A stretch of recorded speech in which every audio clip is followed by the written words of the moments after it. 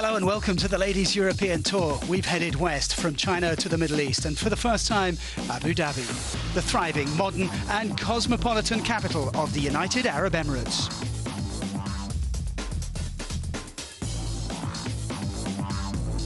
The spectacular Saadiyat Beach Golf Club is the venue for the inaugural Fatima Bint Mubarak Ladies Open. The Gary player-designed par 72 course is laid out next to a pristine beach on the Arabian Gulf. It has huge greens, bigger bunkers and an abundance of wildlife. The event aims to create a legacy in the region to inspire and develop future generations of female UAE sporting superstars. The scoring has been low, but not everybody has taken advantage. Laura Davis struggled with her putter and exacted revenge. Mel Reid had a good day, though, peppering the pin and sinking putts in a round of 65. Georgia Hall set the morning pace on day 2 with a blistering 64, a ladies' course record. Gladys Lucera put herself in the hunt with 6 birdies in 7 holes, including this monster putt on 12. Beth Allen's move faltered on the back 9, but she hung in there and was rewarded with a birdie on the 18th. But on top, as she was after day 1, was the Queen of Cool, Olafia Kristiansdottir. The Icelander backed up a first round 65 with a second round 66. And this is how it stood going into the 3rd day of the Fatima Bint Mubarak Ladies Open. Kristiansdottir has a 3-shot lead, 4 players on 10 under, a further 3 on 9 under. My name is Nigel Bidmead. Alongside me is the former US Open champion and Solheim Cup captain, Alison Nicholas. Alison, there was some sensational scoring yesterday. Are we in for more of the same today? Well, the girls seem to be tearing the course up, so I expect to see lots of birdies today again. The wind is slightly different. It's much more humid today, so they're going to have to make sure they keep hydrated, especially the caddies, as they've got to carry the bag. The wind is from the northwest, which is slightly different from yesterday, and it's about 15 miles per hour. 16 actually. Well, 16 kilometres 16. that says. It feels much hotter than 32 degrees and the humidity is up too, so it's tough, very tough out there. I bumped into a caddy who was making a pit stop and he wanted to stay in the cool. He said, I'm not going back out there. I said, I'm sorry, but you have to. I know, it is going to be a tough day for them, and they need to drink plenty of water, and hopefully they'll survive the day. Well, there has been some early play, and making a move up the leaderboard has been the 20-year-old Londoner, Annabelle Dimmock.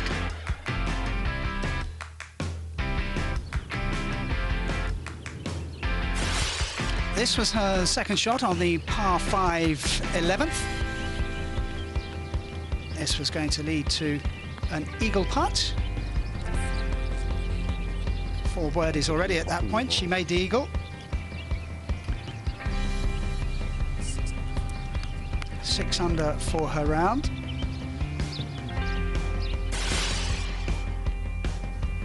On to 12, this was her tee shot.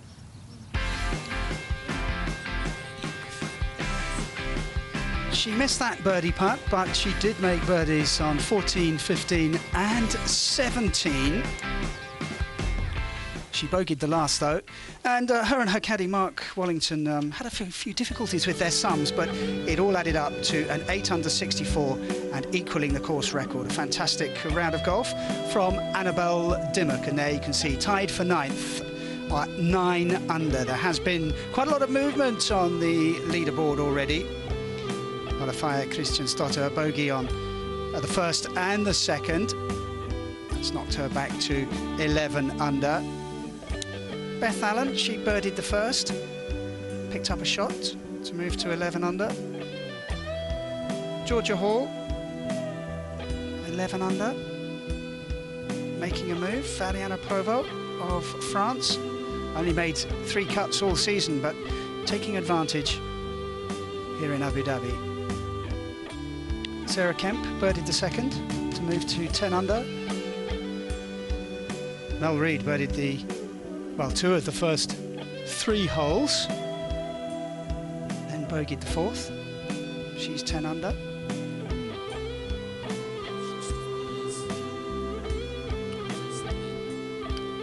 A lot of players in the frame, even on page 2. Caroline Headwell 8 under through 13. Nicole Garcia, well, it was her caddy I bumped into. She's going well, and they're going well in the heat at 8 under. So too Hannah Berg, Olivia Cowan, who threatened yesterday, looking for a good day.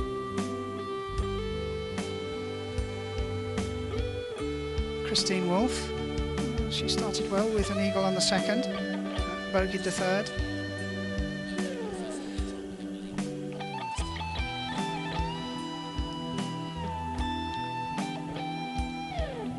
Leticia Ras-Sandrika of Germany, 7 under. Linnea Blomqvist, who had a very good first day, couldn't quite back it up on day 2, but still very much in with a shout at 7 under through 5 holes.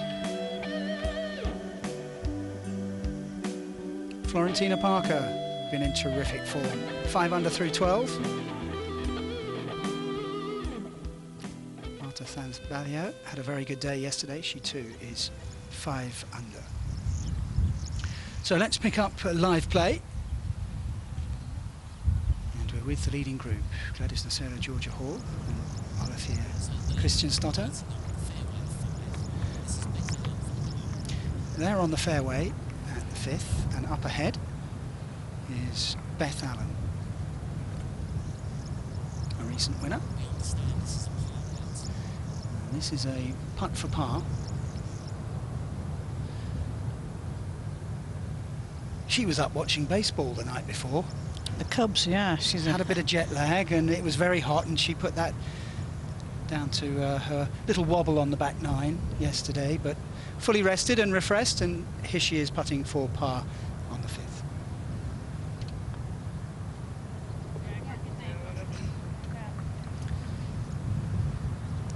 So birdie on the first for Beth Allen, and then 4 consecutive pars. She remains at 11 under. There are mountain gazelles having a rest. They're usually on the move, aren't they? Yeah, they were running around yesterday. I think that's an indication of how hot it is. Absolutely.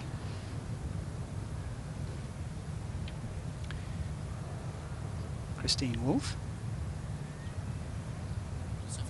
the Austrian, to stay at 8 under.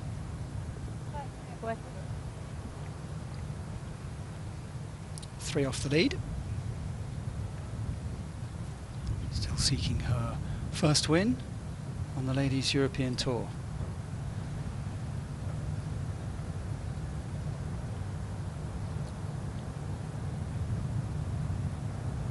Third to go, Holly Clyburn.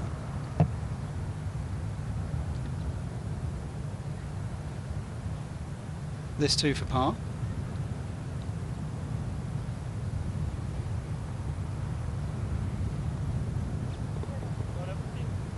Safely in.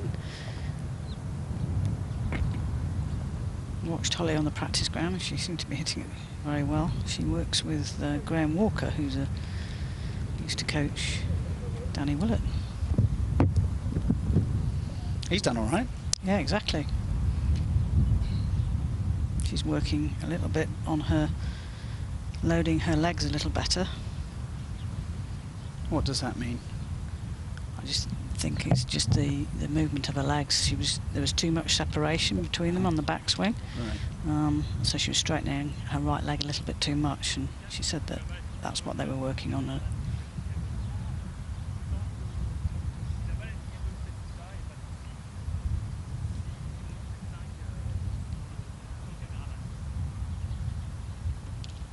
So Gladys Nocera, this is her approach to the 5th. Pin's a long way back here, 41 on, 9 from the left.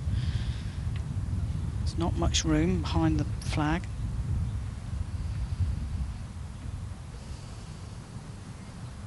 Water to the left as well.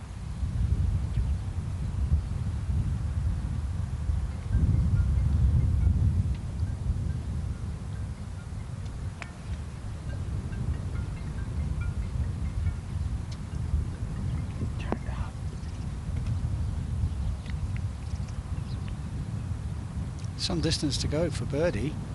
Yeah, it's a tough pin though. I don't think you'll see many people going right at it because of the water at the back.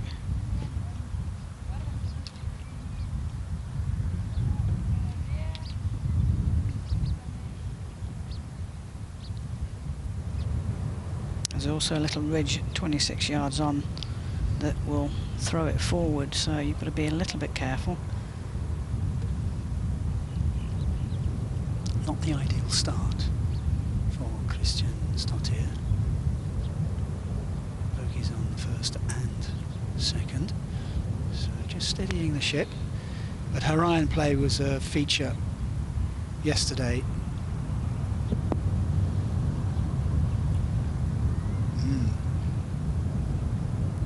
Well, spun left, so a bit close to the water, but doesn't look too worried about it, so still above ground. It suggests, you know, bogeys on the first two holes suggests she's nervous. Is that a fair assessment? Yeah, I mean, everyone's going to be nervous. You just have to try and embrace that. She's probably not been in this position before, so it's fairly understandable, but hopefully she'll settle. Georgia Hall, who equalled the course record with a... Well, she set a course record actually yesterday, didn't she? 64, lovely. Equalled today by another young Englishwoman, Annabelle Dimmer.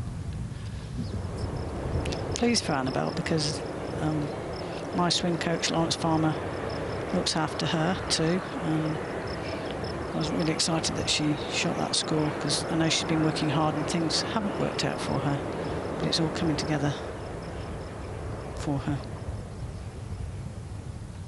Indication of how windy it is.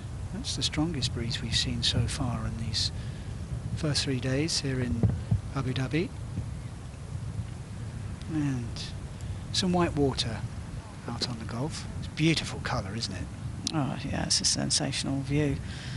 I always look at that and think I want to go and have a swim, but maybe some other time.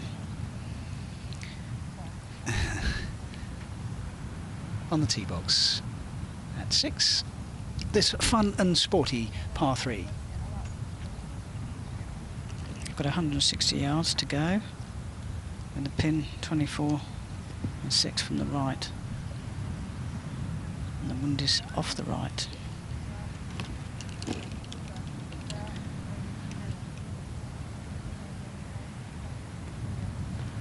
Oh, this lady has been in terrific form. Very, very consistent. Playing at a very high level. Just missed out in Spain, made amends in France. Who would bet against her?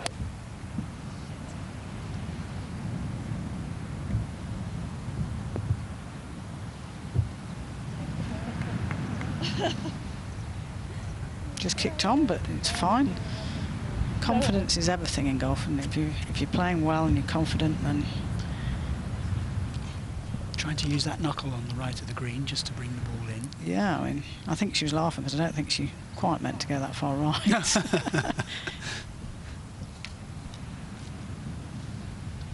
She's one who plays with a smile on her face.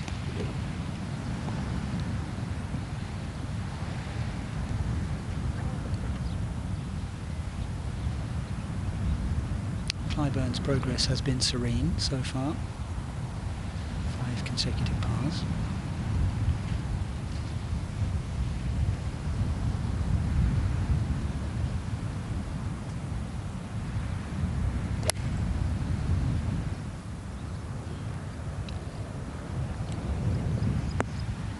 Good solid swing. A little bit long.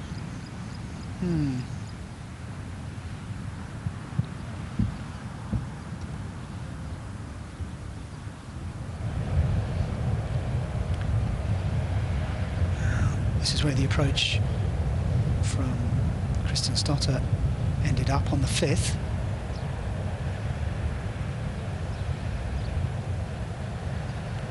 She'll have that for par. It's well played because it's not easy chipping with against the grain. It's Bermuda grass.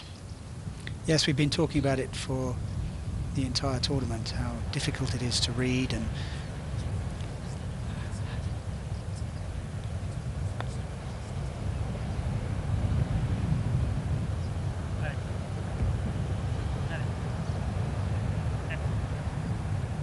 That's Christine Wolf's effort. And a good one too.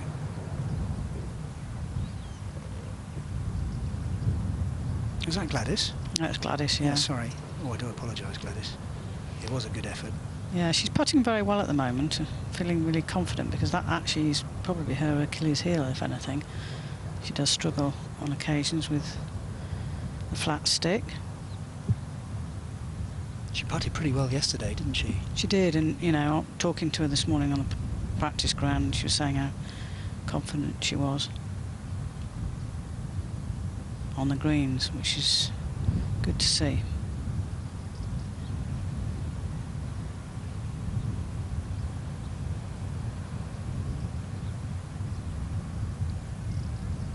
Hole for birdie.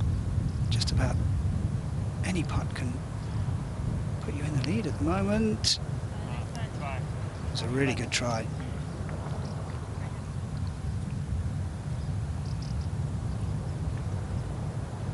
Exciting young player who I think has got a great future.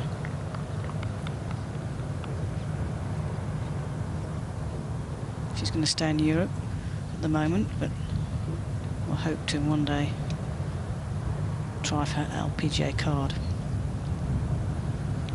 Just 20 years old, 10th in the order of merit. Just her second full year on tour. Some terrific recent form. Some terrific more recent form from Christian Stotter. This for par, and to stay in a share of the lead.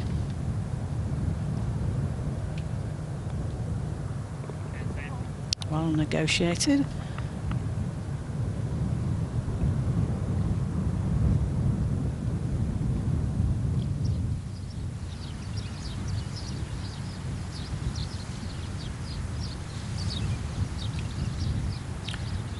Celine Aubin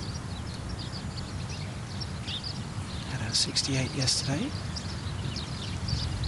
Oh, and that could keep going. Luckily it stops.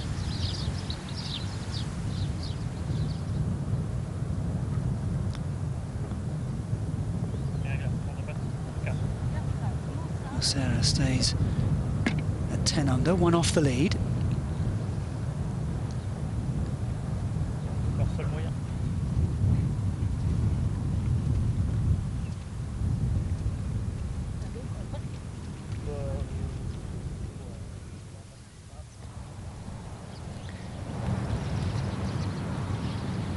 Jorgensen is two off the lead.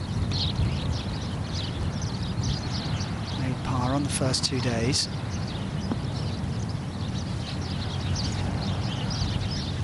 Pin high for Malena Jorgensen. Didn't quite match her first round score, 68 on day one.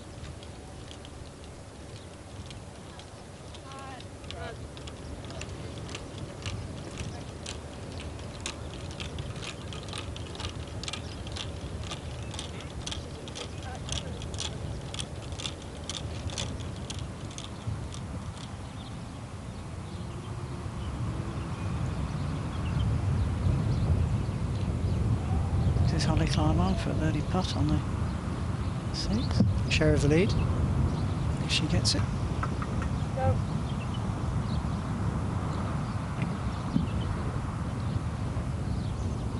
Got a bit of work left there.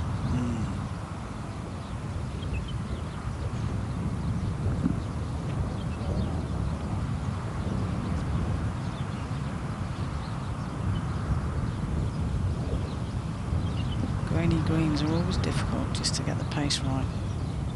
It doesn't seem to compute to the brain when you know it's into, but you're putting slightly down the hill.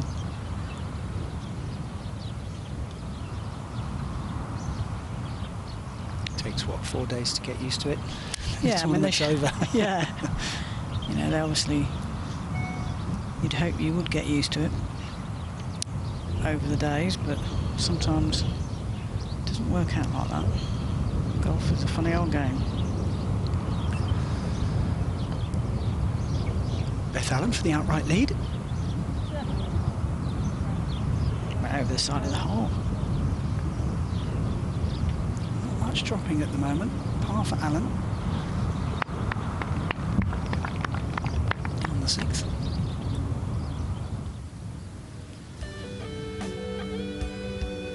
So the leaders have completed a third of the course. On the third day of the Fatima Bint Mubarak Ladies Open here in Abu Dhabi. Getting crowded. 5 at the top, 4 just a shot behind.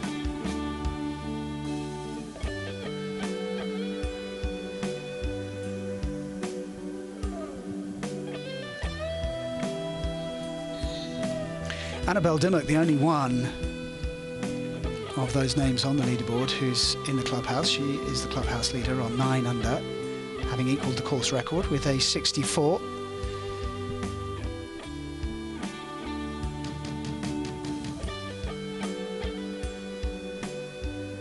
Melissa Reid and Beth Allen are former winners on tour.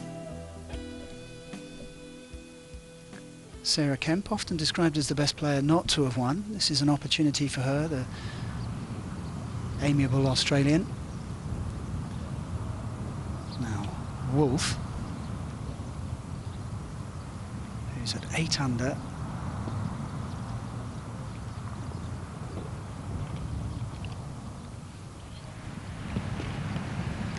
But not for much longer, I'm afraid.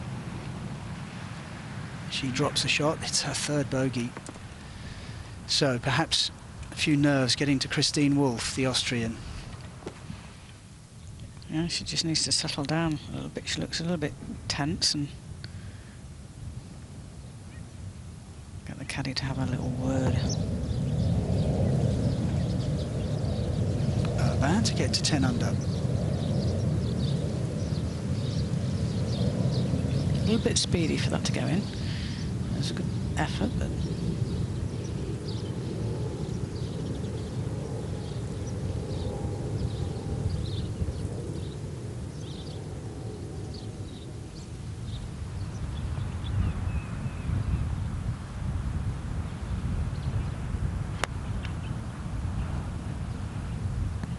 Hall's tee shot to 6.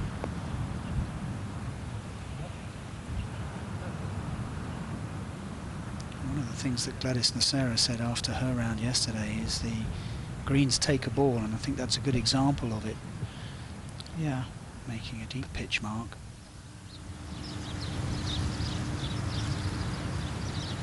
Lang for a share of the lead.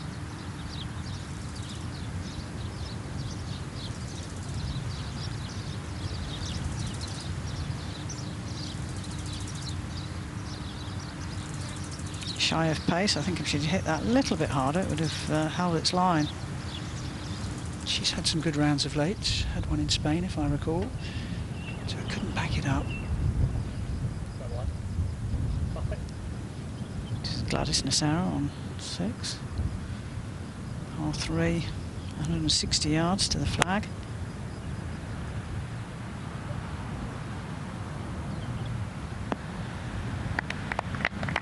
Super shot. And Gladys was saying how well she's hitting her irons. And there's evidence. There's been a little bit of talk about perhaps Gladys winding down her career. She keeps playing like this, she won't be. No, no point. Keep going. Jorgensen trying to get to 10 under.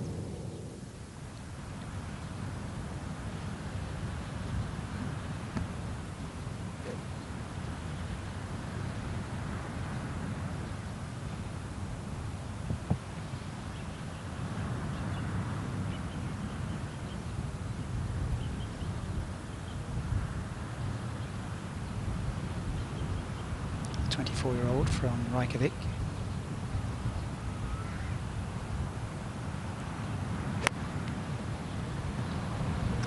She doesn't like that one.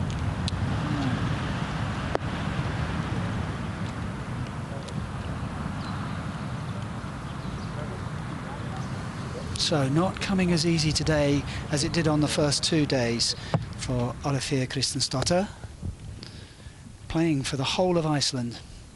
Difficult, you know, she's not been in the, as I said before, in this position, and she's probably a little bit nervous. and it'll be a bit of a learning curve, but she's got plenty of holes to go. She's got to hang in there.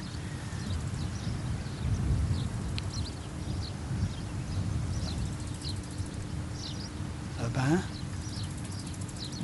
putts safely for par, stays 9 under.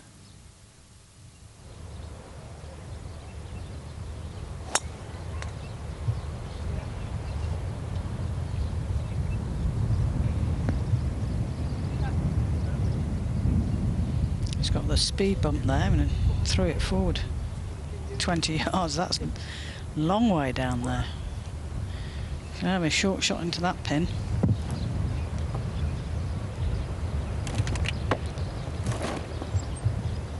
Perhaps one of the things that Beth Allen didn't do yesterday was stay hydrated enough, so reaching for the water. Yeah, I think it was that late night watching the Cubs myself. Caddy usually helps you with that, because I used to forget. I just did so concentrating on what I was doing, and you're saying, come on Ali, you've got to drink.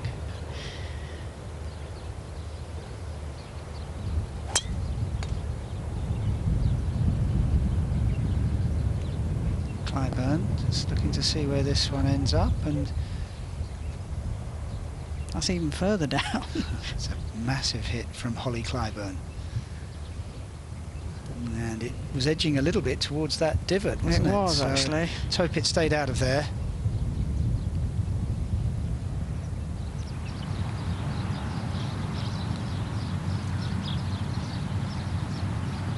Jorgensen stays at 9 under. 2 off the lead.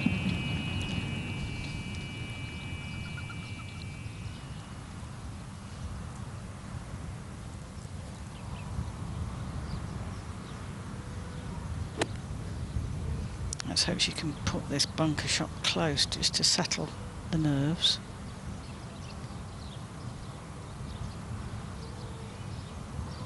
Kristen Stotter on the 6th.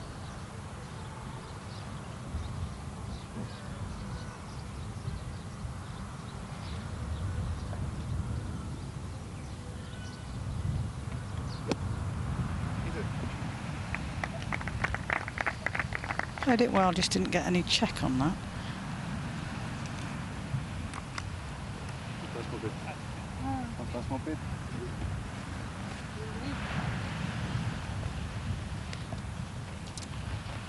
The other two in this group are on the green. Georgia Hall is towards the front.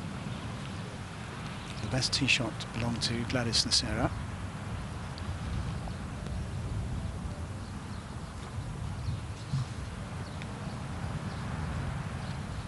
Yeah, Georgia's got about a 20-yard putt, so this is a outside chance, really.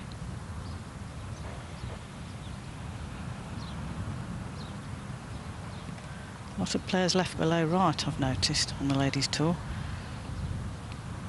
with the putter.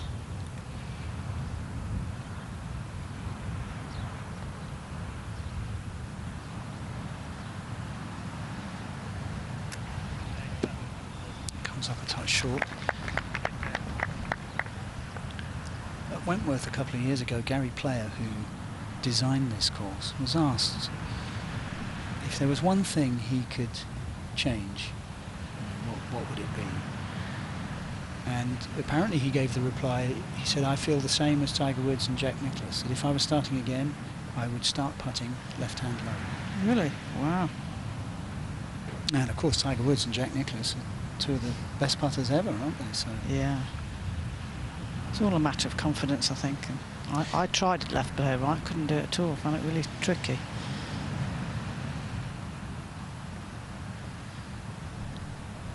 So I feel this is a big moment for Kristen Stotter. This would give her a little bit of confidence to hold this par putt. The third bogey. 6 holes would be damaging. No, it wanted to, didn't it? Oh, it did. Shame. It looked very good. Just again, just pace when they're grainy. She drops to 10 under.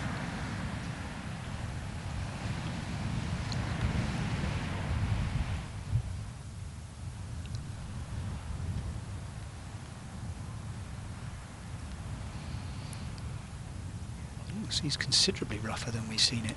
Looks ferocious, yeah. That lady's not going in anyway. She's looking at the waves, thinking, perhaps not today.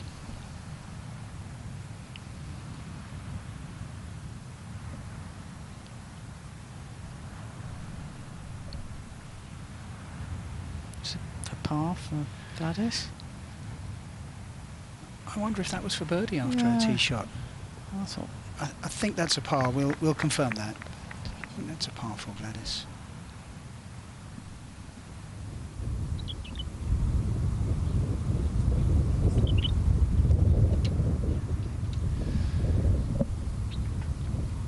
That has been confirmed that was a par for Gladys Nocera.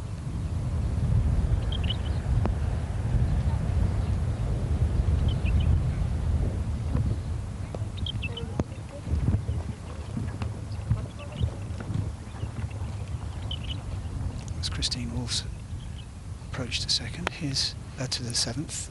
Here's Beth Allens. Fantastic control. And these girls have hit enormous tee shots.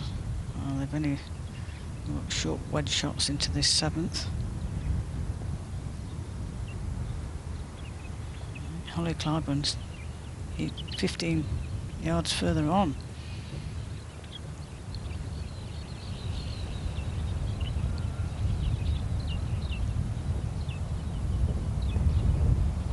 Just avoided that divot. Yes, didn't she? Yes.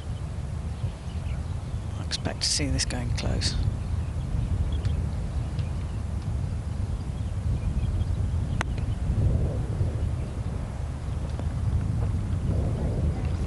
Lovely distance control. Terrific work from Holly Clyburn.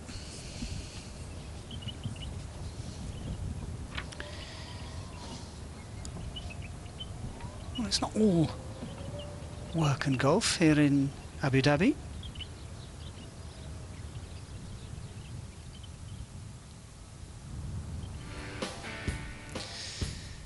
Maha Hadaoui and the recent Xiamen champion Anne van Dam took time out ahead of the tournament here in the UAE to visit the Etihad Airways Innovation Centre. It's a state-of-the-art facility, and after a quick tour, the pair tried their hand at being a member of the cabin crew in first class. First, an example of how it should be done.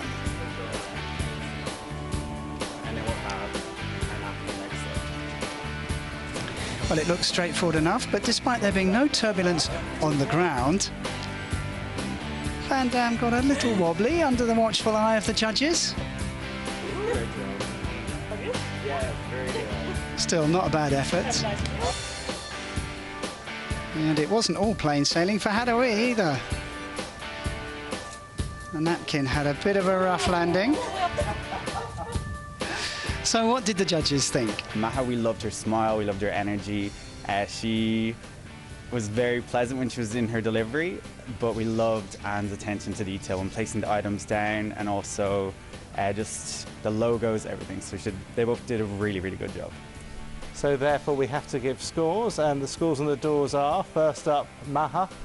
Therefore, Maha scored 7 and Anne 8.5. Oh, very harsh judging. On to the next challenge, putts on a plane. Hadaoui needed a big win if she was to level the scores on the par 6 course through business class. Van Dam's efforts never really took off, and it was Hadaoui who was landing the shots. She won in style, but just fell short overall. I'm glad we did this. We can say we putted in the plane. I'm pretty sure nobody did that before. Well, it's definitely a first on the LET, and next time you fly home, I think you'll probably be thinking, get your putter out. Yeah, next time chipping maybe, no? Yeah, give it a go.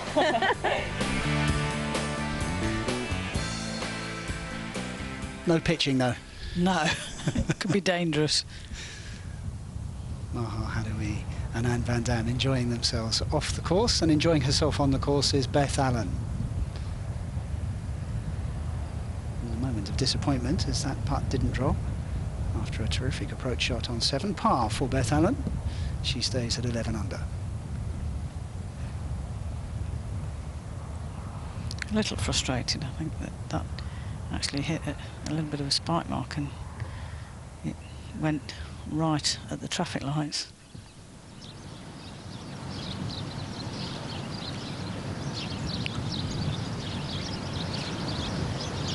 Vicky Lang.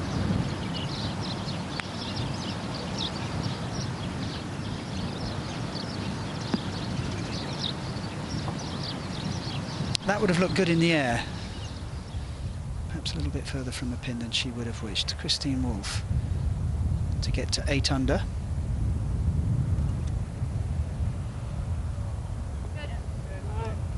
She picks up a birdie and a shot.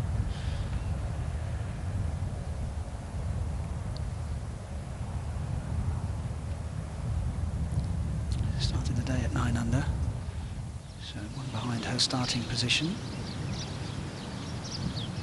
Celine Aubin on the 11th, the easiest hole on the course. I think she got that a touch heavy.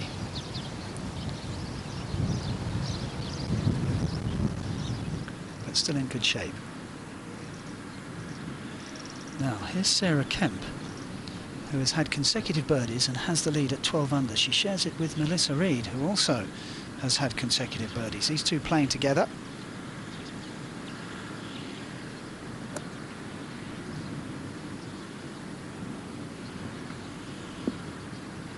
Oh, It's in. Sarah Kemp. Thought that was going in. That was a wonderful shot. Well, guaranteed birdie for Sarah Kemp on the 8th. Clyburn for birdie. She's on the move as well.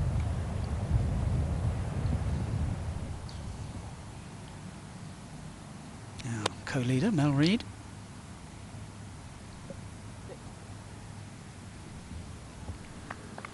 She had a brilliant day yesterday, and she too has put herself in with a great shout of birdie on the 8th.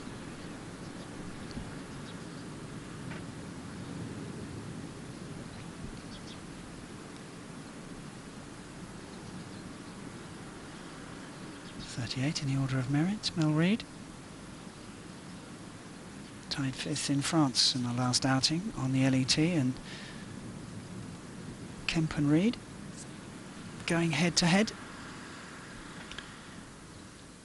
It's worth looking again at that shot from Sarah Kemp.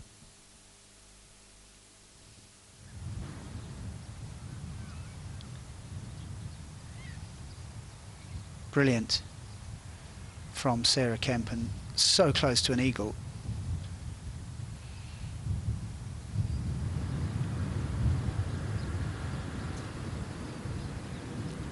Yeah, she's changed coach recently. She was with someone in Australia but wasn't able to see him regularly, so she's now with Tony Ziegler from Orlando.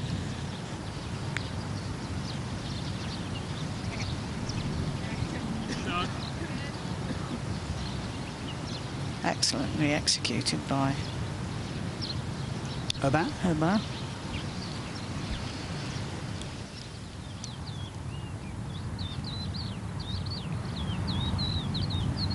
I thought that was a player for a second. I was going to ask what club that was. Well, it's good to see some people coming out to watch today. Vicky Lang for a share of the lead. Well, she didn't leave it short.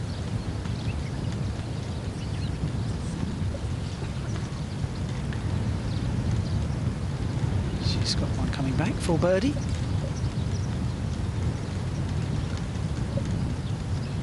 So, a lot of changes at the top of the leaderboard on this third day of the Fatima Bint Mubarak Ladies Open. I was talking to Vicky Lang, and she says, I feel old with all these 18-year-olds and 20-year-olds playing.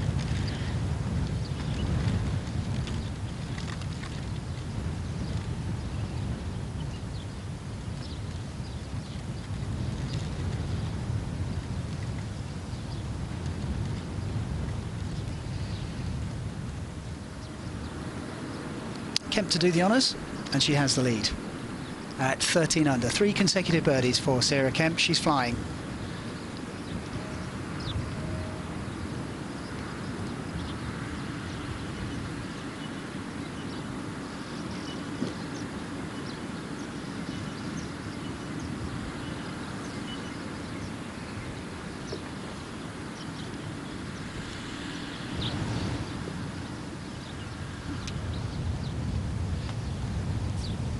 This is Olivia Cowan for birdie. On the 11th.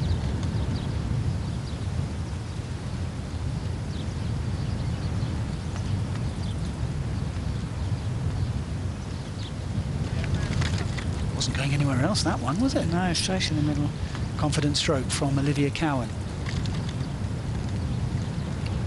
She had her trials and tribulations yesterday, but she's heading in the right direction. Her 3rd birdie, no bogeys. She moves to 9 under.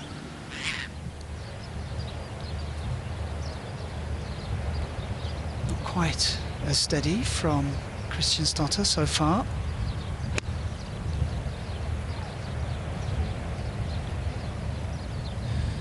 This is her approach to 7.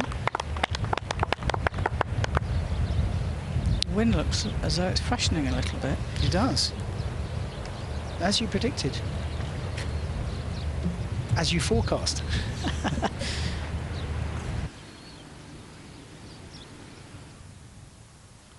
Let's hope she can get a couple of birdies in the next few holes. Just get back on track and get going again.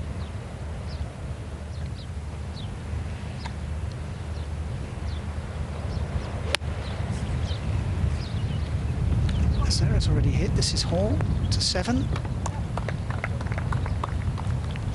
Another good iron shot. I was talking to her a little bit about her game. She said she didn't like to be overcoached. She says, I'm much more of a field player, so I only see my coach every 2 months. I thought, yeah, I can relate to that. Oh, that's interesting. I think when things are going right, that may work, but perhaps when things aren't going quite so well. Maybe, but you know, if you know what you like, that's important. Lang for birdie, and she moves to 11 under par, and 2 behind the leaders. Mel Reid to get to 13 under and join playing partner Sarah Kemp, and she's rolled in another one, has Mel Reid. She does join Sarah Kemp on 13 under, and these two have a 2-stroke lead.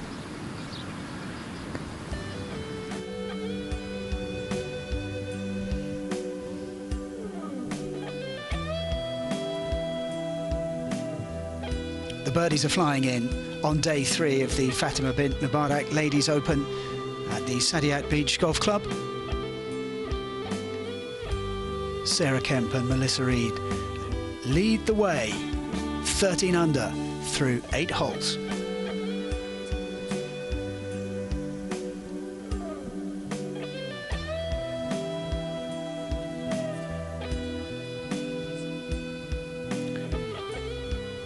Beth Allen and Georgia Hall, 11 under. A shot further back. Whole host of players, including Vicky Lang, and 2 back, Hannah Burke, Milena Jorgensen, Selena Bain. We've seen her going well. All these players are within striking distance on moving day.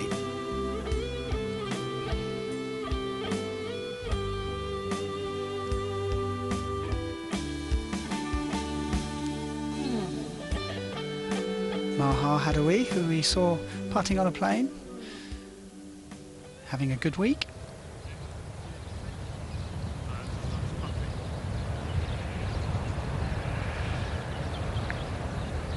I should also mention that we have Annika Sorensen stopping by in the not too distant future for a little chat about all things golf and all things Solheim. Yeah, it'd be great to talk to Annika.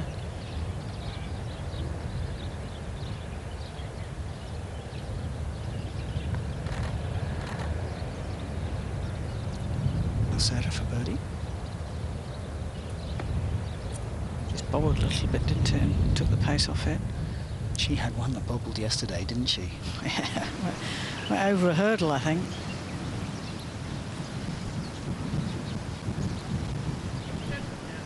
Van makes birdie on 11. She moves to 10 under.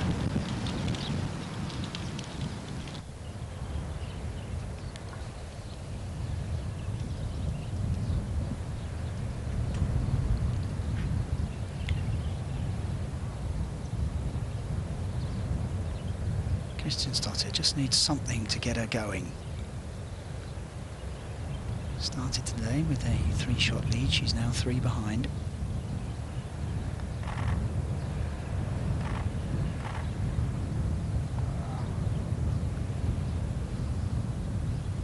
Had the line.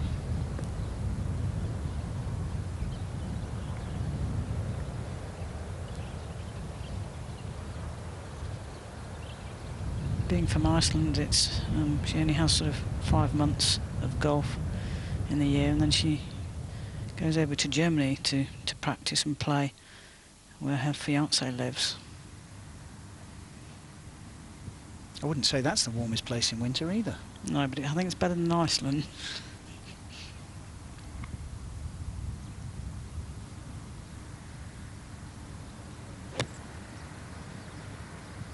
Clyburn turns away. Is it because she got sand in her eyes or in disgust? I think it's probably in disgust.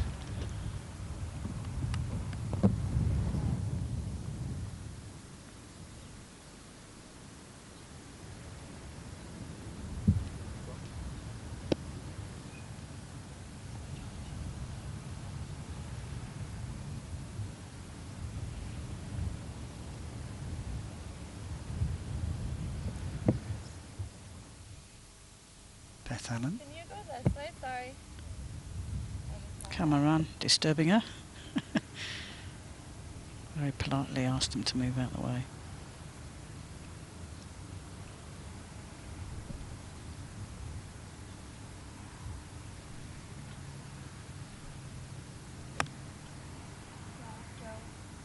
Pin cut to the right. Wind going that way too, and it just leaked it out there. It's tight to that bunker, isn't it?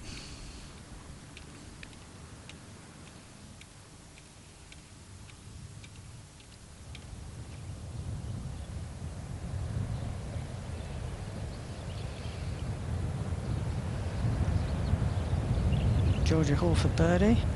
To get to 12 under. Pretty straight putt.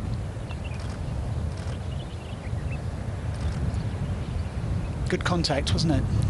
Yeah, I mean, the pace was perfect. Just moved a little left on her. She's got to be careful with that par putt.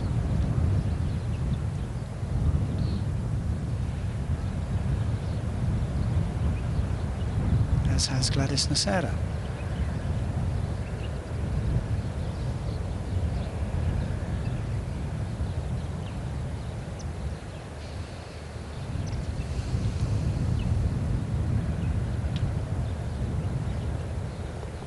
So a drop shot for Nasera.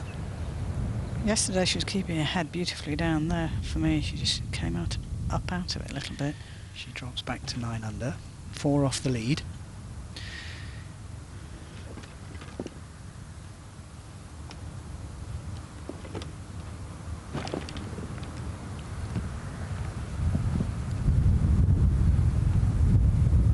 Third shot for Holly Clyburn.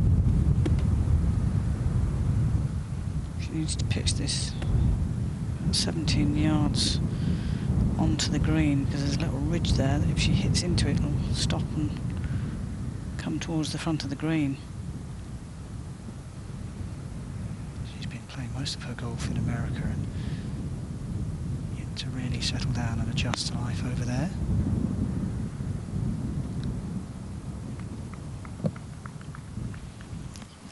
Yeah, she's not happy with that. No, she knew she hadn't pitched it far enough. Yeah, she's not playing next week, but she's going back to Final Q school to try and improve on her ranking. in the States.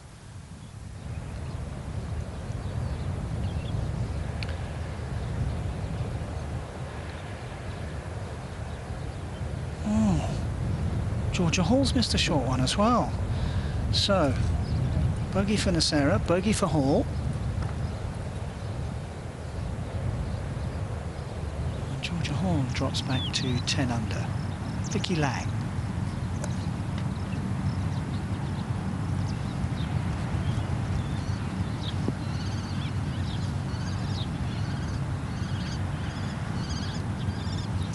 This is long par 3. 153 yards. She has an awkward putt coming up for birdie.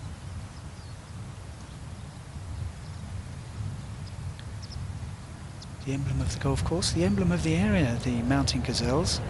Haven't seen too many of them today as it's very hot. You can go where they like on the course. As Christian Stotter makes par.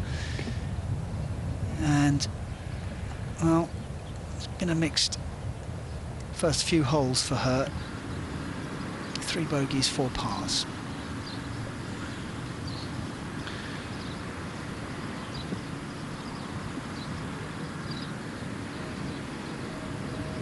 It's Beth Allen, and she's got away from her, that one. From the sand on the 8th.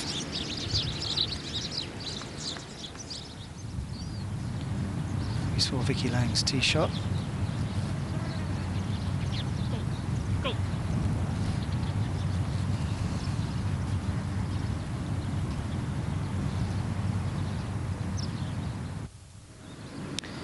Clyburn was short with her pitch.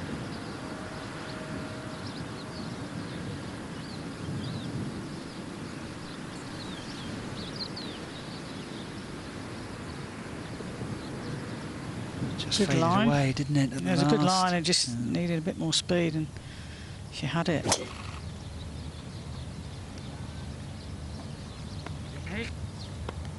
Yeah.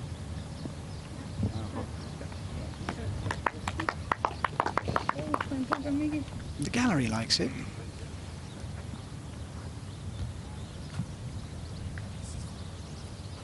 Wolf for birdie.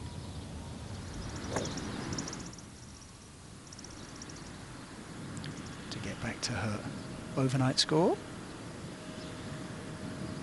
A little bit timid. She represented Austria in the Olympics. That must have been quite exciting, going to Rio and being an Olympian.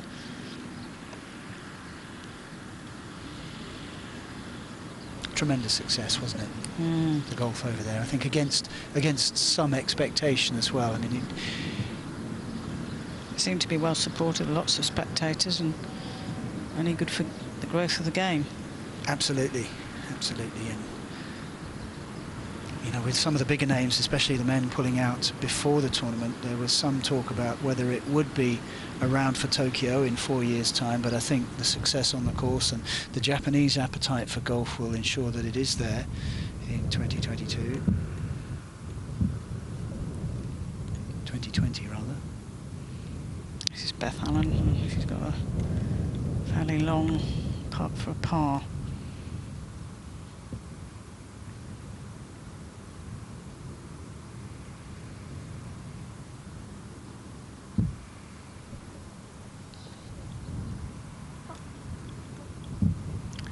First bogey of the round for Beth Allen.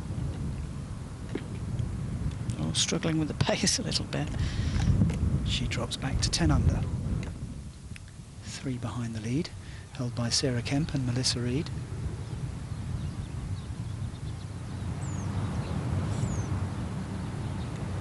Lang for par on 12.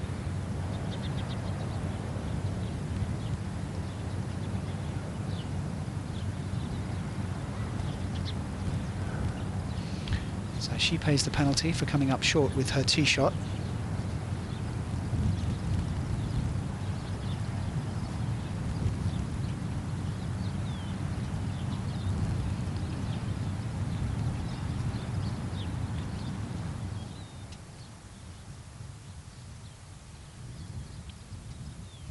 There's our friends again.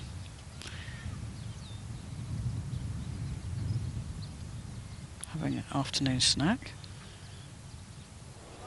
They're protected on Saadiyat Island. Been here for some time.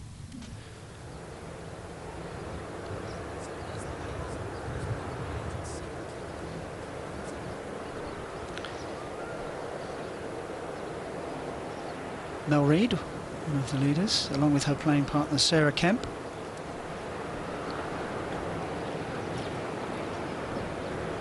Playing the 9th. They're obviously feeding off each other, playing very, very well.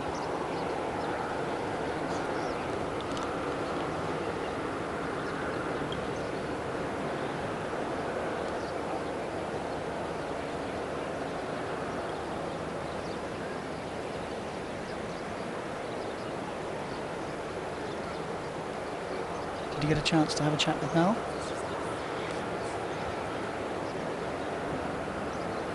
Yeah, she's playing really well. She said she's hitting the ball well, enjoying herself. This is her 3rd shot to the 9th. So a little bit left.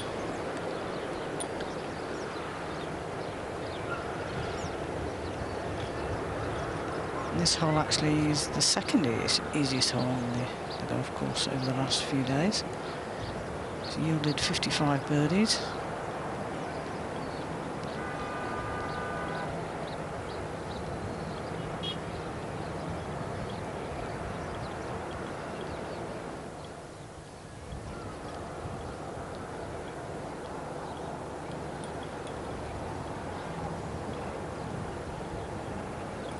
That's the view. Back down the fairway. You can see the slopes and contours much more easily.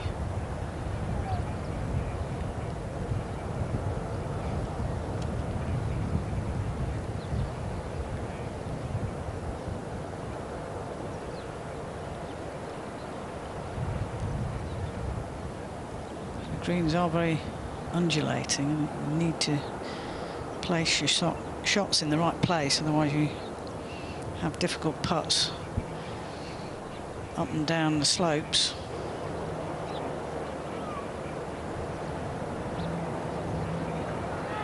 Hole on 8. That's a lovely approach shot.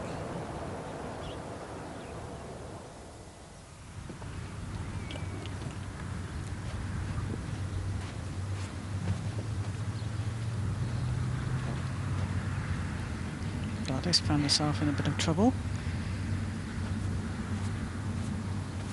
Similar situation to Holly Clyburn.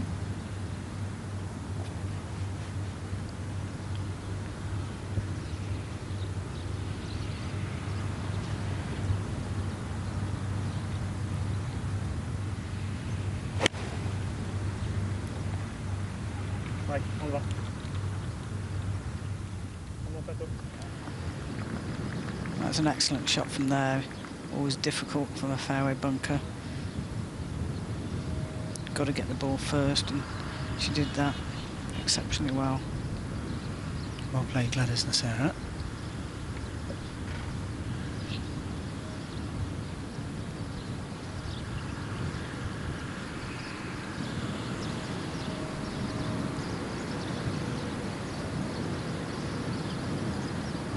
Kristen Stoddard just looking for that spark to get her round going.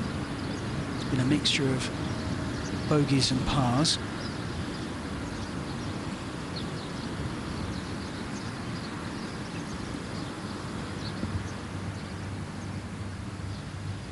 Downwind off the left, and the pin is tucked 5 from the right, 23 on.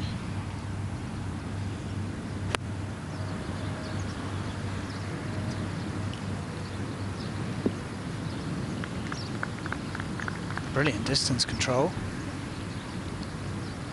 And we should be able to repair some of that damage over the first few holes where she dropped a couple of shots.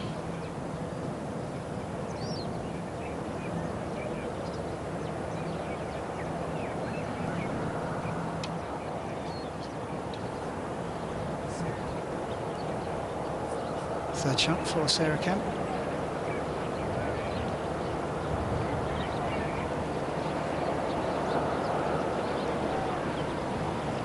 think she would have liked to have got that a little bit closer. From her reaction.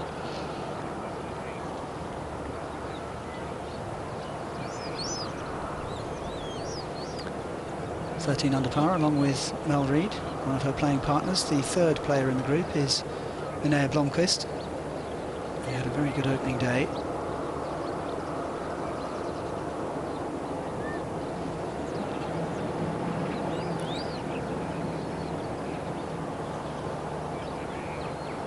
Choosing to chip from just off the green.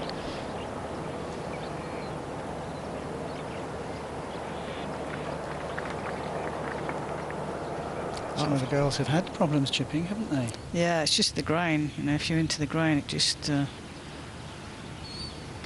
it's quite hard. It sort of stops the club moving through if you hit it slightly heavy. A lot of people have been actually using their putter from just off the green.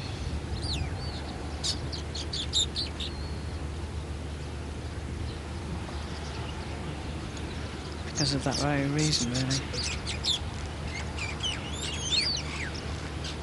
Grabs the club into the grain. It didn't quite come off as she was hoping it would. Reid does go with the putter.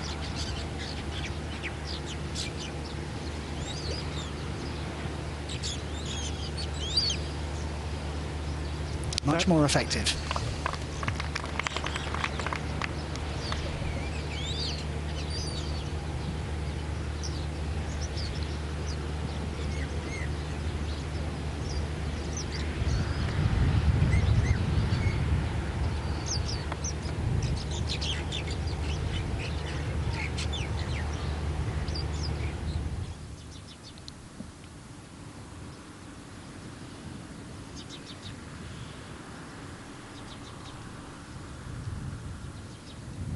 Sarah first to go on the 8th after that terrific fairway bunker shot.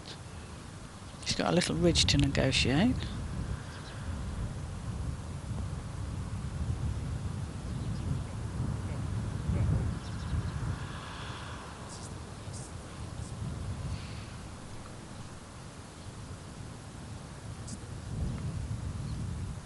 Was this the hole yesterday where it hit the spike mark?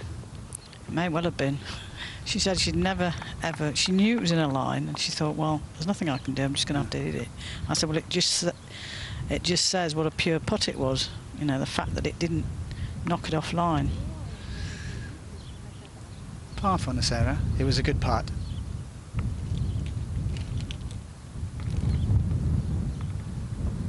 Georgia Hall and Christian Stotter are both over to the right of the flag. 12, 15 feet for birdie. Up the hill.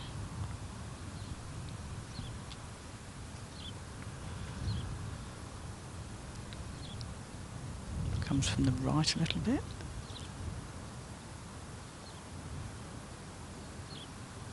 Perfect from Hall. She moves to 11 under, 2 off the lead.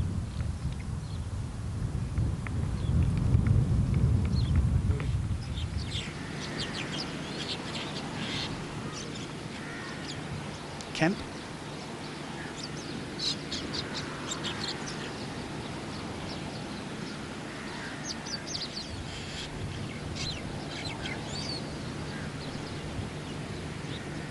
Has to settle for a par on the 9th.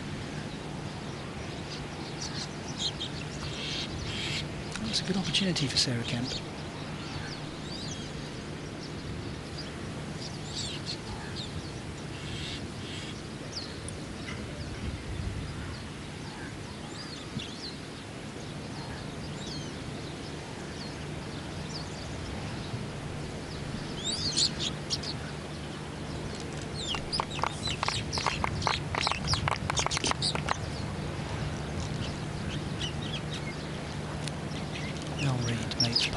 Well, so the leaders leave the 9th green with their lead intact, both having made par after 3 consecutive birdies for each player.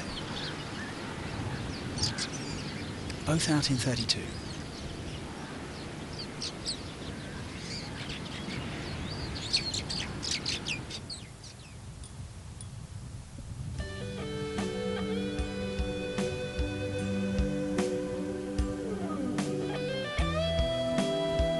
Day 3 of the Fatima Bint Mubarak Ladies Open. There's been some movement on the leaderboard, but Sarah Kemp and Melissa Reid are 2 shots clear at 13 under par.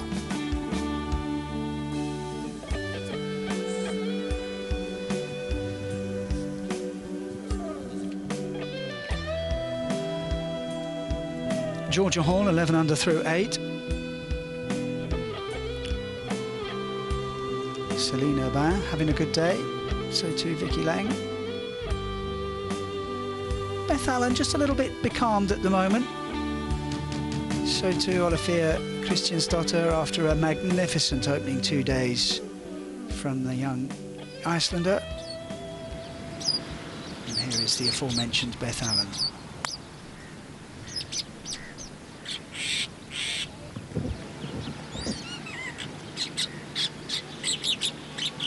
That's taken a big hop, and a big hop into the water.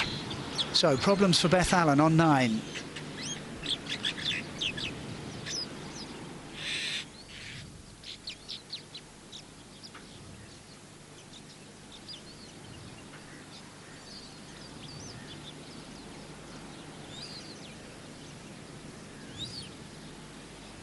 Went for it in 2. She went for it in 2, and I don't think she knows she's in the water, to be honest. Well, it's a pretty good looking shot, wasn't it? Yeah, straight. just a bit fiery, just hit the front of the green and... Came off hot.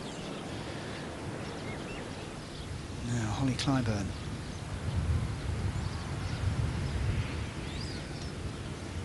Her second shot to this par 5 ninth.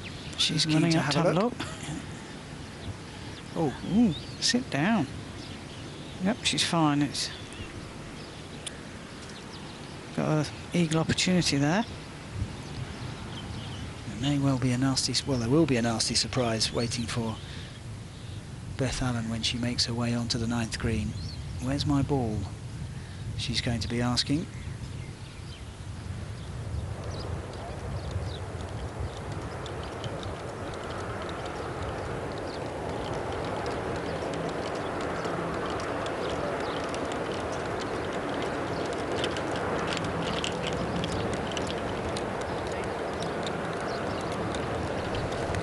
And Sophie's hat came off, which is Beth Allen's caddy. I still don't think she knows that she's gone in the water. It's really unlucky.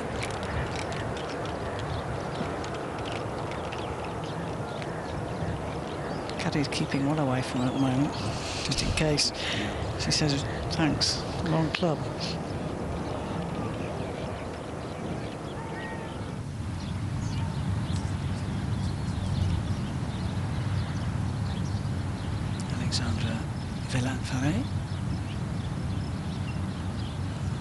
Just disturbed by a gust of wind. This is a good par 3. Had an eagle on 11. Going along nicely at 8 under. This is the second hardest hole over the first few days.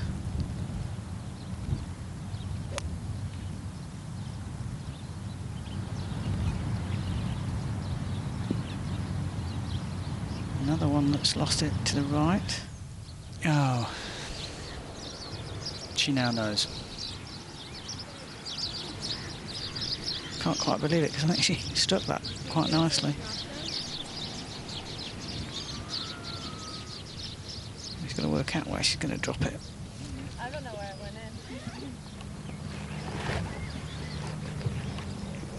I mean, I'm assuming it.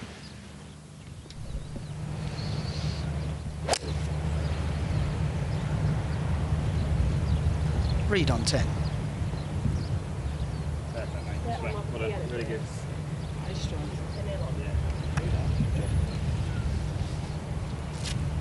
Lovely looking swing and a good result for Mel Reid.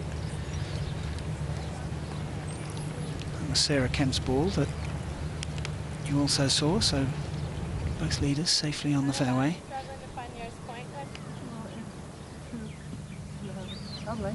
Yeah. But is that? Well, she said it reflected me. You weren't really sure where it went in because no one saw it, so I think I'm asking one of the volunteers. You have to drop it in line with where it entered. Are you the not hazard. going? Oh, I thought you were going.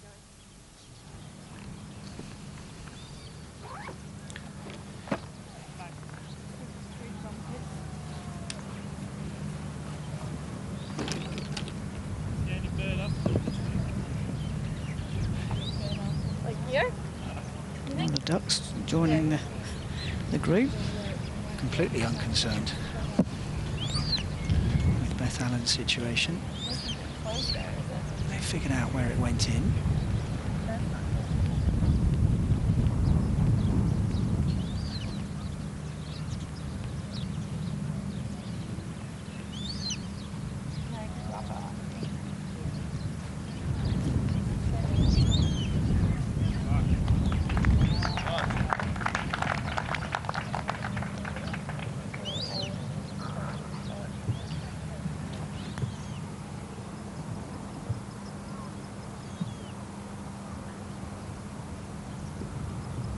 She's marked it out and is going to drop it between those two tees.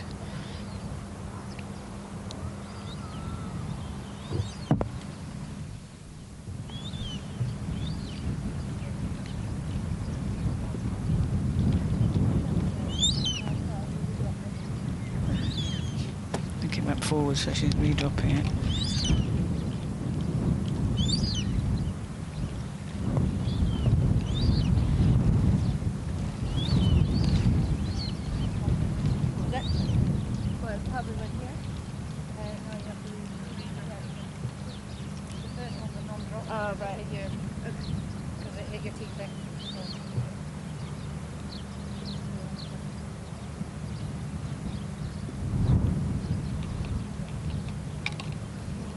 Gone forward as well, so she's going to have to place it where it landed. And spotted by Sophie Gustafsson.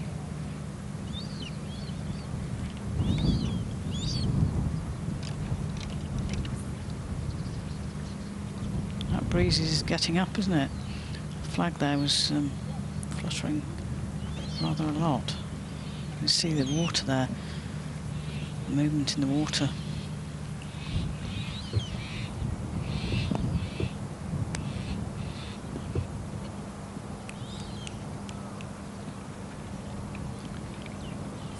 Christine Wolf playing her third.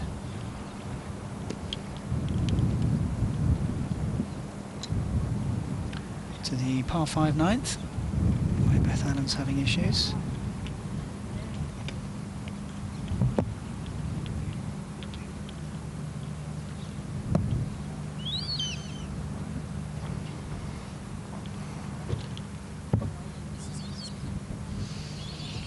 Back down the fairway on the 10th.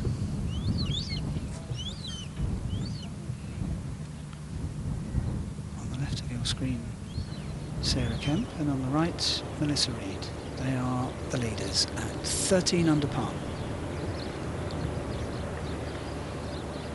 Both played irons on this hole for position. They're on the right. It's a 338-yard par 4. Go across.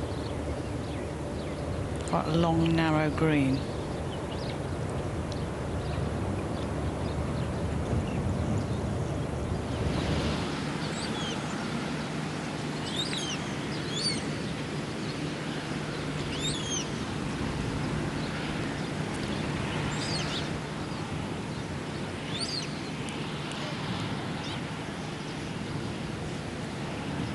Well, Holly Clarbon for an evening. She's had a bit of rush of blood to the head there. She's left herself for a long birdie putt.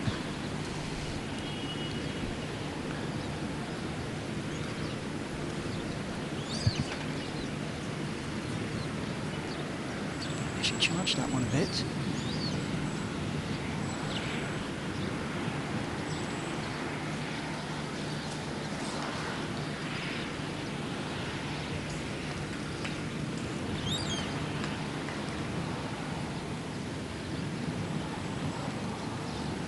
Next to go, Beth Allen.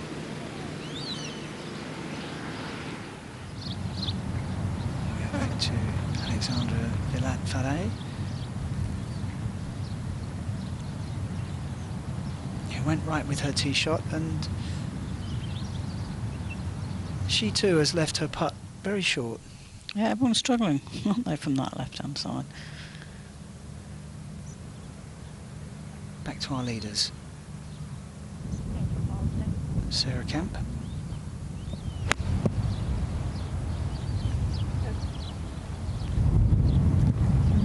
Oh, it's another wonderful approach shot from the Australian. But there is no help in that wind now. She's dialing it in, isn't she? She really is. Could this be her week? See the flag there, it's a little bit left to right. Pin is cut tight to the right, but hitting short irons in.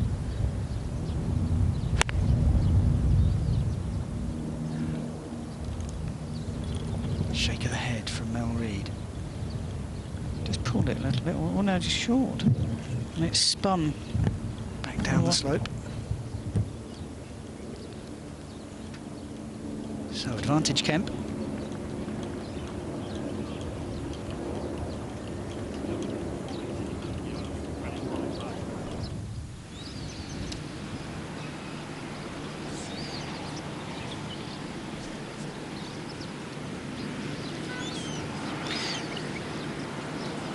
Beth Allen has had trouble marking her ball because it kept rolling off the spot where it was supposed to be.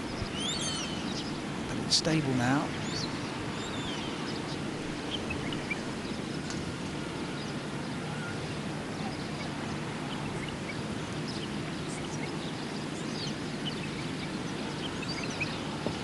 She has that for par. Yeah, I mean, that was the second shot that went in the water, so from that point of view, she's fortunate not to drop a shot.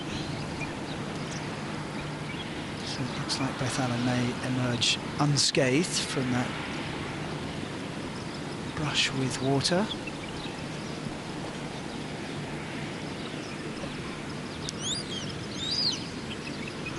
Christine Wolfe.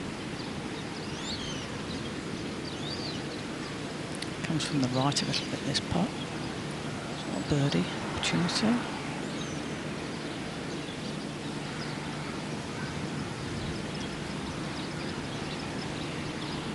Overdid the break. Is that an overread? Yep.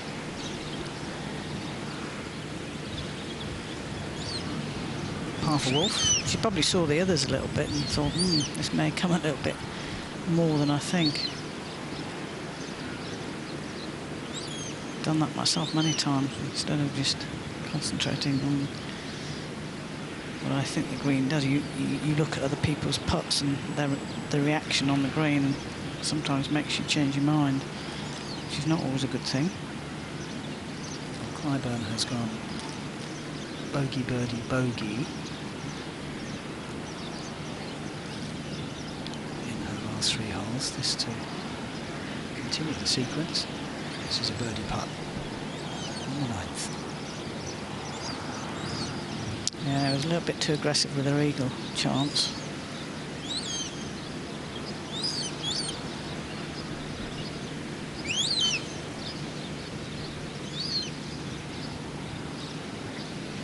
Should be annoyed about that. Par for Clyburn. Out in 33, she stays at 9 under.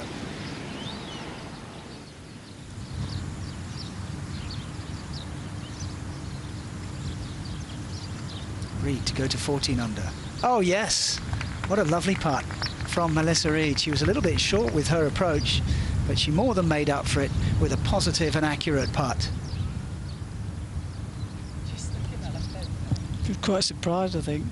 That was brilliant. That's your length, Reedy.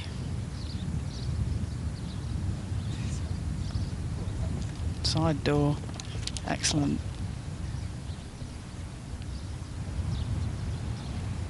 She has made 4 birdies in a row. No, excuse me, 4 in 5 holes. There was a par on the 9th.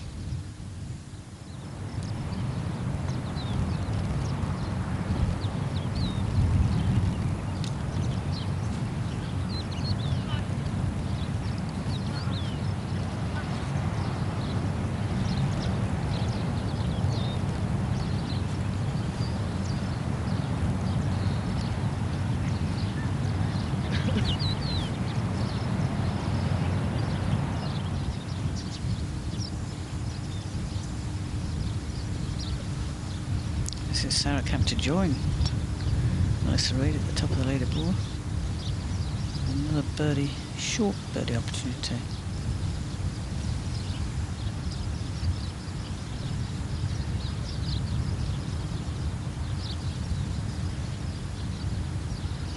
Blow for blow, they're matching each other. Kemp moves to 14 under as well. They now have a 3-stroke lead, these two. 4 birdies in 5 holes for Kemp as well.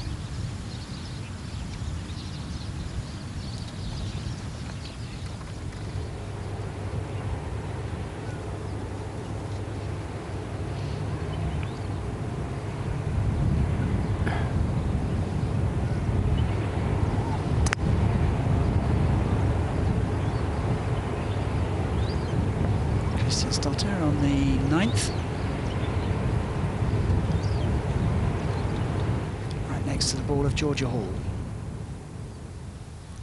Second shot came up a little bit short, I think. And here we are on the beach looking at the Arabian Gulf.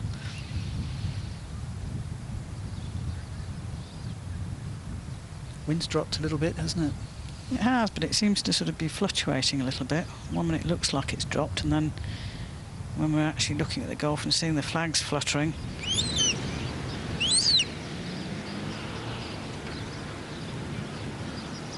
Georgia Hall second to the 9th.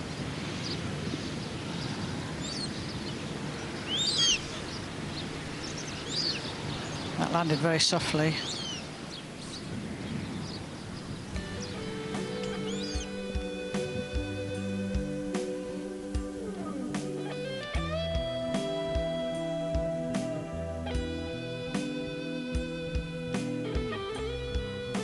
Birdies on the 10th for Sarah Kemp and Melissa Reid have put them further in front.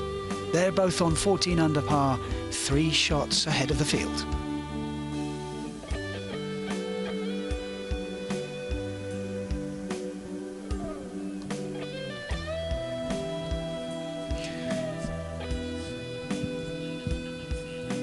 Georgia Hall has worked herself into a good position on the 9th. Just short of the green with her second shot on the par 5. She's 1 shot ahead of Selena Beth Allen. And our 2-day leader, Oliver Christian Zotter. They're all on 10 under. Annabelle Dimmock, the clubhouse leader, matching the course record, a 64. She's on 9 under. Ariana Provo, 9 under through 17 holes. Hannah Burke and Vicky Lang also on 9 under par.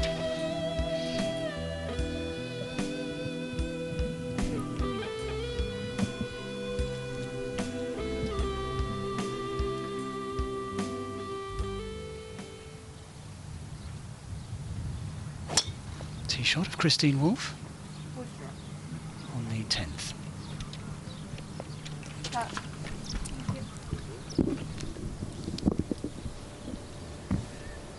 So safely on the fairway.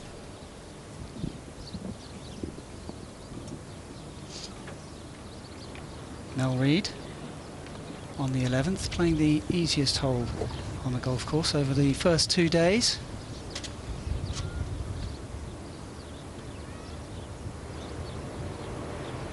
She seemed pleased with it. Very pleased after that birdie putt on 10.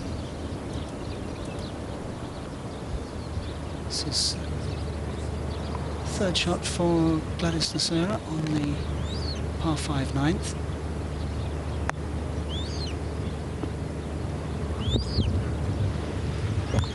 It's a lovely shot from Gladys Nasura. Now I'm very pleased to welcome a special guest, the guest of honour this week at the Fatima Bint Mubarak Ladies Open. That's Annika Sorenstam, who is the 2017 Solheim Cup captain. If we can talk about the Solheim Cup in a little bit more detail later on. What do you make of what's going out on the course at the moment today?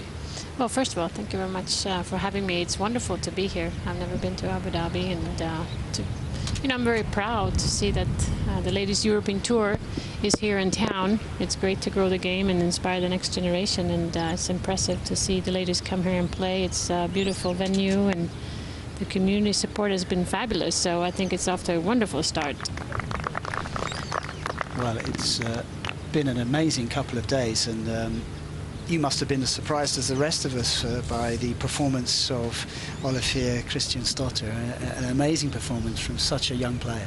It is, and this is the next generation of European players, and I'm lucky. I've seen some of these players obviously from afar, because they didn't play when I was playing, but I've seen them grow up, and many of them have played in some of the tournaments that the Annika Foundation holds. So it doesn't surprise me. A lot of talent out here, a lot of excitement, and they know how to race to the occasion. I should introduce you to Alison Nicholas. Do you know Alison? A little bit. Hi, Ali. How are you? I'm good, thanks. It's great to see you, Annika, and obviously I wish you all the best for the 2017 Solheim Cup, and I know you always do everything with 100% effort, and you were a tremendous vice-captain for me, and I know that your contribution helped us to win at Killeen Castle in 2011, and I thoroughly enjoyed working with you, and obviously I'm supporting you behind the scenes and from afar. Are you looking forward to it? I am, thank you. No, it was, I enjoyed it too, and I took a lot of notes when I was working for you. Maybe you didn't see it, but I took a lot of notes, and I think you did a good job. So there's a lot of notes to take, and no, it's exciting. It really is an exciting time, and you know how important the Solheim Cup is. Whether you've been a player, vice captain, or captain, it's just, it's a big deal. So I take it very seriously. I'm excited, and just looking forward to it, really. Well, you were appointed in March. What have you been doing since then? Give us an idea of the workload. Yeah, I mean, it really is a little bit what you feel like you need to do. There's really no guidelines. I mean, for me, first of all, was just kind of get back in the game, meaning just get to know a little bit some of the players, because many of them didn't play when I was playing. So just get a little grip on who's playing well, and really just update myself what's going on. And then, as an away captain, Alison knows this more than I do, but there's less to do away. Luckily, I had nothing to do with the venue. I have nothing to do with the golf course. So for me, I'm just focusing on the players, and I want to come up with a plan together with my vice captains to create an environment where the players feel great, where they feel relaxed, and empower them to play their very best. And it's a fun process. I like getting to know the players again, and the ones that I haven't met. There's a lot of potential, so it's a fun time. Well, Olafia Kristiansdottir has just dropped another shot. She's gone back to 9 under. You mentioned it's away. It's in Des Moines, in Iowa. What kind of course setup do you expect to see? Well, I was actually there just a few weeks ago, and it was very wide open, and what you see is what you get. And it'll be interesting to see what kind of approach the U.S. captain, Julie Inkster, has in mind. It looks like it's going to be long and wide, meaning, they want to see long hitters do well. And the greens were very generous. So I think they're going to focus on making a lot of birdies. And, I mean, the key to setting up a course is you want to design a course that fits your players. And I think they have a lot of long hitters, and I think that will be their approach. Sarah Kemp, her second shot to the 11th, the par 5 11th. Annika, what do you anticipate is going to be the toughest part of the job before the week starts? Is it your captain's picks? Is that really going to be the toughest? I think so, yes. And, the last few times it's great to have choices, but then when you sit there with choices, then you wish you didn't have any choices, because there's a lot of players to choose from, and people think you just go from the world ranking. No, you look at the quality of the player, the experience of the player. You look at the current form. Are they used to playing match play? Do they know how to play in the U.S.? There's so many factors that get fit in, and you want to look at them. Hey, are they good teammates? Well, we heard yesterday in an interview that you did for us that your approach is statistically based, and I mean, how do you marry that with form and all the other sort of variables?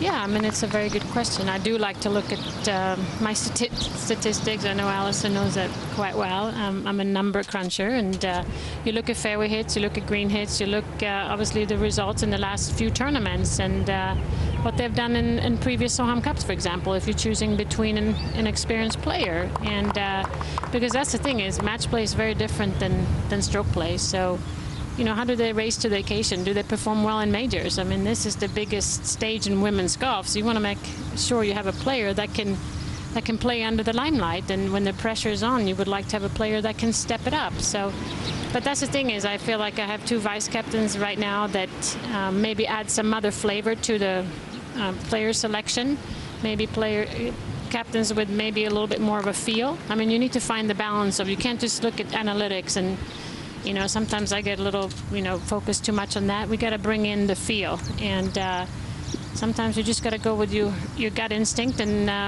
execute after that. And you have, you know, looking for that blend of personalities and managing them as well. That's quite a difficult task. It is, and that's where I've been looking at previous captains, you know, like Alison, Lisa Norman, and Karin Koch, and just learning really from them, because it's one thing is to be a player. You literally just show up for the week and you try to play the best you can. But as a captain, you've been doing this for 24 months, and there's, you said, there's a lot of characters, a lot of personalities, and they don't all respond to the same feedback. So you have to, if you get to know the players, you know what they react to, you know what to say when they need, you know, something needs to be said, or be quiet when you shouldn't say anything. I mean, the goal is to make sure that they play the very best, and the recipe for that is very different. So if you get to know them, know their caddies, know their families, hopefully that will help. Oh, watching Mel Reid, that's Sarah Kemp on screen, but Mel Reid is playing very well. Obviously a former Solheim Cup player. I mean, all these players, are they in your mind? Are you here to look at them, how they're playing and their form, and talk to them? Yeah, I'm here to look. I mean, it's obviously hard to be on the golf course and watch every single shot. But you know, every week I look at the players, I look at their scores, I look at their finishes, and you know, being out in a tournament really helps, because you get a chance to have a little chat with them, whether it's at breakfast or maybe at lunch, or just kind of see their personalities and see how they practice. But again, I mean, I'm right now, what is it, 10 months away, and you know, a lot of them will hopefully play their way in. So, you know, I don't want to speculate too much and spend a lot of time on things I can't control. The atmosphere at the Ryder Cup earlier this year was pretty hostile, wasn't it? Are you expecting any kind of reaction to events, you know, last year when there was a misunderstanding, wasn't there, between Suzanne Pettersen and the American team? Yeah, I mean, unfortunately, we have seen a few incidents in these team events, and you know, it gets very emotional. It gets, the atmosphere is, you know, very electric, and you know, but that's what makes the event so special too. But certainly our goal is to avoid controversy in every aspect. You know, sportsmanship is important to all of us, and how we represent the game. So I think we learned a lesson along the way here, and you know, I was at the Ryder Cup, and yeah, it was quite the atmosphere. So. But I thought Darren Clark did a good job in embracing the, you know, being in the away team, meaning, you know, we know you're going to have 90% of the fans is going to be U.S. fans, and I expect about the same, you know, which is understandable. But you go out there and play some good golf and have fun, and we'll see what happens. I mean, you're so highly respected, I mean, all over the world, but, you know, in particular in America. And do you think your reputation will help calm the situation a little bit and give you a little bit of authority? Well, I mean, my role is not to, you know, be out there and to kind of be the face. I mean, I want to just be there with the team as one of them. And, you know, I want them to feel comfortable. I want them to trust themselves, but also understand I'm here to support them, and I do anything that they need to help them. So, you know, it's really not about me. It's more about the team. But I like to say that my experience, or maybe my passion for the game, will hopefully live through them, and that we'll do it all together. What kind of relationship do you have with Julie Inkster? I mean, she's been around almost forever. Yeah, I mean, she has been around. You know, I think she's very respected on the tour, and you know, I admire her for her success and, you know, what she's done on the course, and then of course as a mother. I think she's done tremendous things, and I know that she's very well liked among their players, and so interesting. I mean, I certainly respect her, and you know, it's going to be tough. I think we go in every time it's Solheim Cup knowing that, you know, the Americans they're a good team and they have good leaders, and we just have to do our best. Yeah, I think it could be a great spectacle because both of you are very passionate about the game and great players, and I think you'll be two very good captains. So I'm looking forward to that little bit of spark and passion. I think it's wonderful. Do you think this is the biggest challenge since you retired? You mean to be the Solheim Cup captain? Yeah.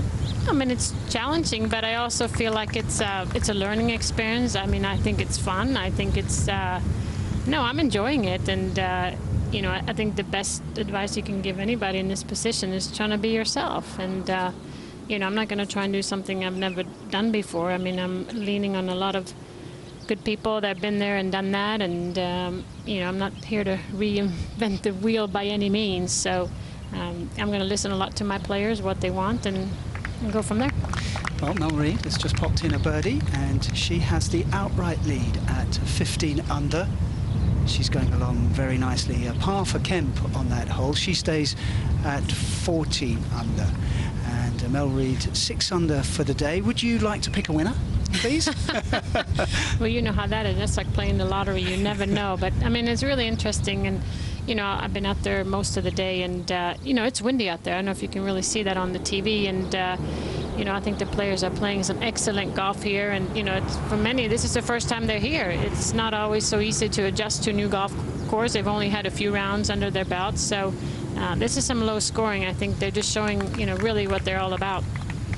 What's the timetable as we, you know, as you said, 10 months away from the week in Des Moines? Then, you know, what kind of timetable do you have about picking players? Who, you know, how does that come together in your mind? And when do you expect to sort of finalise things? Assistant captains, vice captains.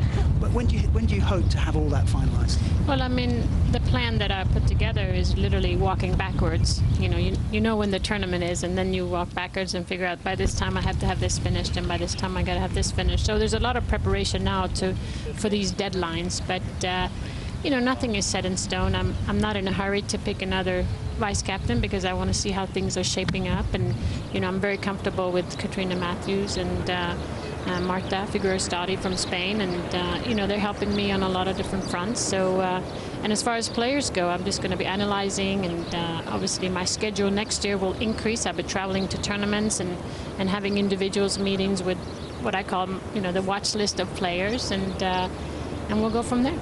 Well, we're looking at Gladys Nocera. She's played to Solheim Cup, and you know, another young player doing well is someone like Georgia Hall.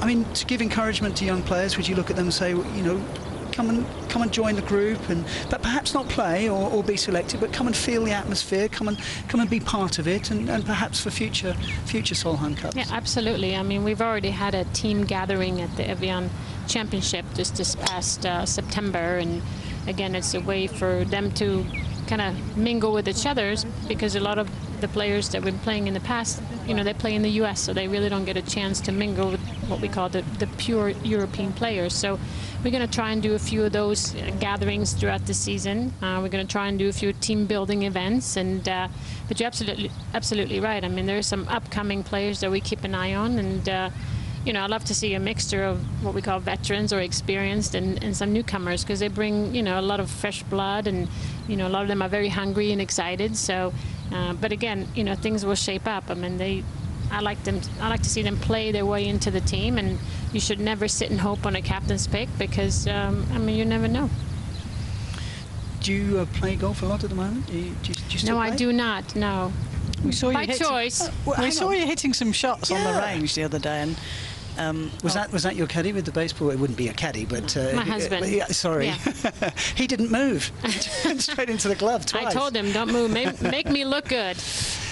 And for all those amateurs like me who come over the top, what's that? What's the key to getting rid of that? Please give me a tip. A lot of times, you know, you're probably just swinging with your arms. You got to rotate your body. Oh, I got a tip from him. And then you got to practice. Do you practice? I do actually, yes. I do, but it doesn't seem to do any good.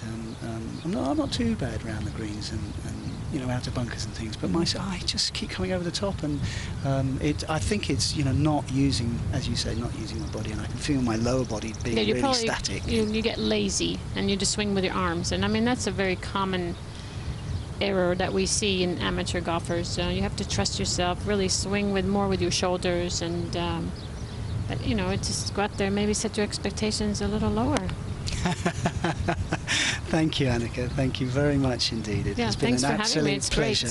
Yeah, I wish you all the best, and you know that we're 100% behind you, and I know you'll do a fantastic job. You're a great vice captain, and it's always a pleasure to see you. Well, you're sweet. Thanks, Alison. Thank you very much, Annika. Thanks. It's been a pleasure.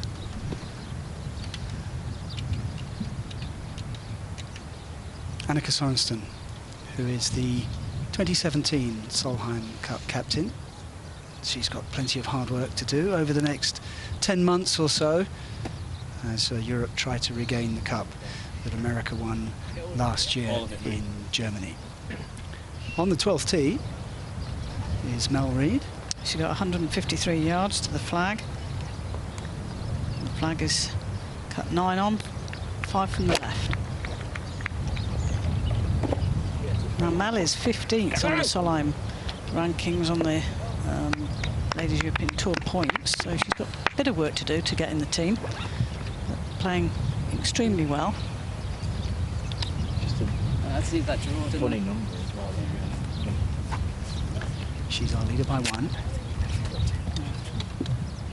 5 birdies in 6 holes. And for the first time, Sarah Kemp couldn't match her with a par on the 11th. And here is the Australian, who they call Kempy. Yeah, very good player, and perhaps hasn't fulfilled her potential.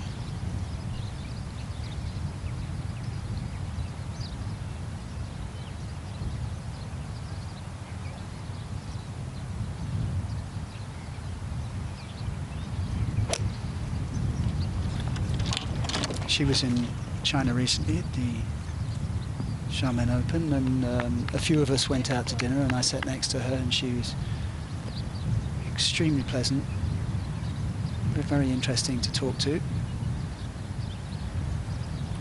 Yeah, she's a very popular player.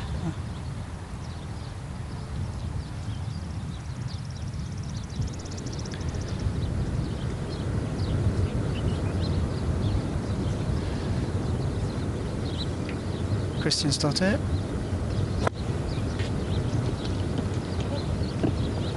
At 10 under par.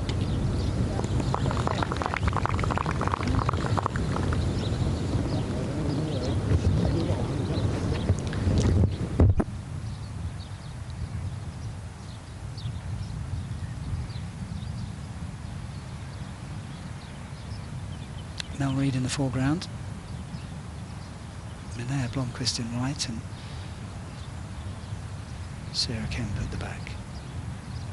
Gladys Nocera. Second shot at 10. Seb's just lined her up. Short iron. Right at the flag. I've got 3 birdie opportunities there, that's for sure. Well, one of them is very close.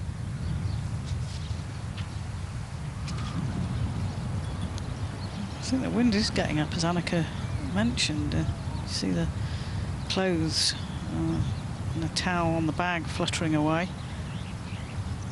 A little bit more tricky than yesterday.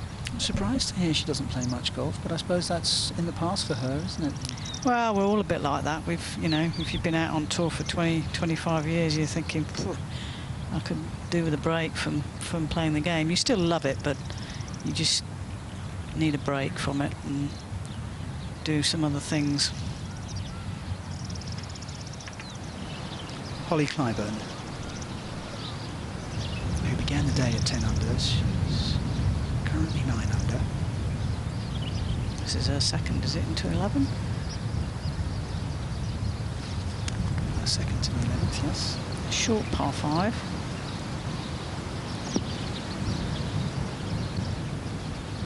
She may have got the wrong club there. It's a lot that's gone to the back of the green. It's a slippery putt she's got coming back as well, isn't it? Yeah, and the pin's at the front, so mystery club. Georgia Hall almost went to 13 under, but it just stays up.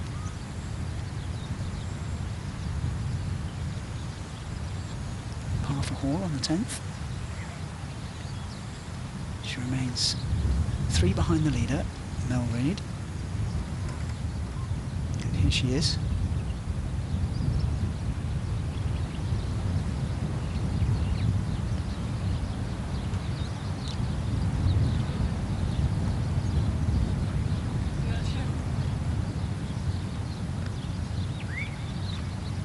Good line, just a tad short. I actually thought that was going to be a lot faster than she anticipated.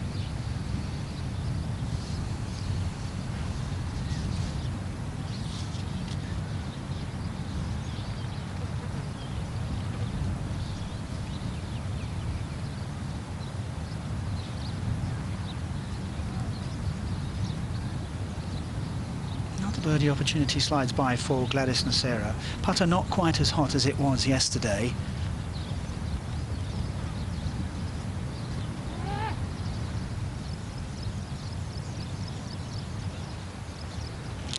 A bit frustrated.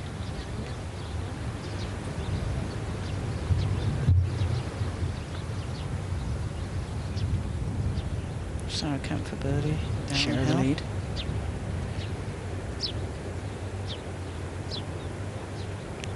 Very undulating green, this one. Sounded nice. It's a good putt.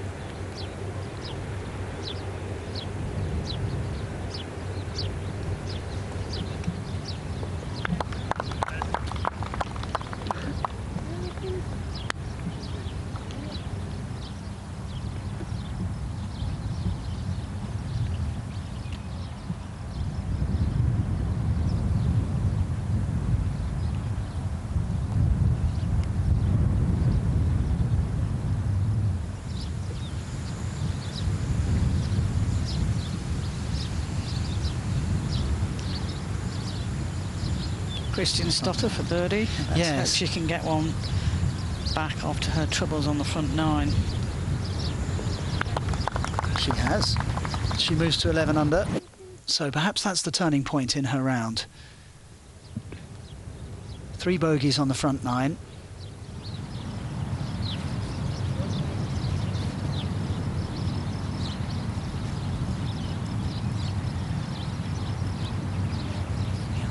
Who had an eagle on the 11th. She's put herself back in the frame at 11 under.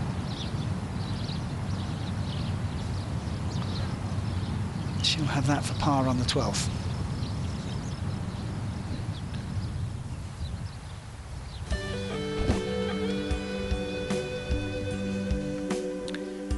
Day 3 of the Fatima Bint Mubarak Ladies Open.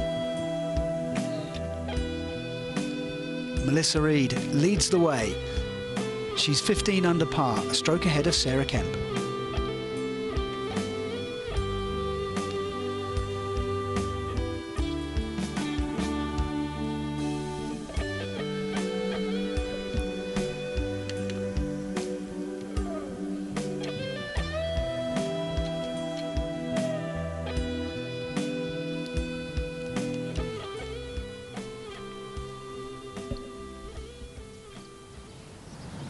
Club in for an eagle on 11, long putt.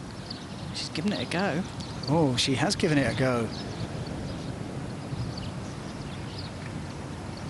So, similar to number 9, she's a little bit too aggressive.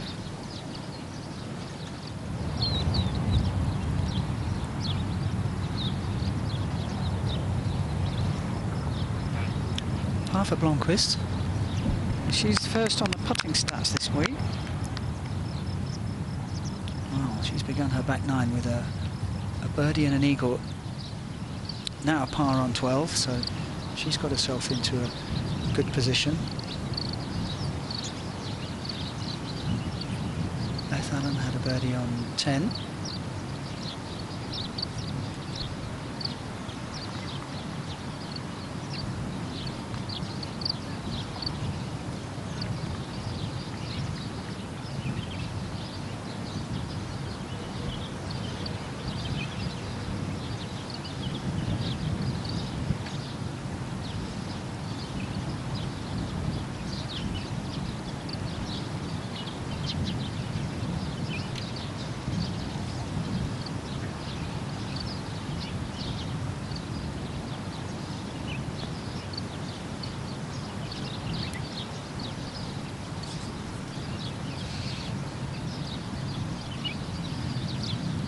This will be a bonus if this goes in.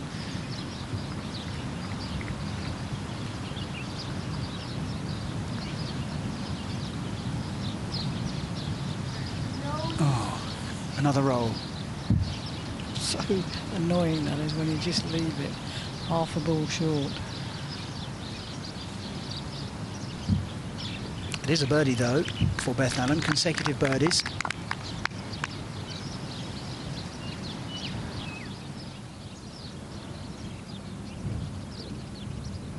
She moves to 12 under.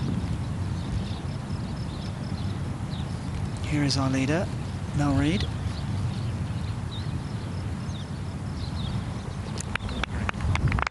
She stays a shot clear of Sarah Kemp with a par on 12.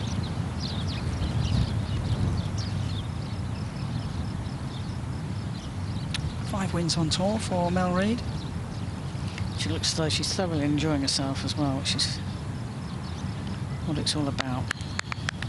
Sarah Kemp makes par 2. Yeah, she's had an incredible journey, hasn't she, Mel Reid? And yeah, she's had some adversities to deal with. You know, her mother passed away a couple of years ago, and it was very difficult for her, but she's bounced back. Which is great to see, and I'm sure, hopefully, she'll be part of that 2017 Solheim Cup team. She's certainly playing some great golf this week.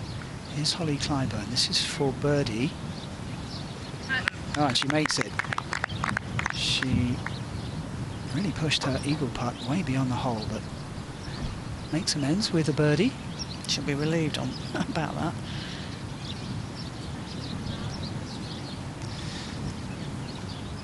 Back to 10 under. That was her overnight score. 68 on the first day, 66 yesterday.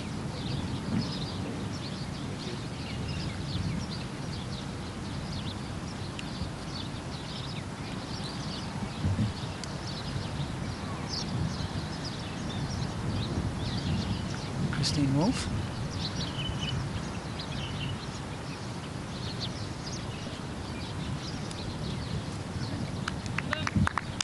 She gets to 10 under.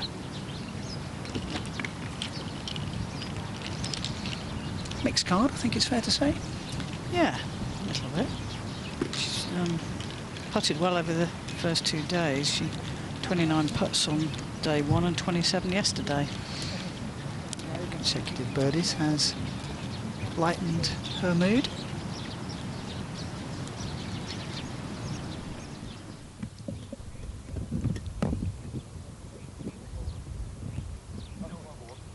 This is Mel Reid on 13, hitting driver off the tee. Our leader. If you can catch the right side, there's a bit of a speed bump that can give you an extra 20 yards.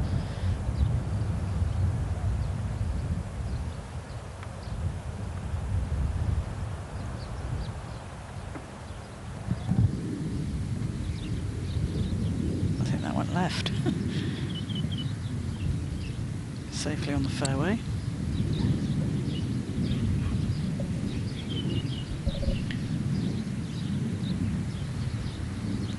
Kemp also going with driver.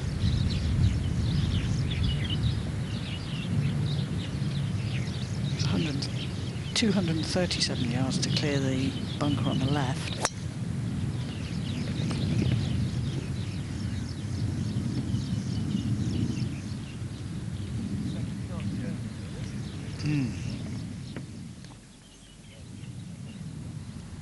Not sure whether she made it over. No, that may well have gone in. This is the 12th. Plays a little bit downhill, this hole. Most people have been going to the right here, haven't they? Pins on the left. There's a cut very close to the bunker on the left-hand side, so I think that's why everyone's avoiding that side. And playing 153 yards today. Christine Wolf with consecutive birdies.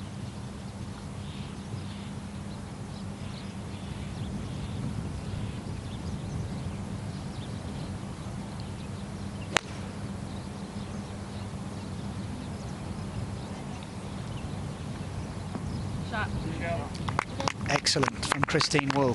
That's the best shot we've seen today on that hole. Well, she's got some momentum.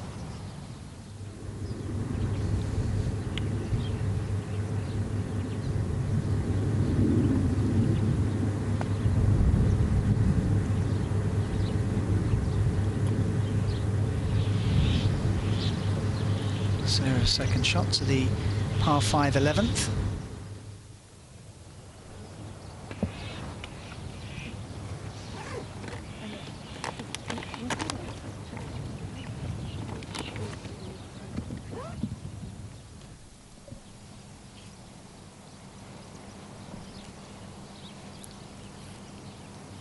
It's Beth Allen and Holly Clyburn and Christina Wolf waiting.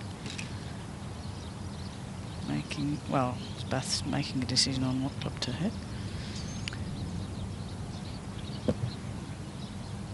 Taking her time.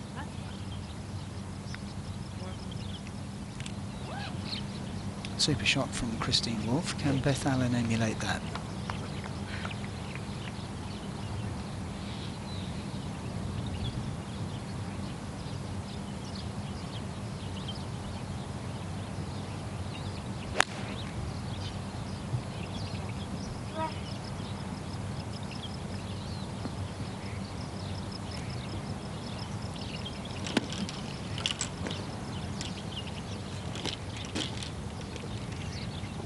Not quite, but it's on the green.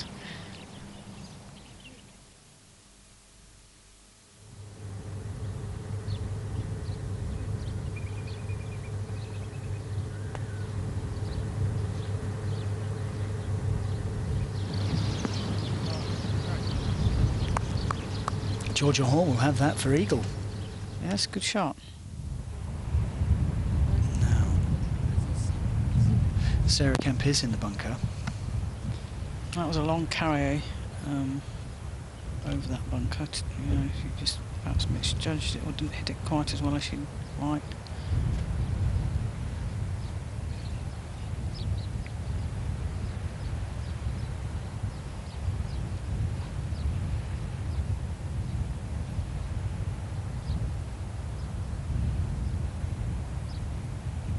It's a challenging shot. You can see the wind tugging at her ponytail.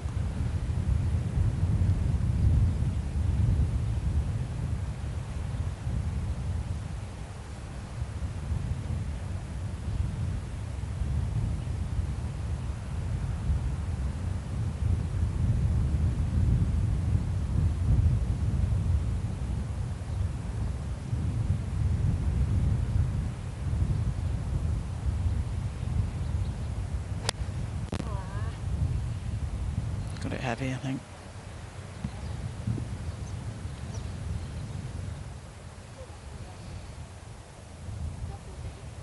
And a face full of sand. Yeah, always nice, especially when it goes down the front of your shirt. And when it's hot and humid, not very pleasant.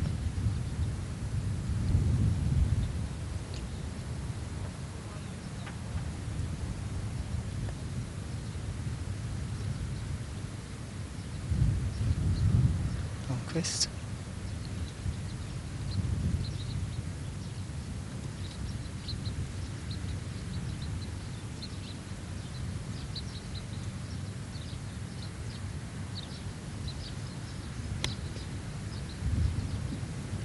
Pin cut quite tightly to the right. Not quite the shot that Blomqvist was looking for either.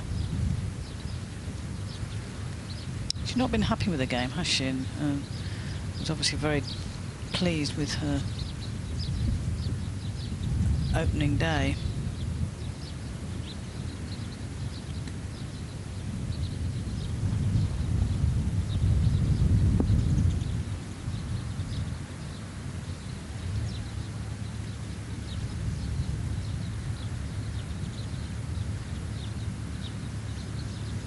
That's what Mel Reid was after either, so none of that group particularly happy with their approach work.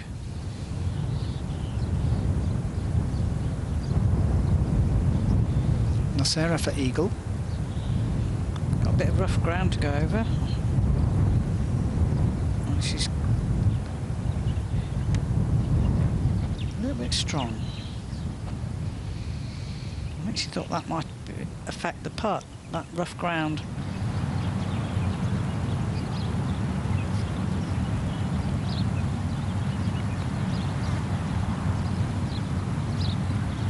Lovely touch from Holly Clyburn.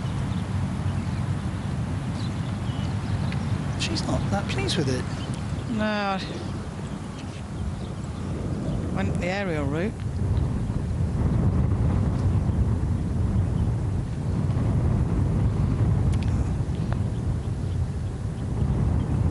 Georgia Hall for eagle.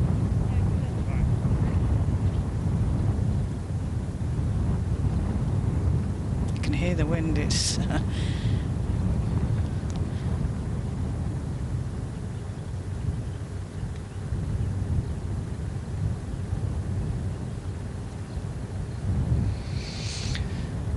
Georgia Hall moves to 14 under. One shot off the lead. And level with this lady, Sarah Kemp.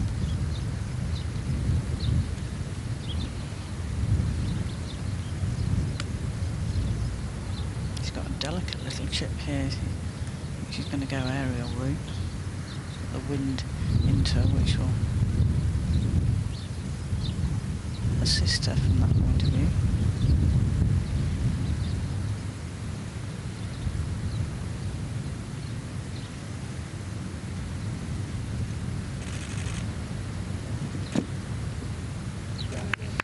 Lovely control.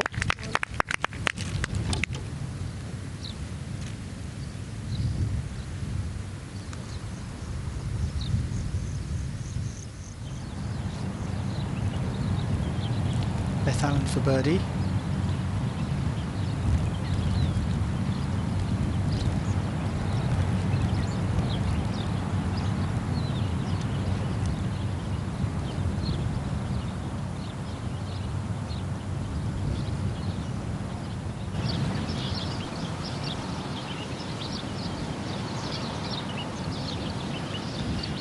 Christian Stotter for eagle.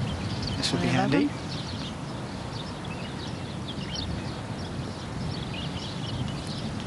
Suffering. Oh, great effort.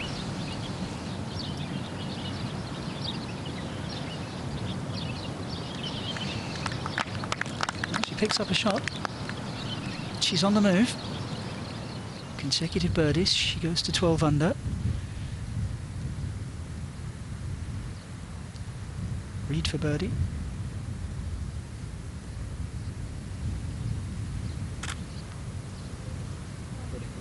Super putt. She seems to have got the measure of these greens, Mel, hasn't she, today and yesterday? Looking very confident. Par keeps her at 15 under.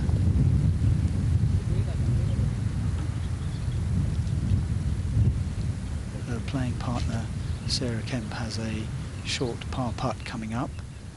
This is Christine Wolfe. She moves to 11 under.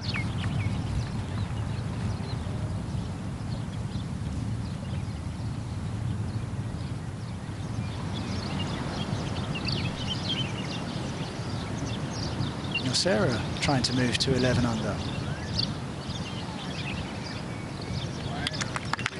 Smooth. That's better, Gladys.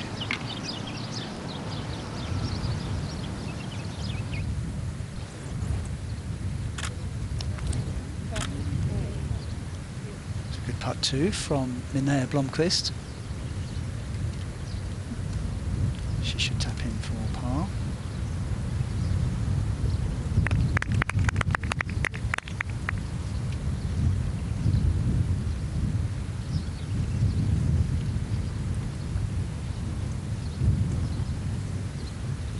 Balances life on the tour with being a wife and mum.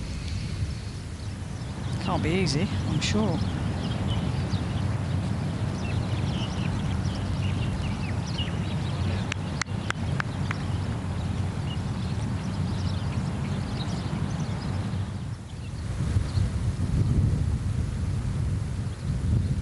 Kemp for par.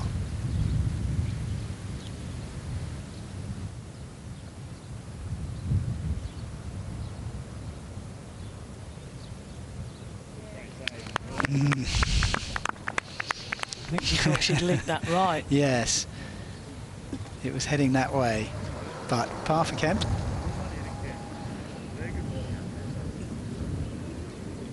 Enjoying her golf and enjoying her day. Yeah, her caddy is a friend who used to play on tour, or used to be a pro, and decided to not play anymore.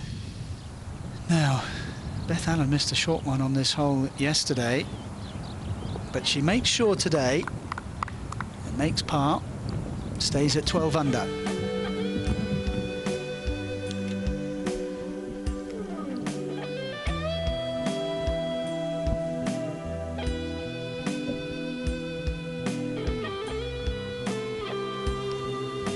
Middle of the third afternoon, and Mel Reid leads Sarah Kemp by a stroke.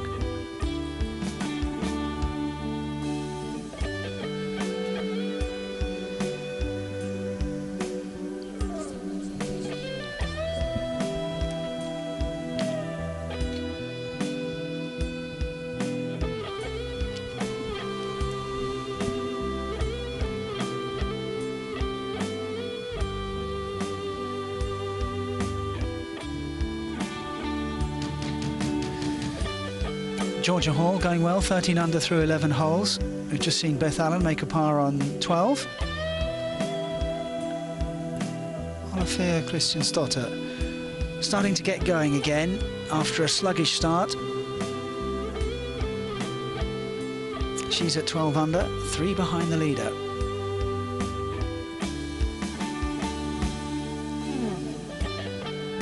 Hannah Burke coming towards the end of her round.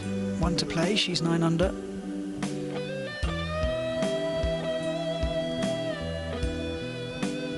Milena Jorgensen, 8 under with 1 to play.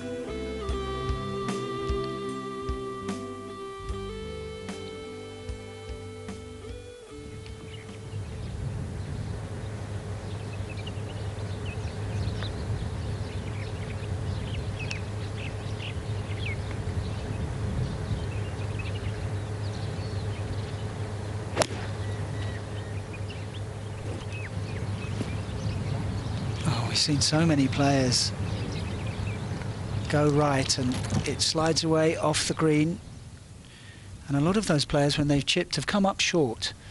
So it's going to pose a question for Georgia Hall, who had a birdie on 11 but perhaps not the tee shot she was looking for on 12.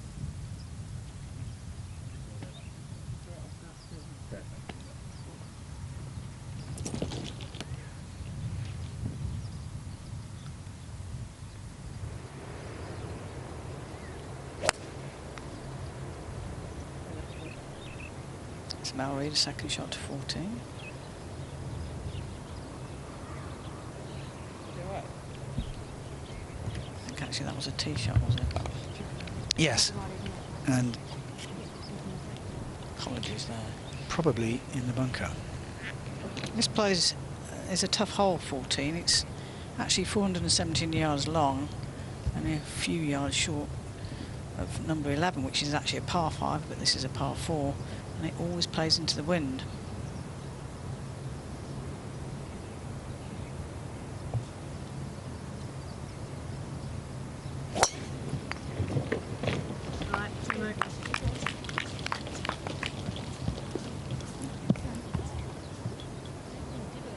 Hold on. Side by side. I think that's Blomqvist's ball. So all three in the bunker.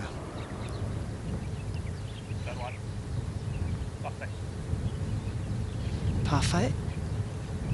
The alignment of Gladys Nacera.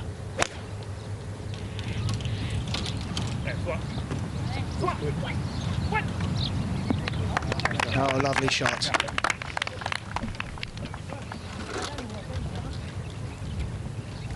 Striking our eyes beautifully.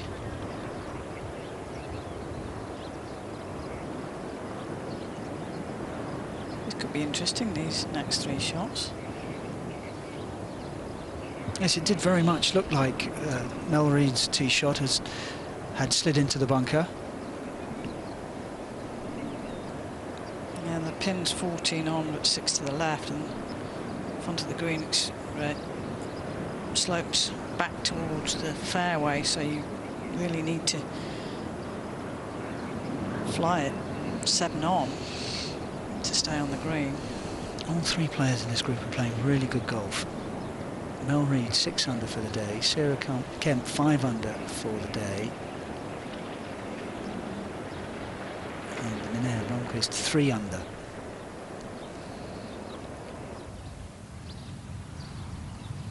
Georgia Hall on 12. Graham grabbed it. Yep. Downhill, I think you think it's got to release, but because of the grain, you have to be a bit more aggressive. It's hard to get yourself to do that.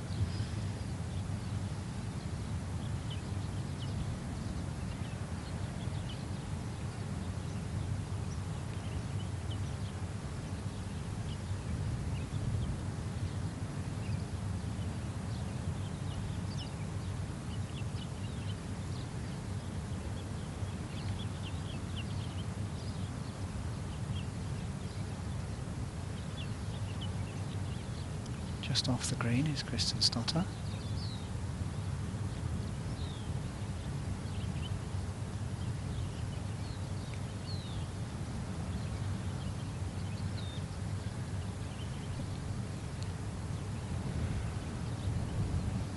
So no 3rd birdie in a row for her. Some of the players are using the green book, which maps out the greens.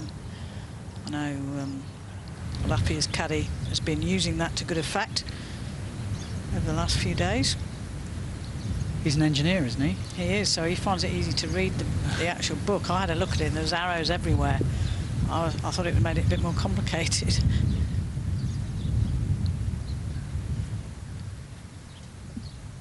Well, yesterday, for sure, she was hitting the greens in exactly the right places now.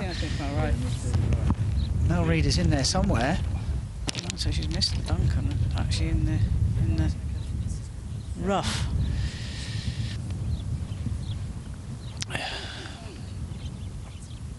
Yeah, perfect. With that wind stuff on the right side, that's perfect. She is in the thick rough. It's buried. It's dune grass, isn't it? It's going to be heavy. She's going to have to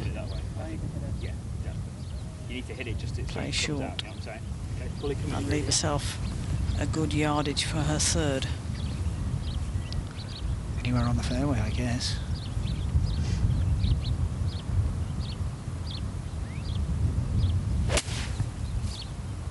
Oh, she shot right at me.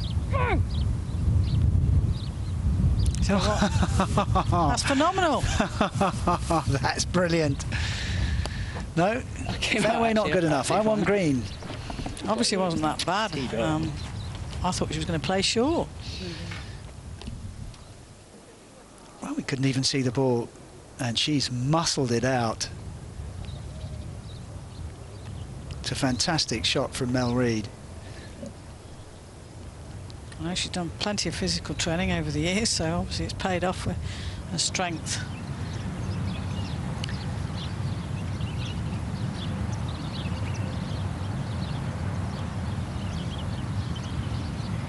Just needed a little tap down the hill from the Sarah, but it wanders away off to the left, and she has to settle for par on the 12th.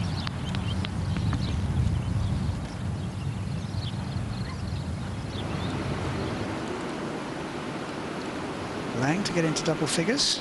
She's done it. Suffered a little bit on the back 9 with bogeys on 12 and 13.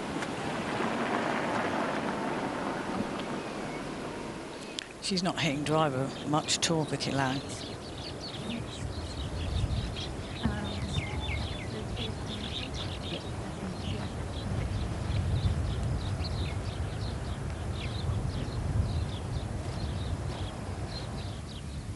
Sarah Kemp to play first.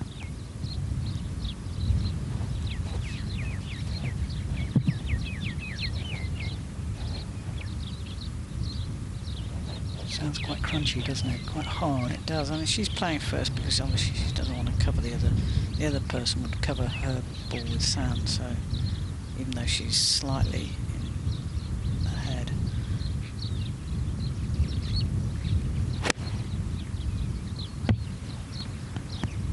Sounded a good contact. She too has found the putting surface. In fact, you want it to be crunchy when you've got long bunker shot because it's an easier, you've got an easier chance of hitting the ball first.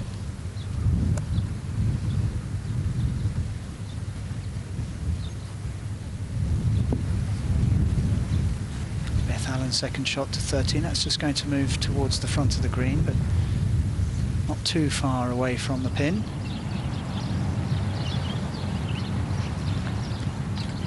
Kristinsdottir stays at 12 under. We'll see if Minnie Blomqvist can do the same and get it onto the green.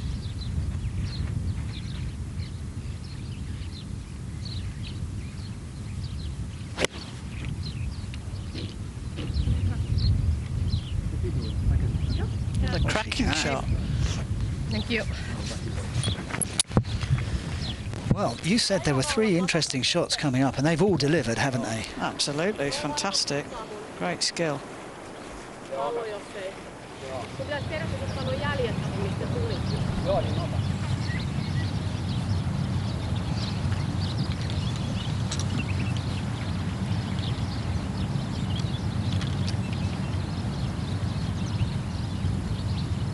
The 12th claims another victim.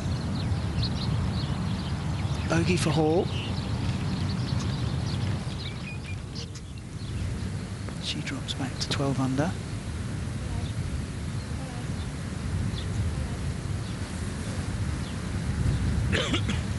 Christine Wolf is well short.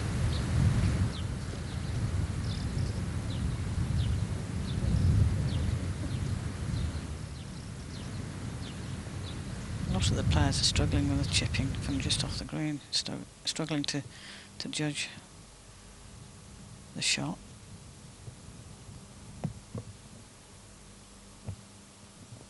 They'll probably get used to it by the end of the week, and then they won't be playing on Bermuda grass for the next couple of weeks. This always seems to be the case. But it's that adaptability that you need to perform well. It's called Bermuda grass, but it actually is from the Middle East, isn't it? It's the indigenous grass, if you like, from here. Yeah, it may well be. And that's what I found interesting as a pro, you know, going to different countries and adapting to different conditions.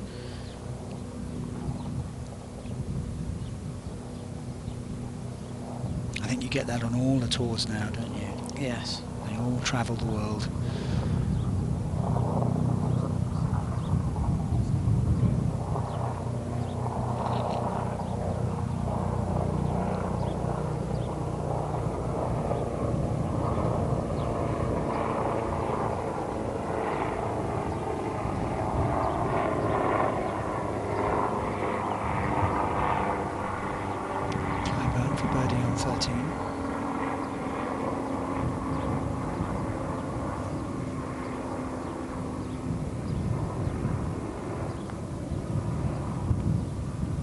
To right.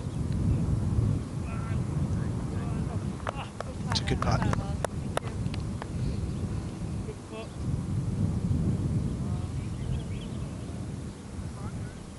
got room on my side, don't you worry about it. Okay. Yeah. She won in her rookie season. Yep. In Holland, 2014. She's been doing quite a lot of work with a physio called Jason. She's lost 28 pounds in weight over this current year. She looks trim.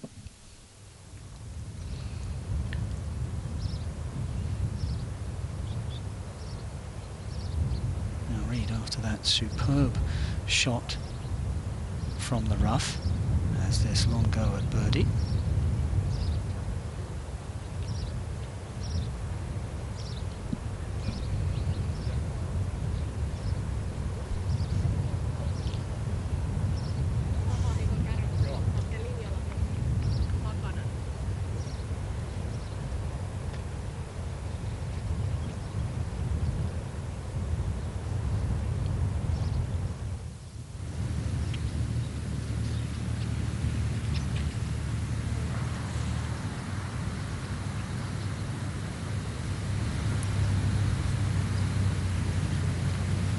looks good.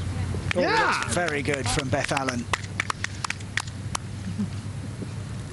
She sinks a long one on 13.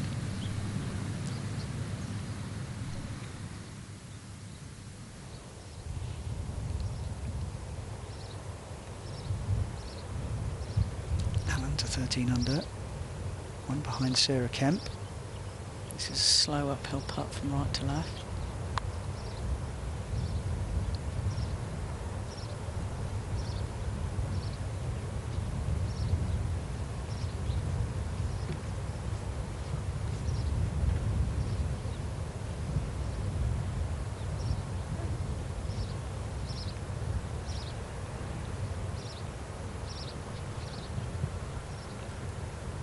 Can't quite see the hole because Mel Reid's covering it.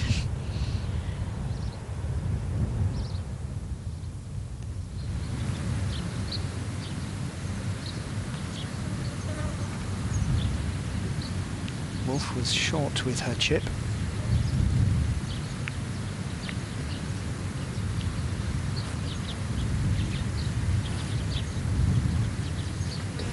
You've seen short ones miss this week, so she'll take her time. Blomqvist for birdie.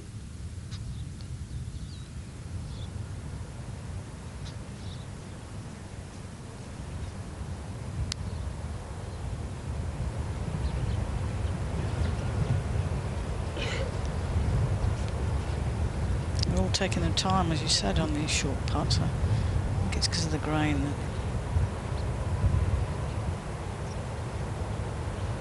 Just making sure of the line.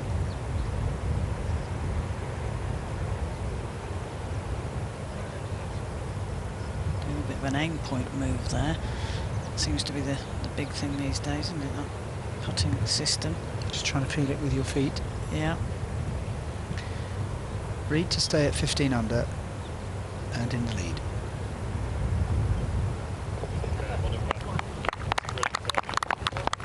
Good positive stroke. I'm sure with grain it throws the theory out the window, possibly.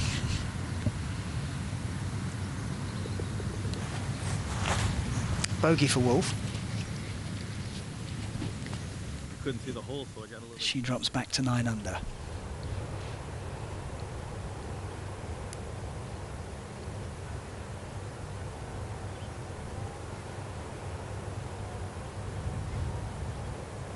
Blomqvist for par on 14.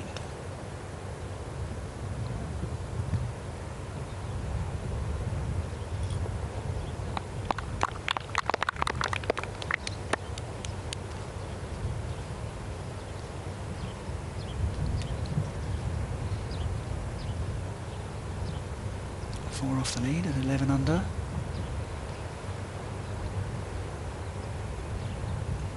Three better than her overnight score.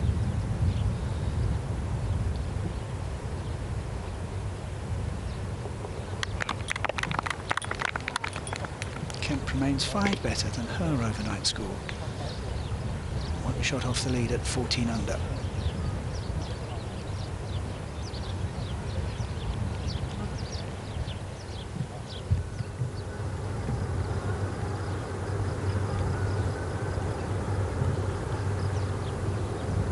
Georgia Hall's second shot into 13, hitting a little punch shot. But just need to get react to that one on 15. Jason with a pin. Trying to go under the wind? Yeah, and got it up just above the ridge there, which was good play.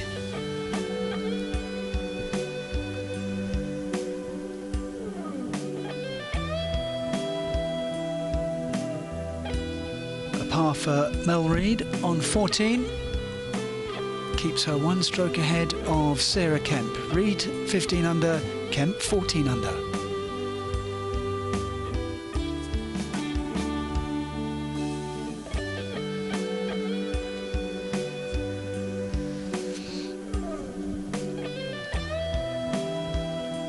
Beth Allen, 3 birdies in 4 holes. Put her 13 under. Georgia Hall and Olafia Christiansdottir are shot further back at 12 under, 3 players on 11 under. Blomqvist, Clyburn and Nocera. Course record equaling 64 from Annabelle Dimmock this morning. 9 under par, 67, very useful from Hannah Burke. Also at 9 under. Olivia Cowan, Celine Aubin, Stephanie Meadow and Leticia Rasandrika, all out on the course and all at 8 under par.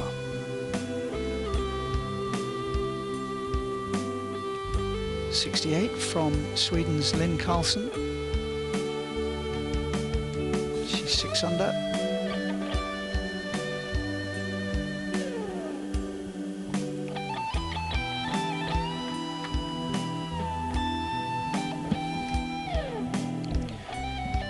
Angel Yin, second in the Rookie of the Year race, 6 under through 14 holes of this third round of the Fatima Bint Mubarak Ladies Open.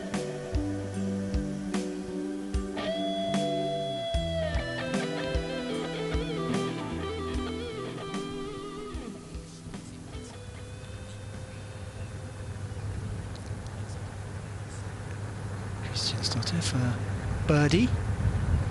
This is a slow putt. She's judged that to perfection. A little bit short, but it was an outside chance.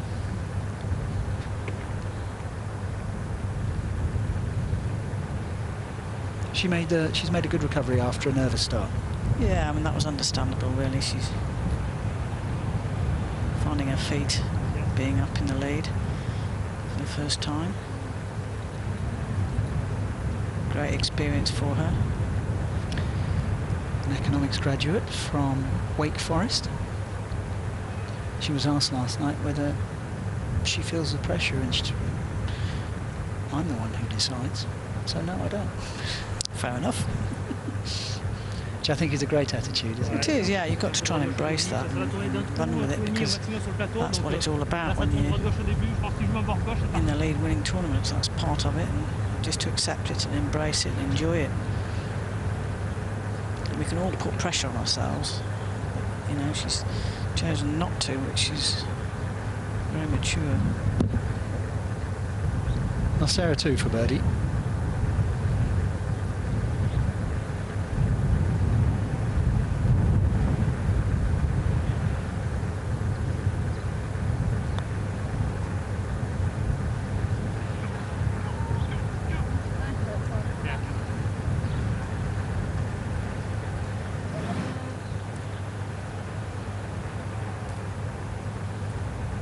She sank a very long putt on the 12th yesterday.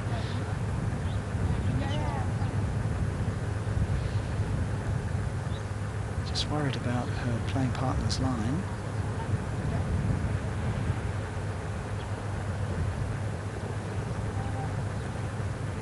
Have you ever missed a short one doing that? No. Well, I often haven't had to finish because you know, my legs aren't that long, so I can't stretch that far.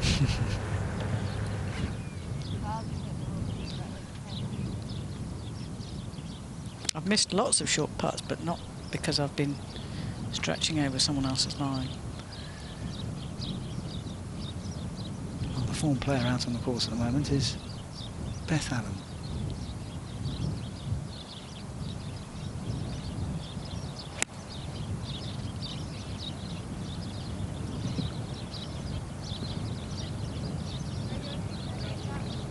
Stunning shot.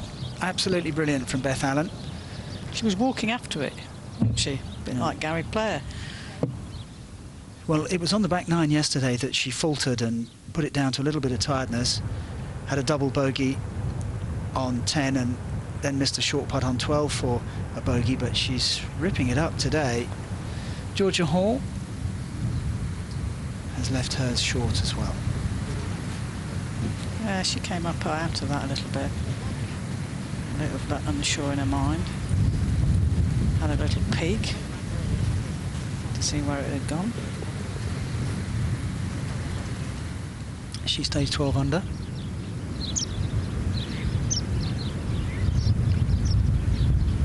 Wolf from the bunker.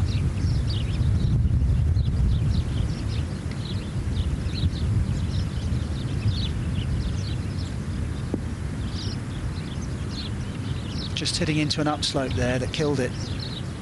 Not a bad shot from there, though. Seem to be negotiating the sound very well with these long bunker shots.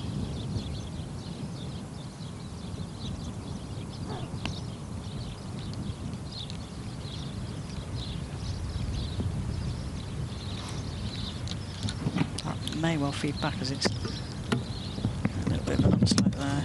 Didn't quite get the yardage she needed. Slight error in judgment from Holly Clyburn. That looked like it was going right at the flag as well.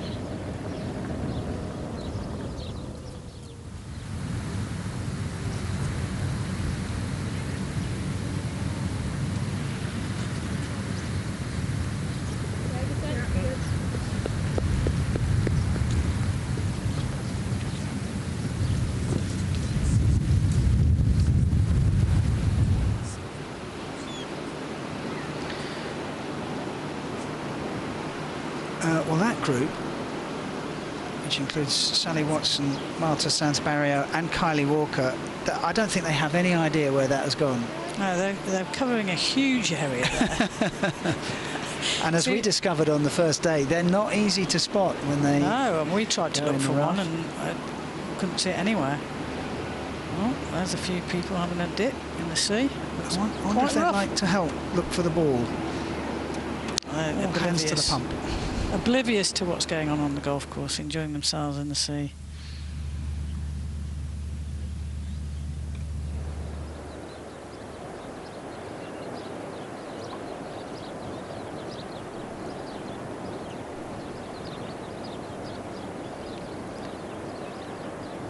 That's Christian Stotter preparing to hit her tee shot on 14.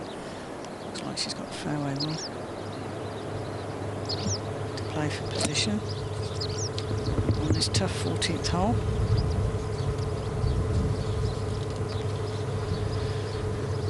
Plenty of sand, as you can see.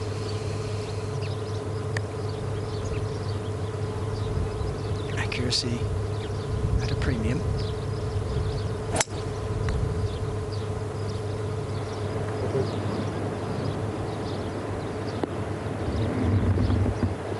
Picks the tee up pretty quickly, so stop there. I knew she was happy with that. A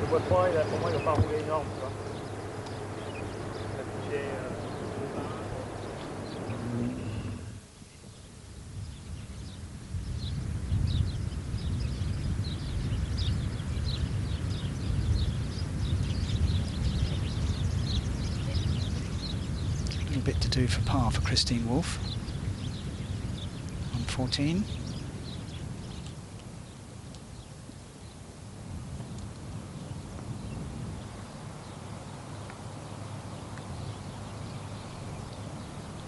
This is the leader, Mel Reid.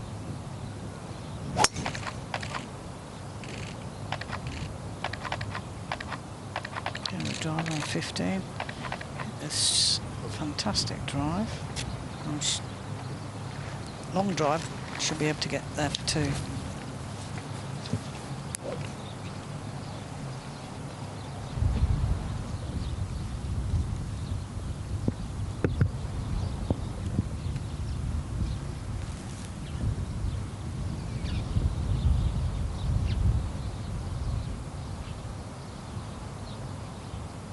Sarah Kemp hoping to do the same. 15.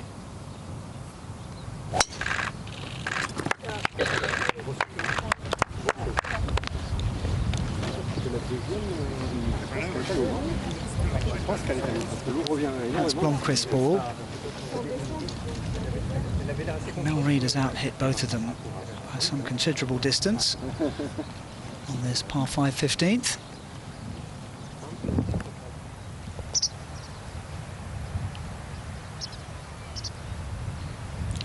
Pinned back right, or back left, sorry, on the 15th, so...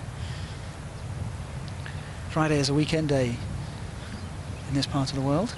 It is, yes. I always forget that. Friday, Saturday, the weekend.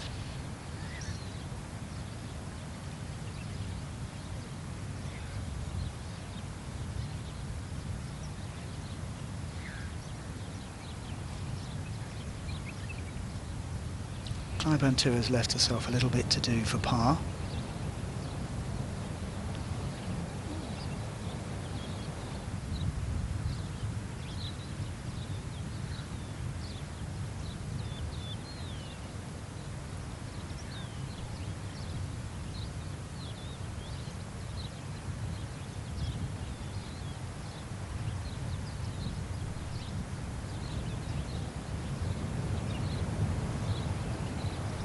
Back to 9 under for Christine Wolf.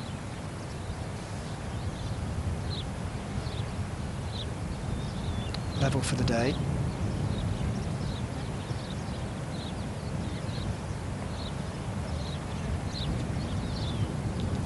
Another player really struggling to negotiate with the Bermuda with the chipping from just off the green. They don't seem to be getting up and down as regularly as he. Of course, which is.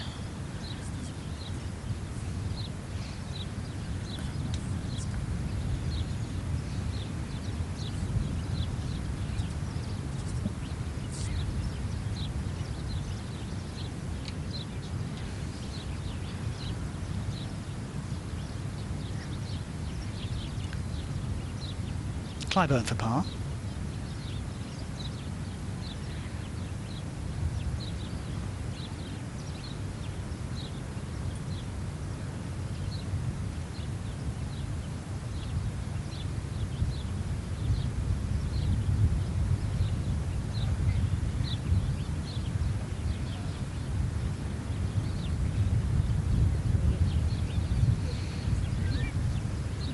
Good looking stroke from Holly Clyburn, and it keeps her at 11 under, 4 off the lead, held by Mel Reid.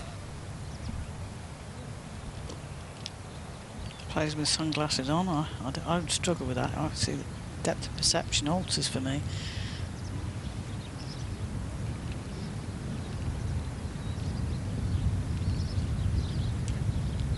Yes, some players play with watches and all sorts of things, and obviously doesn't distract them. Notice Georgia Hall plays with a watch. Yeah, I can never do that. I say I can't. Who cares, eh?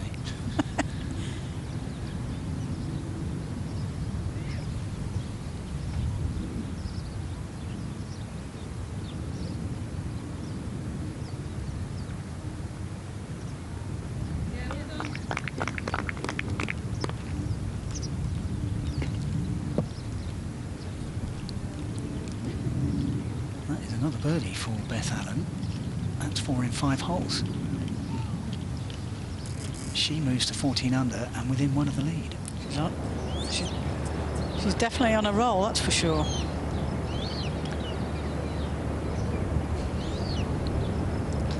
Olivia Cowan.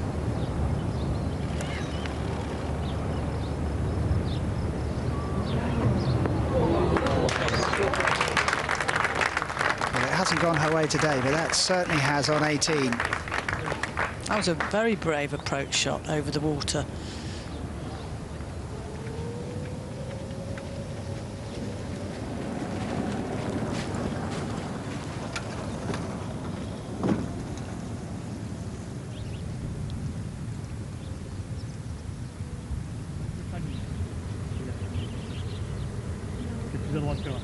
Okay.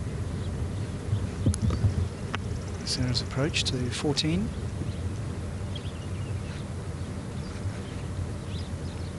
All right. Perfect.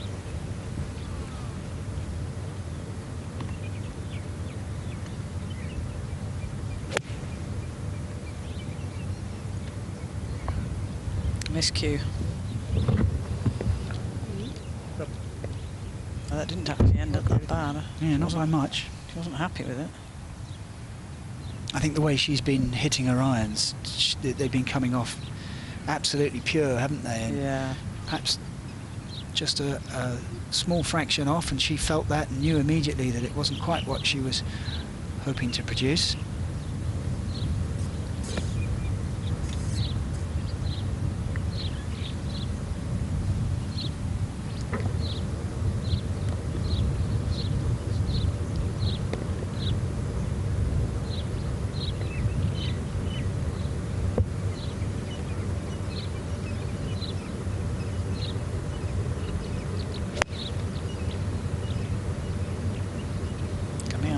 rough, Christian Stotter.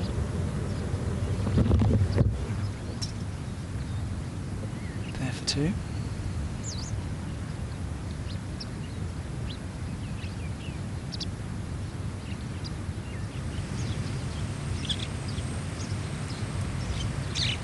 Blomqvist on 15.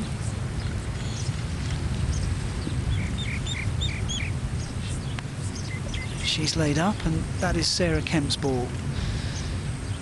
Yeah, they didn't hit long enough drive to go for 2. And we'll see in a minute. We'll see Mel Reid, who outdrove them by 20, 30, 35 yards.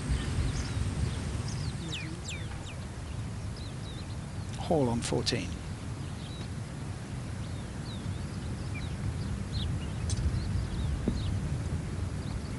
Beautiful shot from Georgia Hall. That's a gimme. So the question for Mel Reid is, does she go for it?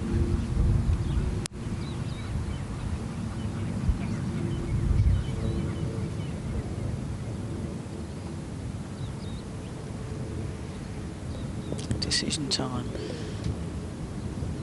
What would you do? Obviously it depended on the line, what yardage I'd got. But if I've got a chance of going for it, I would. You have a 1-stroke lead. There's no danger up there, I don't think. It's close enough to the water to not have to worry about that.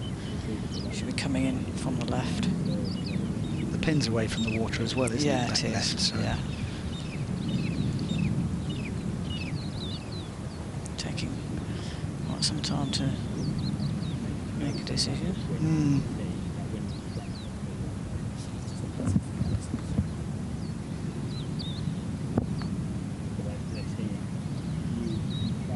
I think Georgia Hall's going to tap her birdie in. The wind's just going to hold its line, so.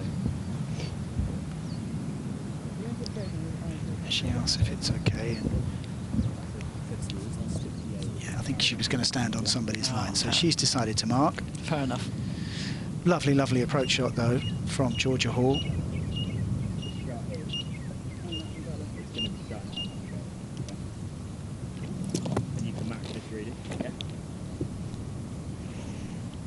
There's a heron there on the boot. So the green is cleared. And Mel Reid with iron in hand.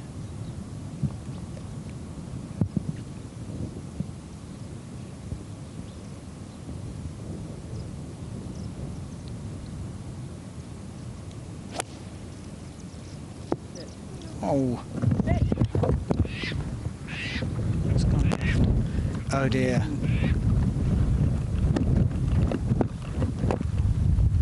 She may get a drop because of the TV tower.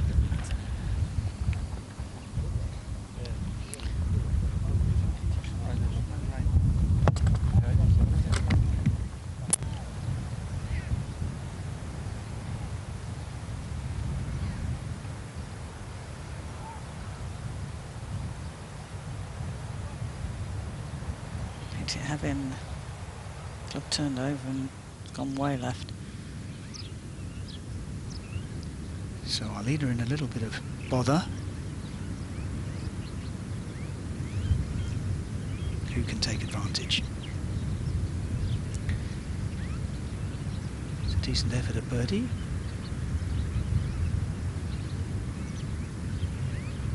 From Kristen Stotter.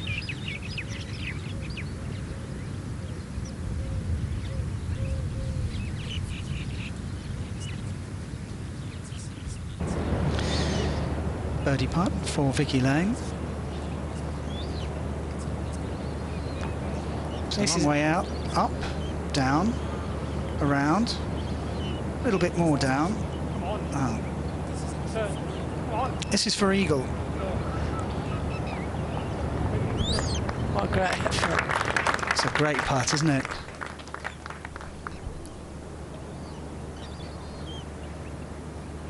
Terrific putt from Vicky Lang.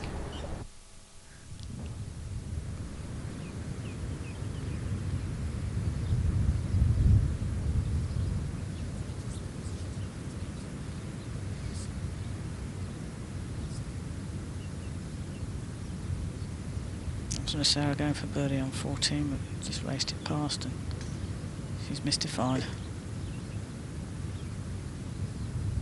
Not quite putting so well today. Not really a Gallic shrug, it was a Gallic look. Looks could kill.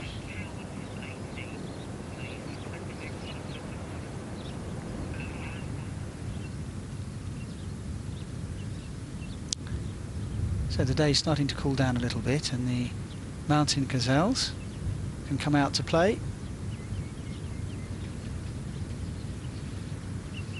It's a good job they're not heavyweights, because they do tend to roam around on the greens. You think that, you know, their hoof marks might cause a problem, but obviously what do you think not. the ruling is, if there was a hoof mark in the way? Well, I've seen them in the Pro-Am, and it didn't seem to affect the green at all, so...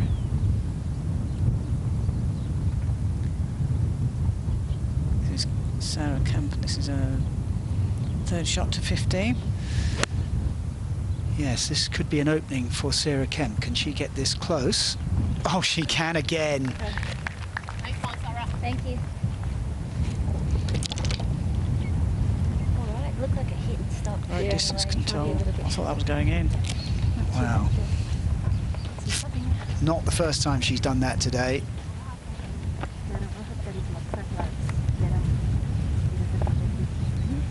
So close to going in.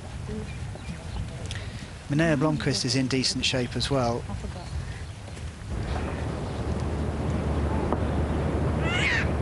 Now back to Lang after that monster putt. This is a par putt after all. Disappointing finish.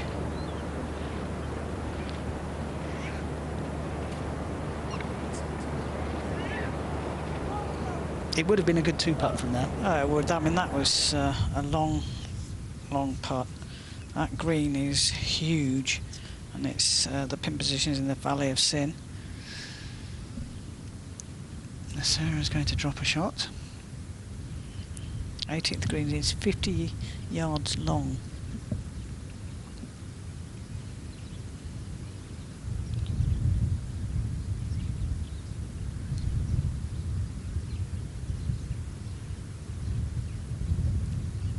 She goes back to 10 under, the third bogey of her round. Level for the day. Now,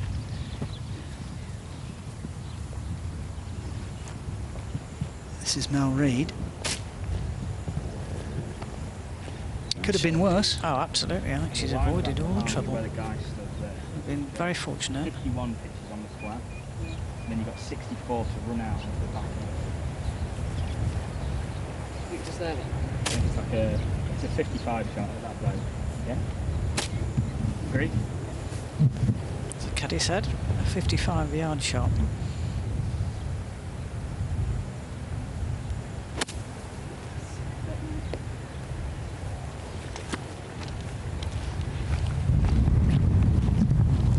The cart path. Played that very quickly, didn't she? Got it. She did. Fat. Hasn't stopped rolling. Might go down the hill. Question is, where's she going to be able to drop it?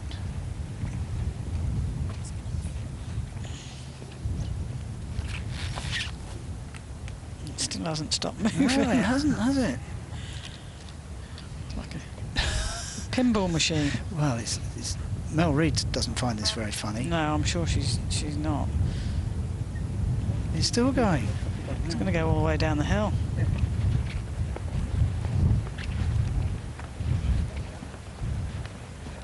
This is extraordinary. I don't think I've ever It's seen picking it up before. pace. Oh, look at it. It's off. Hit the ramp. Hit it.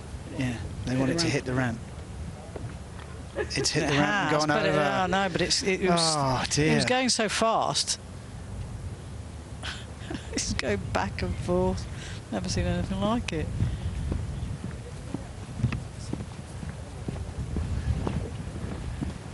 It stopped. At last. That's extraordinary. Absolutely extraordinary. Well, So, she's got a rules official there, so he'll tell her what she has to do. Smooth the peggy. Please. I mean, I suppose it might work in Mel Reid's favour if she can find a half-decent lie. Because when it first appeared to stop, there was almost nowhere that she could drop it that appeared any good. Birdie for Georgia Hall.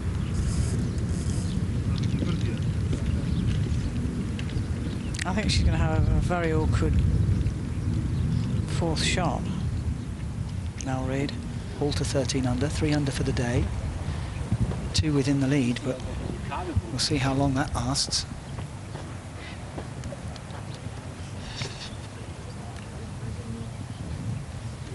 So it's always dropping the ball not near the hole, nearest point. So she might choose to play this because otherwise you're going to be dropping it in heavy stuff on the right.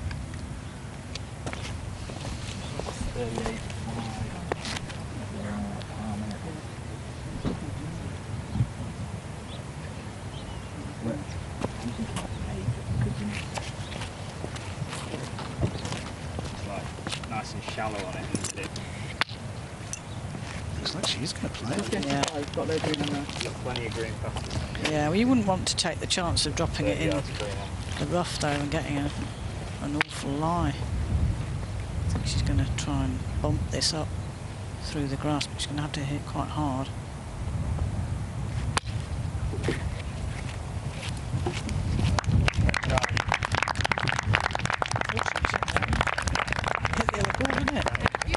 I don't think that took it offline, so she hasn't enjoyed any luck on this hole at all. But it did all come from an errant second shot. It hit Blomqvist's ball. So they're going to have to replace Blomqvist's ball. Determine where it was. But it took it further offline, didn't it? Mm. But then it slowed it down, so yeah, it could have gone down the hill to the front of the green. 6 of 1. Okay, so my ball was Steve Kavanagh on here. the scene. Yeah. And her ball hit it. Okay, we have to replace your ball then. Even if it's... Yeah? Yeah. Yeah? Do you know exactly where it was? Where do you think it was? Yeah, just in front of where you're standing. So somewhere here? Yeah. Hold on please, I'm going to roll it. So if we know the exact spot... It's Cowan to get to 8 under on the 18th.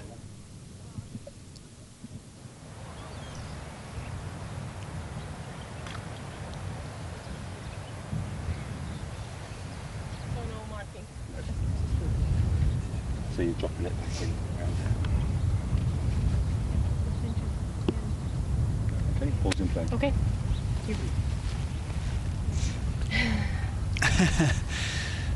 That's interesting actually, because you dropped it. I thought you just placed it, but no. Placed it back where it was. Yeah, no, that's unless the rule has changed.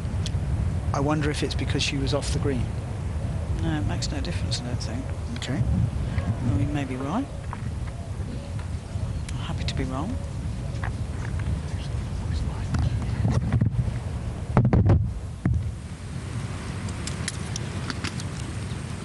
I would be contradicting a former Solheim Cup captain. Well, I'm not always too right. easy with that position. You know, being a pro golfer on the tour, you tend to rely on the referees to understanding the rules rather than doing that yourself. Get lazy.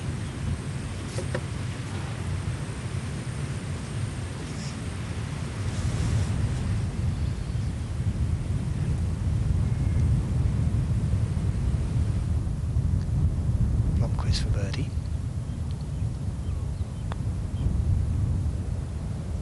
Tracking. Right.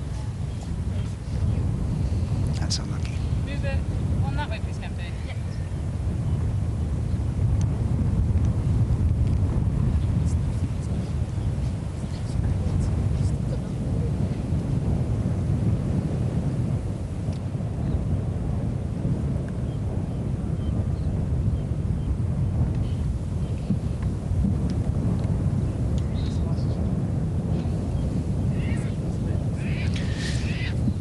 So after all that,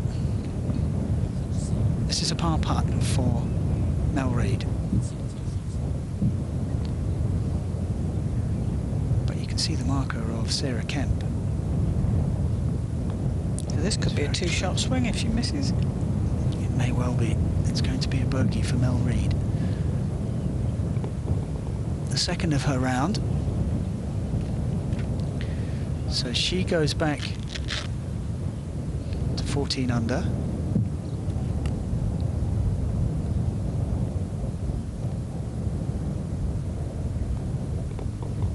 And Sarah Kemp takes the... Oh, that was Minnie Blomqvist, wasn't it? It is, yeah. I was watching the scoreboard there rather than the golf.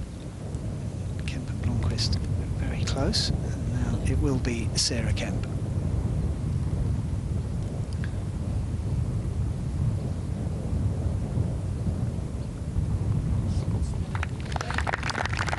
We have a new leader. Sarah Kemp makes birdie on 15. She's 15 under par.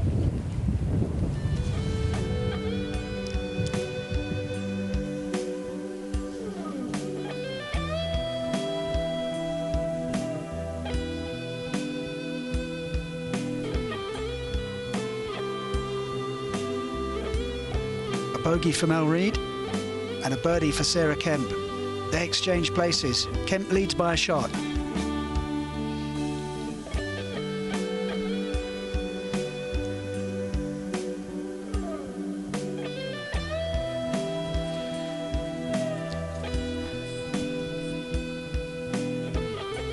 Beth Allen, 4 birdies in 5 holes, 14 under. Georgia Hall, a shot further back.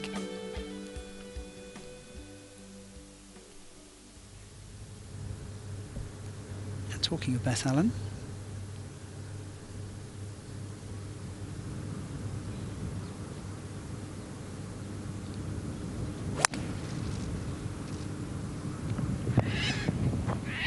second shot of 15, she's leaning a little bit left. I think that could be in the bunker short. yes, that pot bunker that sits in front of the green. The flag was behind it on the first day. It certainly looked as though Beth Allen's ball was heading that way. And that's going to be a very challenging shot because she's got 33 yards of green to get that bunker shot all the way back to the pin. Being a pot bunker, it's not very easy.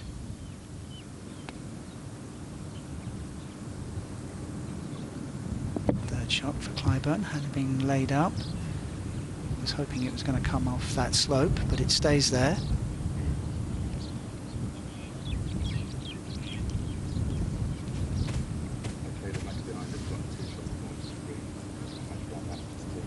Holly will have a similar shot to Minnie Blomqvist.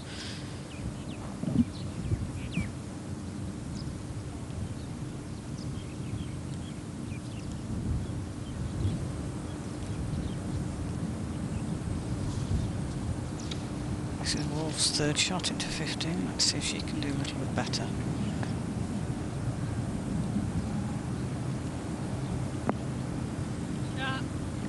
She can.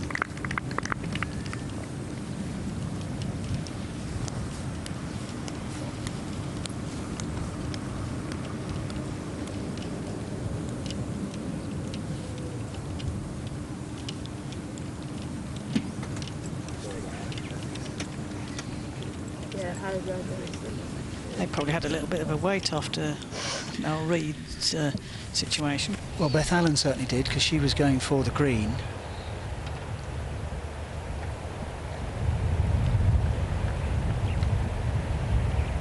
The new leader, Sarah Kemp.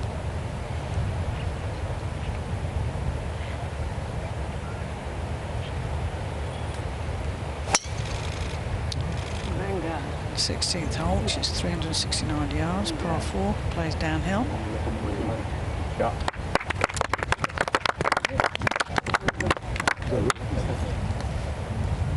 She carried the bunkers easily, which is around 215 yards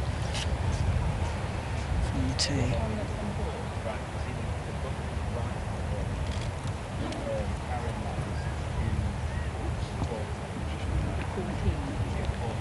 see how Mel Reid responds to that.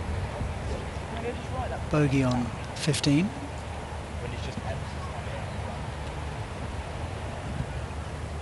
She'll want to make amends. She's a real competitor. See if she can channel her aggression into getting her birdies to take a tie for the lead.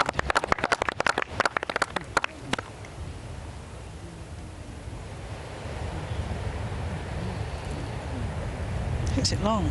She does. And straight too. Third shot for Beth Allen.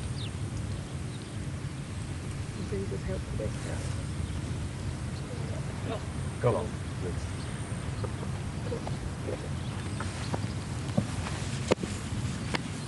That was a tough shot.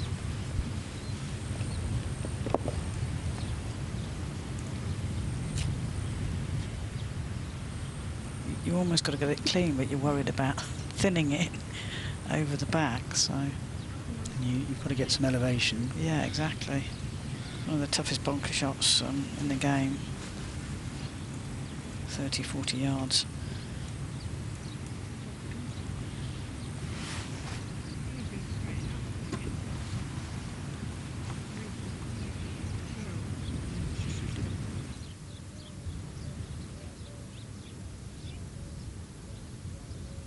The yacht's been there for a few days, hasn't it? It has, yeah.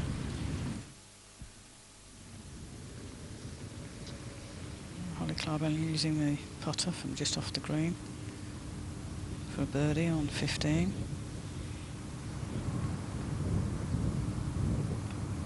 Bit of rough ground to go over.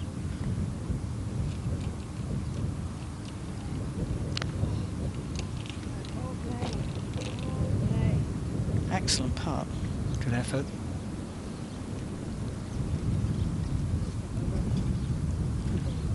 They always look like they're going in, don't they? They just go shave over the side of the hole.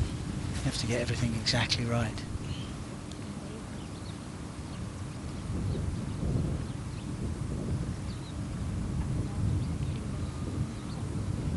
It's been one of those days for Holly Clyburn.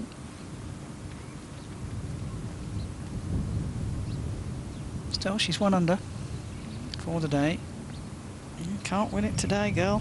You've got another 18 to go.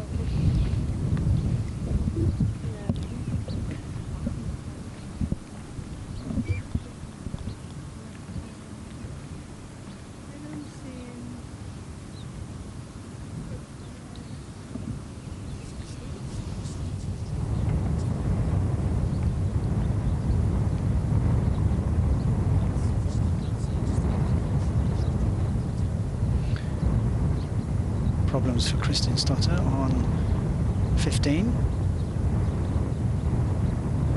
She's in the water. New ball required.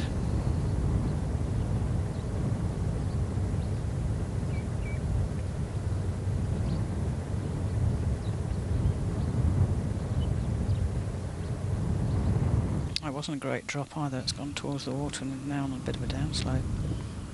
She might have an awkward stance as well. Beth Allen is lining up this birdie putt. Her second shot went in the bunker.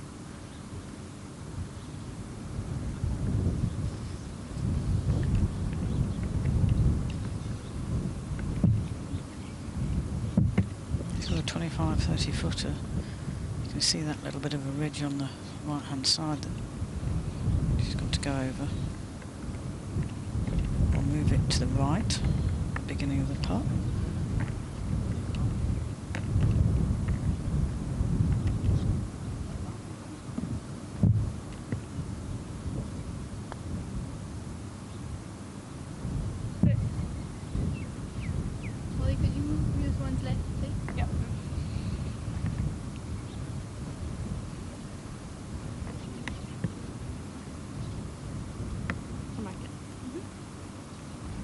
So Beth Allen's aggressive play on 15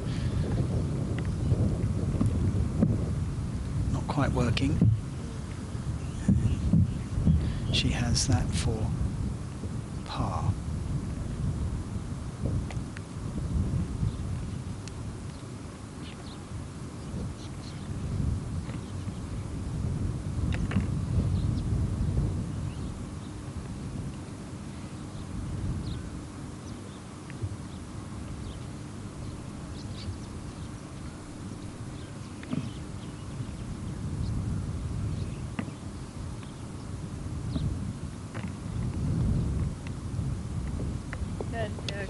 Straight in the hole from Christine Wolf. She moves to 10 under. 5 off the lead, held by Sarah Kemp.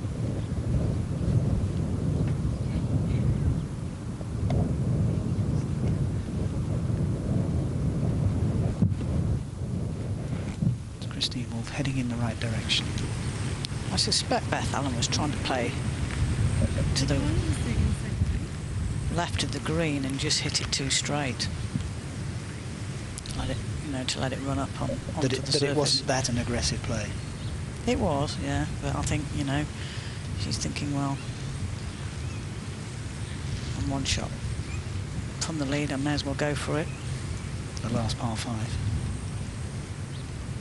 Obviously, if she misses this, she might regret it. She might regret it.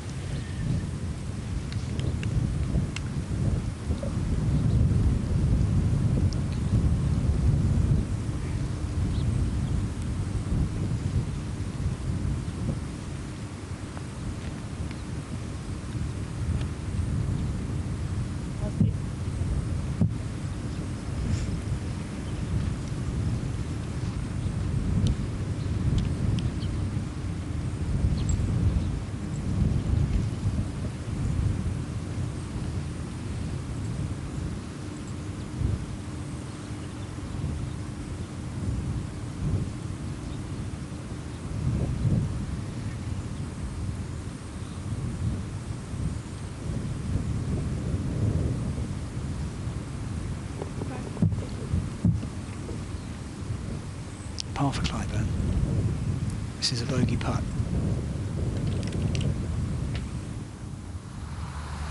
But first, Minnie Blomqvist.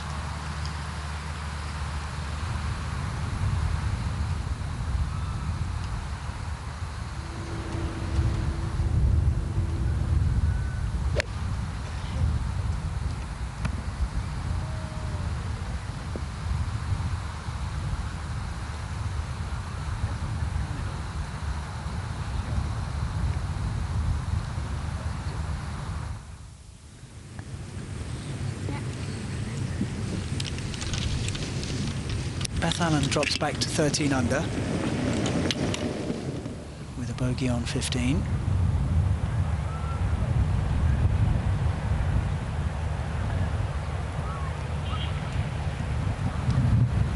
Sarah Kemp, second shot to 60 in a short time into this par 4. The leader. Swing. Yeah, nice, well done. Yeah, that's right.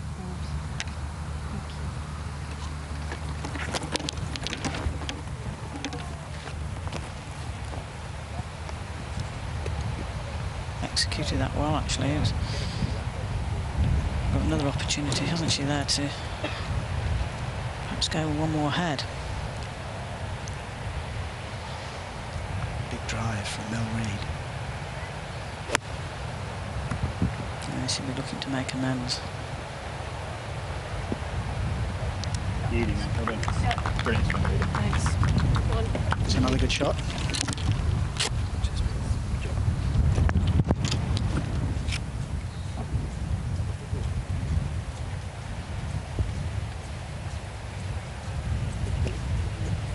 Kemp 6 under for the day, Reid 5 under. Both playing terrific golf, as is this lady, Georgia Hall, currently 13 under. Oh no.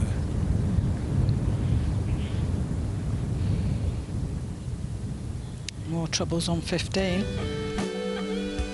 That's gone left.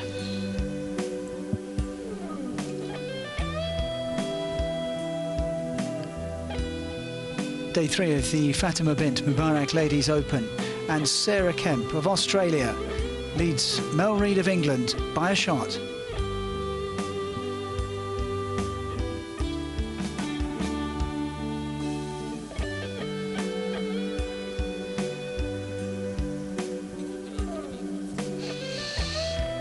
The American Beth Allen, one further back alongside another English lady, Georgia Hall. the pride of Iceland at the moment. Olafia Kristinsdottir hanging on in there at 12 under. Made a nervous start, but recovered.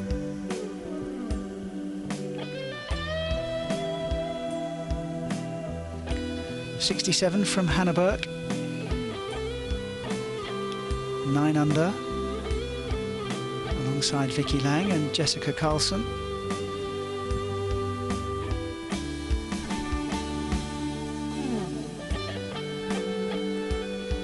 Kanfanitan Mongkomsakul on 8 under after a 69 for the lady from Thailand.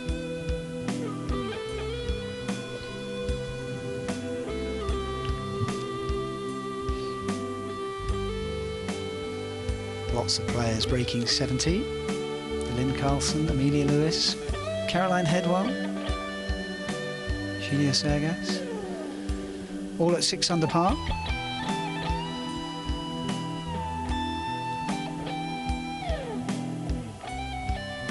.69 today from Anne van Daan, the Xiamen Open International champion.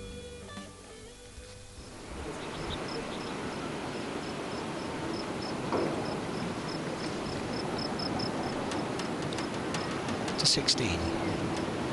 Blomqvist the first to go.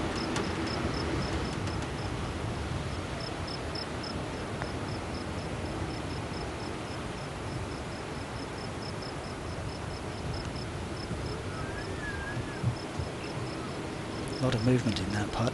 Yeah, that was a total misread.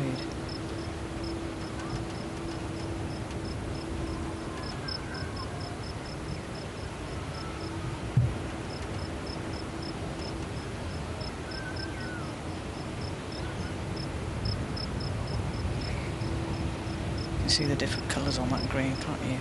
Different shades, yeah. Yeah, the light is when it goes down grey, and when it's dark, it's against the grain.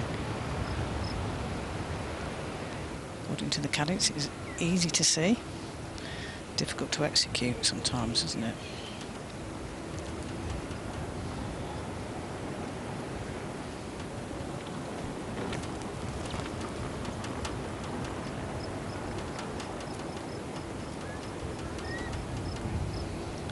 Reed for birdie.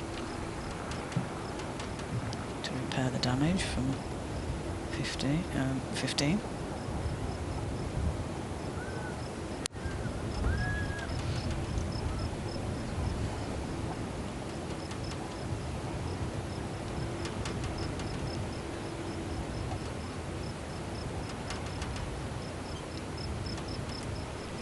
She has to settle for par though. Stays at 14 under. And there's an opportunity for Sarah Kemp to extend her lead.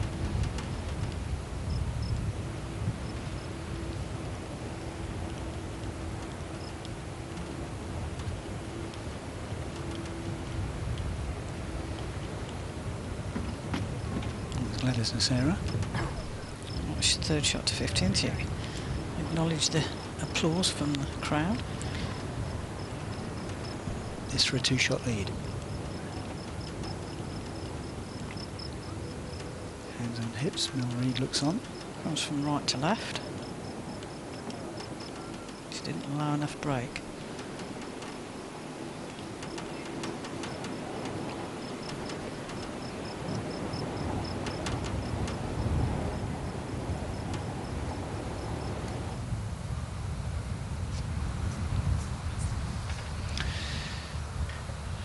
Georgia Hall bounced off the path on 15. Tugged it left.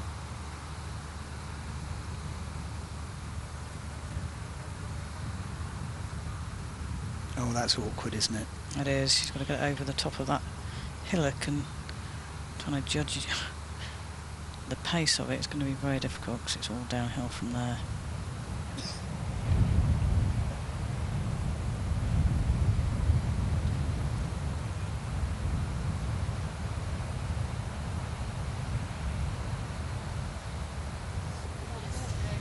Good putt from Blomqvist. 3 pars on that hole for Kemp, Reed and Blomqvist. Blomqvist stays at 11 under, 4 off the lead, held by Sarah Kemp. Now, if she gets this anywhere on the greens around 15 feet, it'll be a good shot.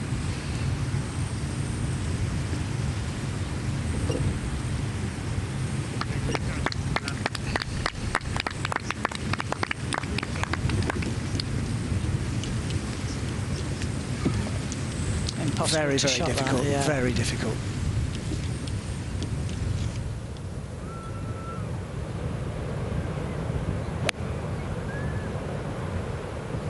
Wolf to 16.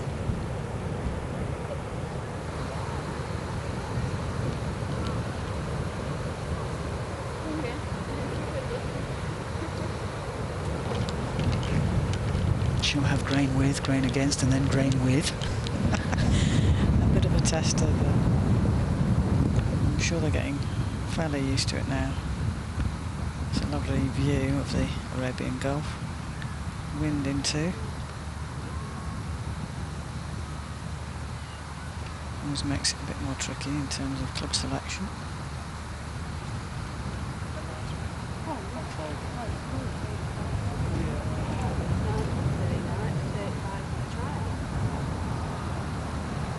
And you've got another 5. Another 10, yeah. You know, 6. I like that. There's only 5 yards past the flag to play with.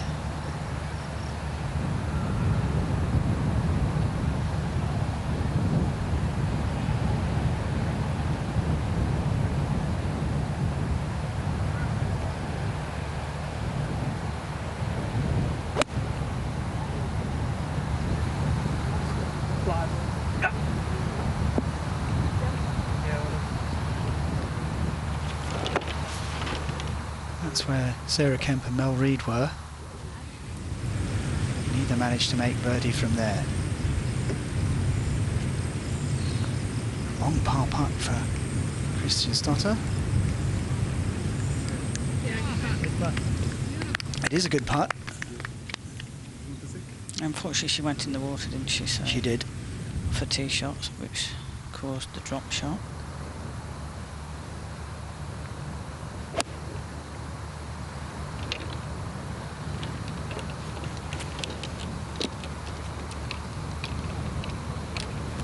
Allen too has come up a touch short on 16.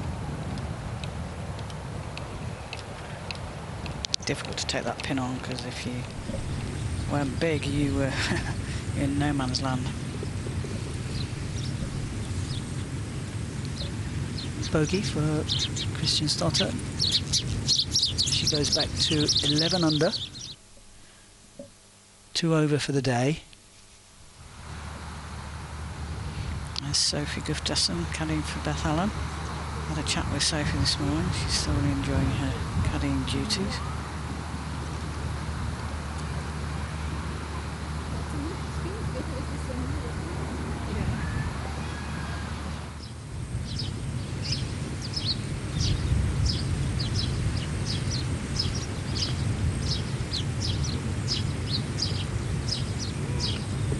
Oh, brilliant from Georgia Hall. Got herself in all sorts of trouble, and she's got out of it with a super putt and emerges from 15 with a birdie. Oh, what a bonus, fantastic. She's now just one behind the leader. Terrific stuff from Georgia Hall.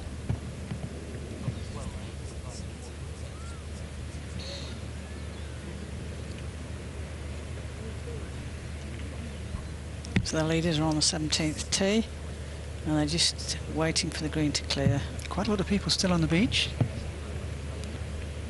enjoying the weather. This 17th hole is the shortest par 3 on the course. The wind is a factor on this hole. It's a narrow green.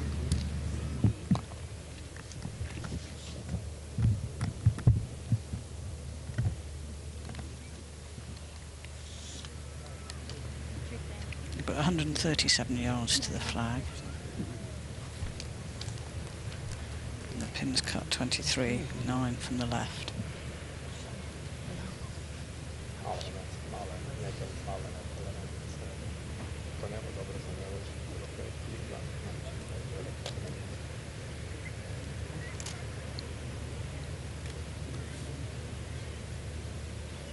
Kemp with the honour.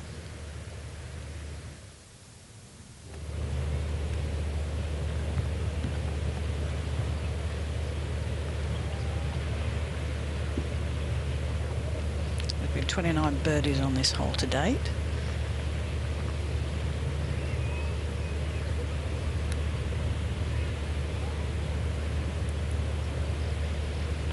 Sarah can make it 30.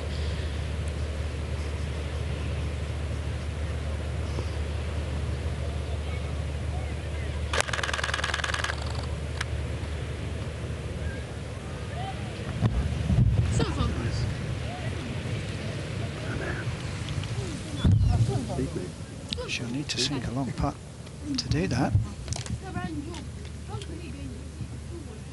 Yeah, hand came off the club. I don't think she was very happy with that swing.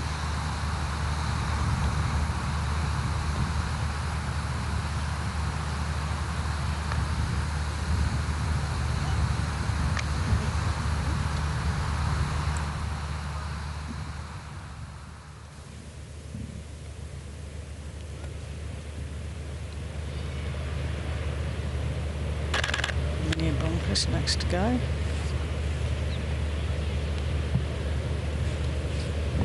It's a really good view of the hole.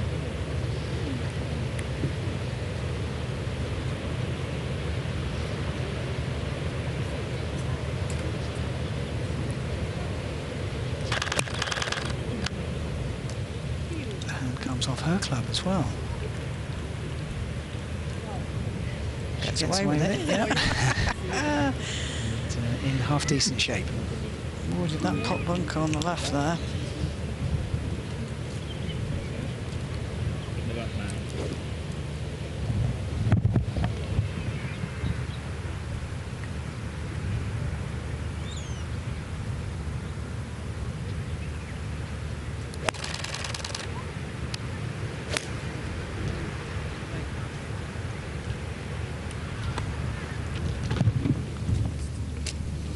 Not quite on the putting surface.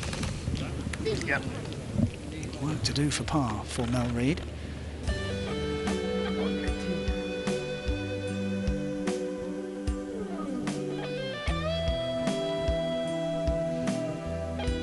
Coming towards the end of the third day of the Fatima Bint Mubarak Ladies Open, and it's Sarah Kemp who leads the way. She's on 15 under par, a shot ahead of Melissa Reid and Georgia Hall.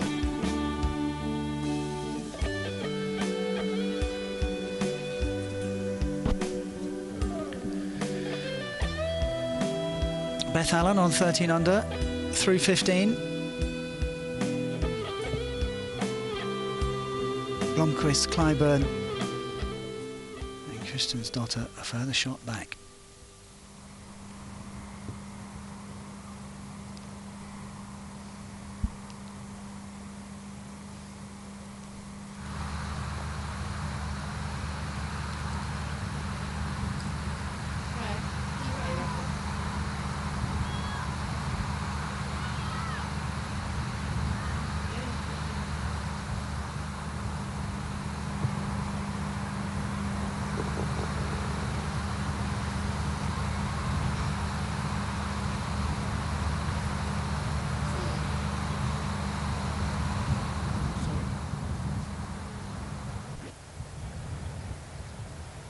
Still a little bit of breeze.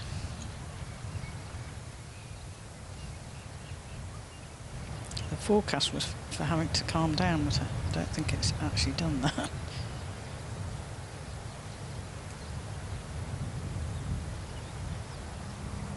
And the fronds on the palm tree still moving around.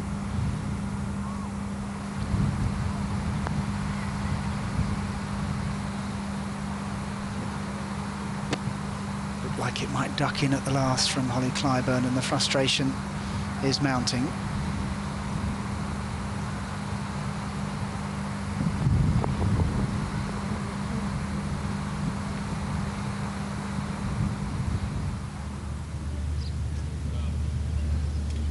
Yeah, Holly's had a lot of putts shave the hole today.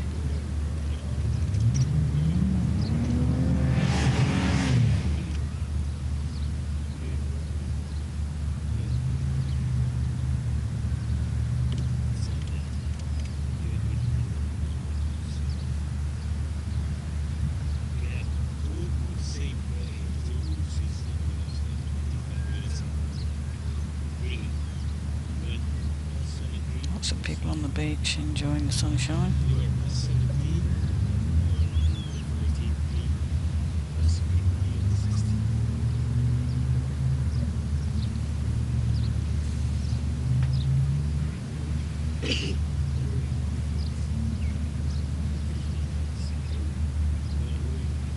The leader for birdie.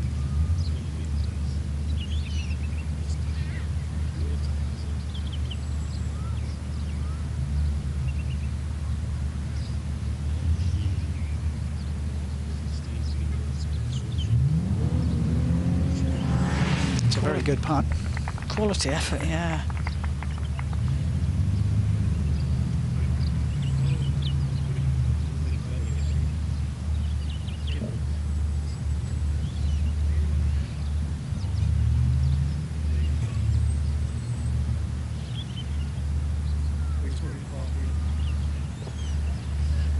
Just off the green is Mel Reid.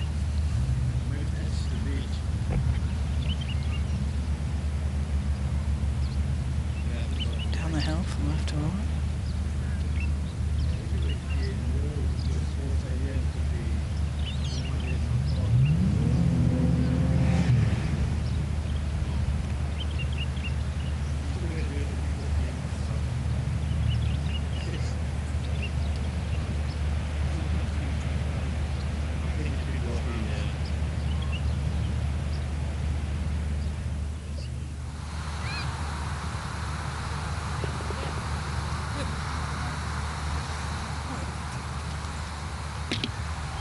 Fatima makes par on 16.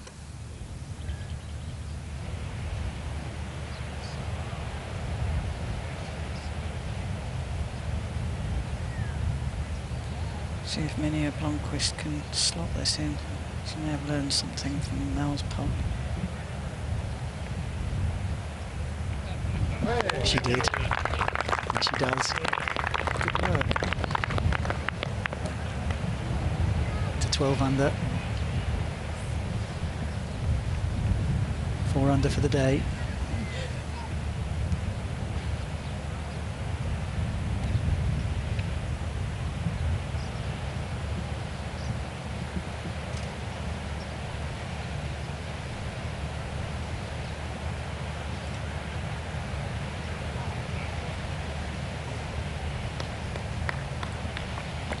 Kemp stays at 15 under.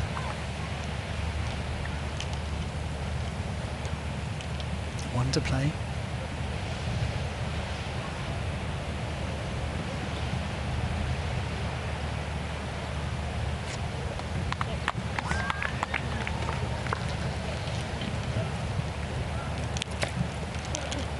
Reid stays at 14 under. Tied for second with Georgia Hall.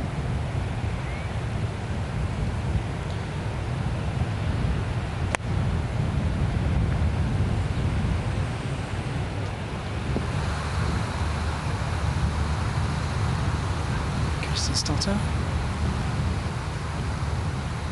Her approach to 16 is a good one.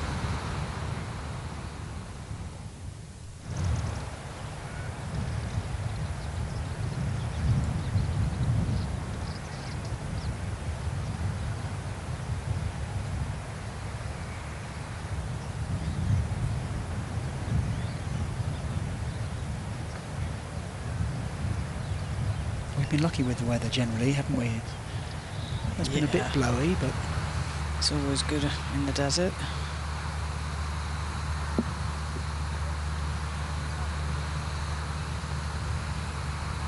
Georgia Hall's approach to 16.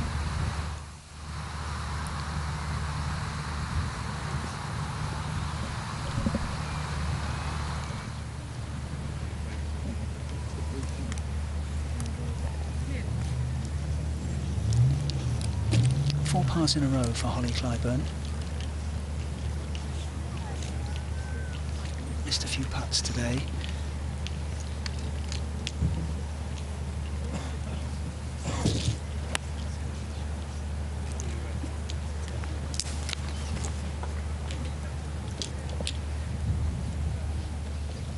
She'll have a good look at birdie there though.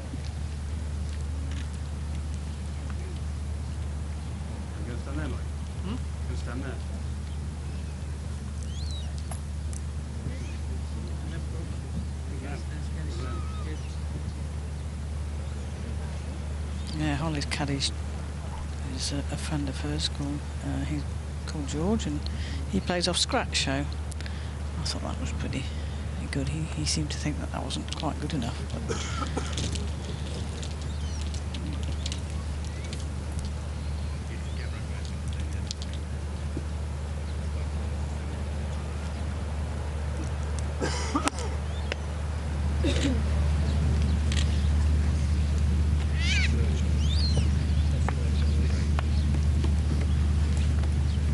good tee shot from Beth Allen. How you doing? hits that fairly quickly, didn't she? She gets on with it, which is nice to see. Very brisk swing.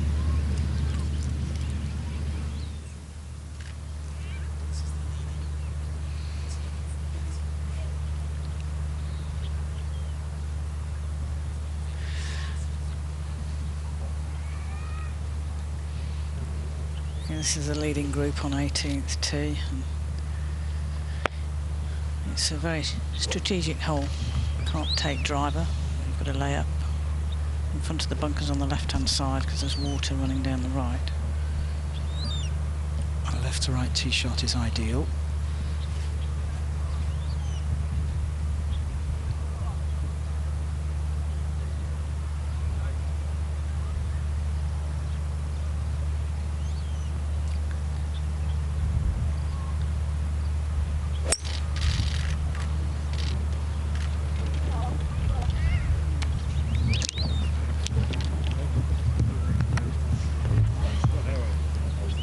Theme. Everyone seems to be flirting with that bunker.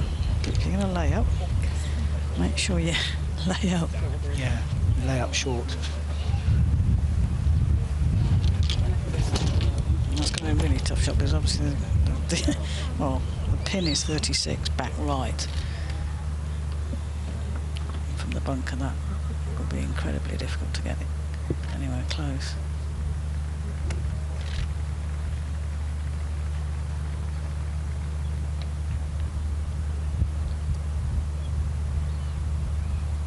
Tight tee shot. Because of the water on the right.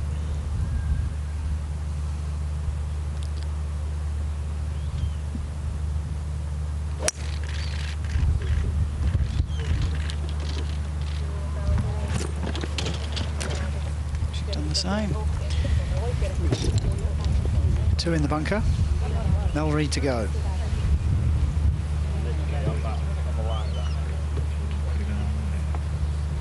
Perfect. One of those lines does not look very nice.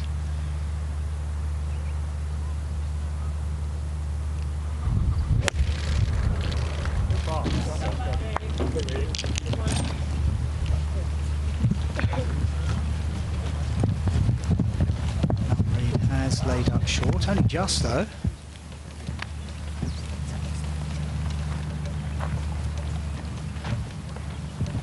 Does that affect her stance, do you think?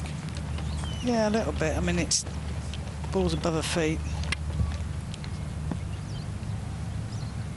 Georgia Hall with a putt on 16 to take a share of the lead.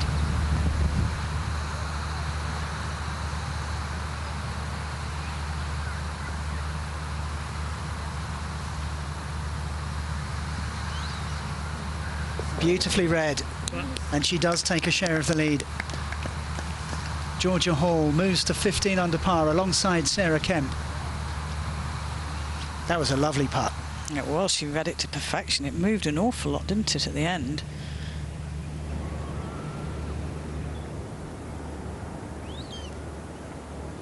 Superb golf from Georgia Hall. 3 birdies in a row. 5 under for the day, 15 under for the tournament.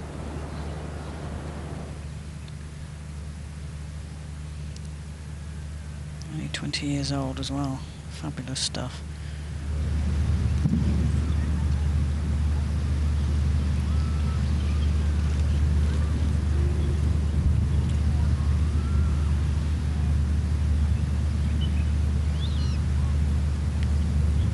Just won't go for Holly Clyburn.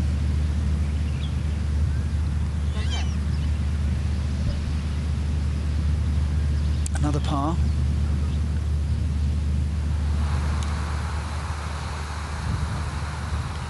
Fifth in a row. Kristen's daughter.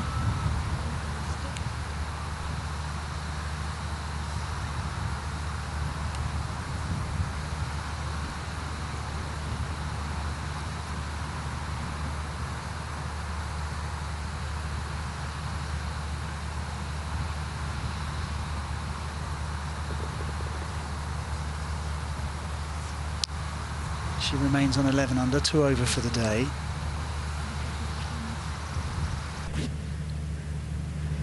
The other two are in the bunker, so it'll be Mel Reid to go first.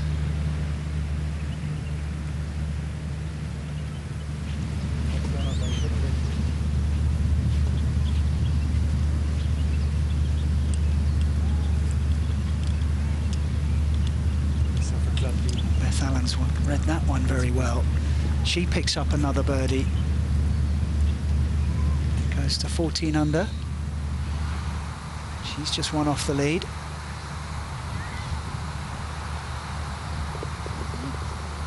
Gladys clearing up on 16 for a par. She stays at 10 under.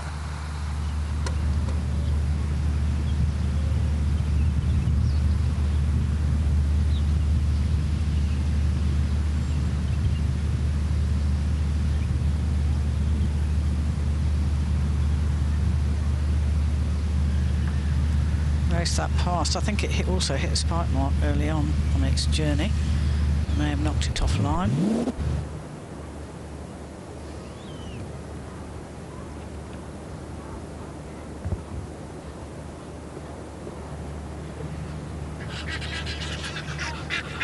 I don't think Sarah Kemp's got a very nice lie. It looks as though it's sitting down a little bit in the sand, so she may not be able to get ball first. But she may be looking to see where she can actually lay up for a good yardage for a third. It is a par 4, the 18th.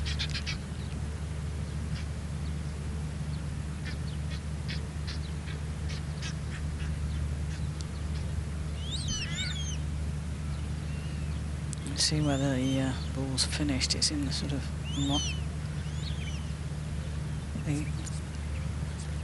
yeah, where they rake it, they do it with a machine, and it's in the rut basically. It's a bit unlucky. So it is what it is, and hopefully she can put this in a position where she has got an opportunity to try and get up and down for par if she can't get on green.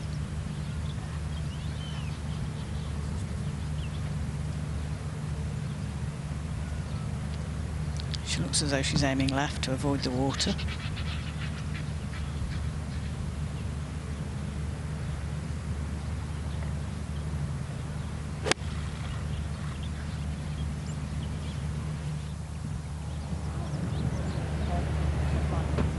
Done very well to get it there.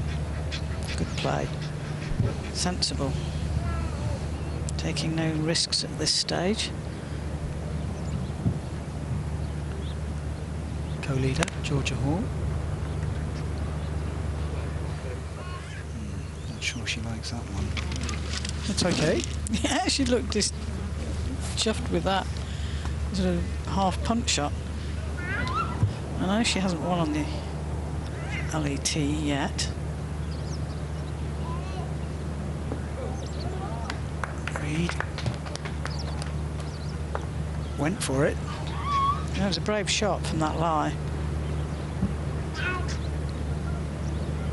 And in fact, Georgia Hall did win in Australia earlier this year. She won the Victoria Open. On the ALPGA, yeah.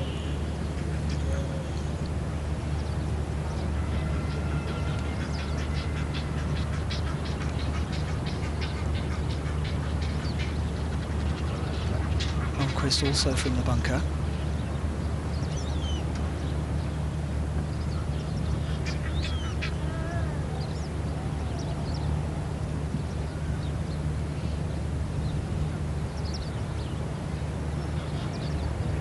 Just checking the yardage.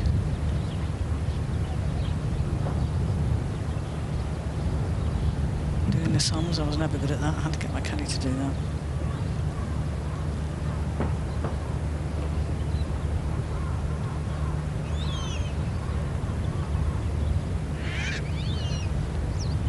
She's got a much cleaner lie, so I would expect her to have a go at this.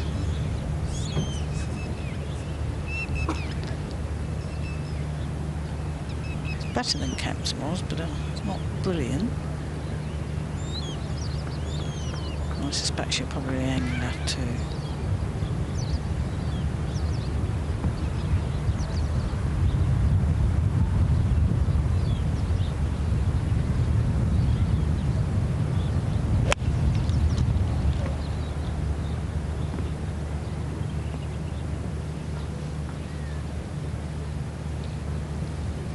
Too far left. He's got quite a tough shot coming down the hill there. This is a big green.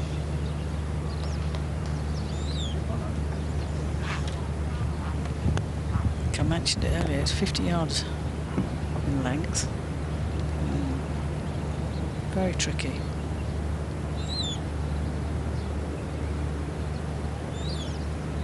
I didn't think they'd put the pin on the bottom tier. Oh, I did. I had a chat with the rules official and they said, yeah, I think we made it, because there were about 3 old holes in the region that they've actually put the pin. So I anticipated they would use that area. And some of the players you spoke to and some of the caddies said, yeah, great.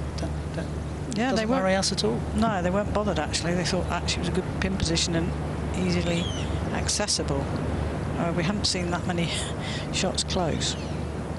But then a lot of people have driven into that fairway bunker from the tee.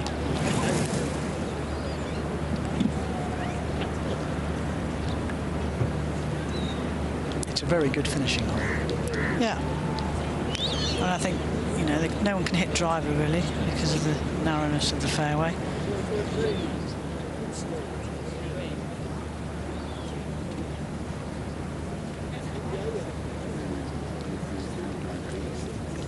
Of course, designed by a Gary player. It opened 6 years ago. He was 82 on Tuesday. Oh wow. I know Gary, I've done a few things with Gary over the years.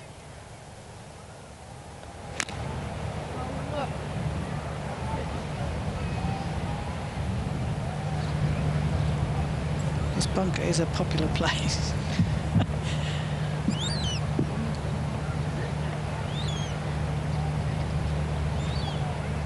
Alan, the latest victim. It's a magnet away from the water.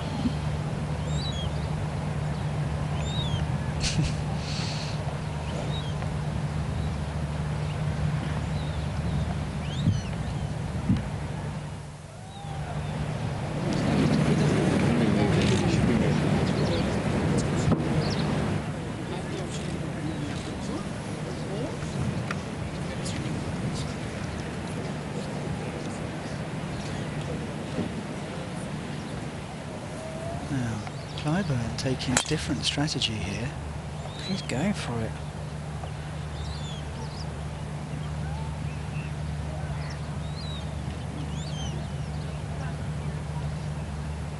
First person I've seen use the driver on 18.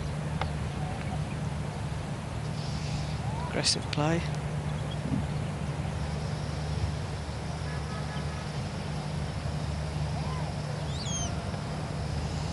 Up ahead on 18. Sarah Kemp. Joint leader.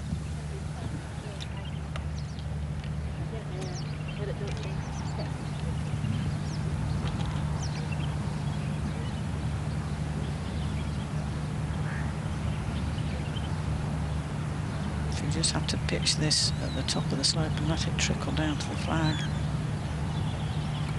She can, she's the downstone. Downslope, I think it will just throw it to the back of the green.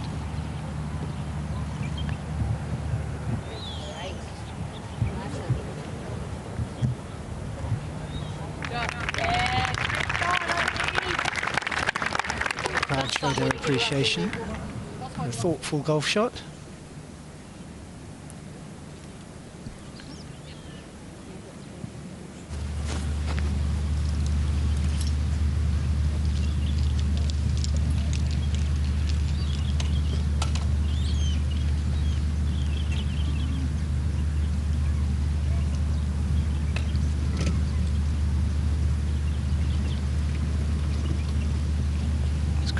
On 17.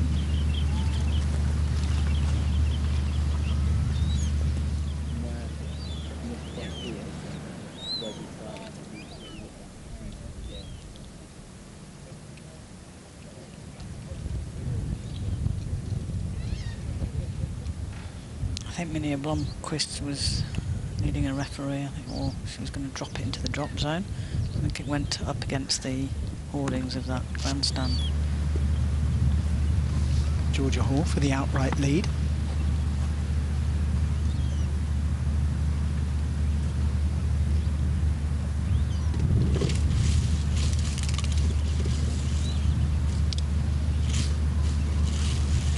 Okay, better go.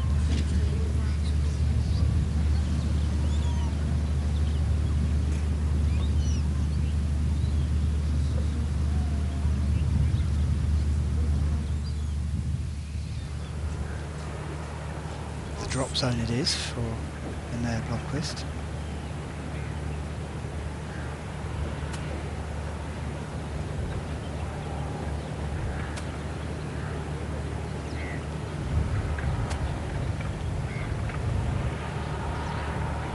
Pitch it at the top of the slope, one check, and let it trickle down to the flag.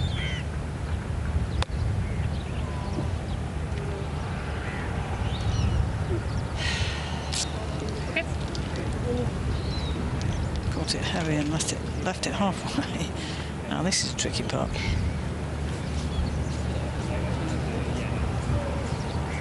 You can see the slope that Mel Reid has to deal with as well.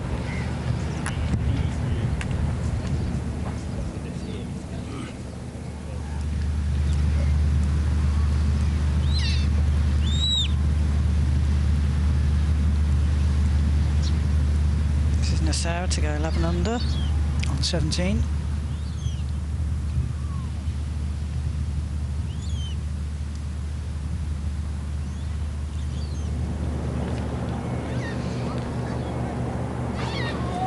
My goodness me. Big swinging putt. Mel Reid is having to aim way left. And she got it right.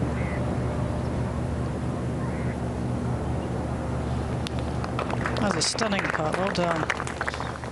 She has.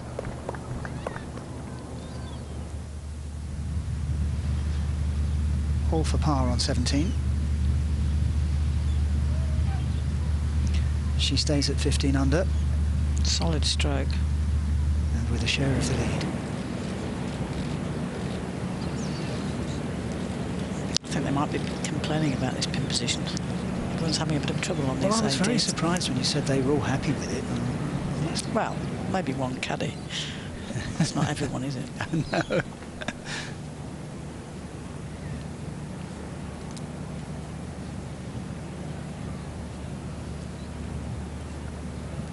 Come on, Minia, finish off in style.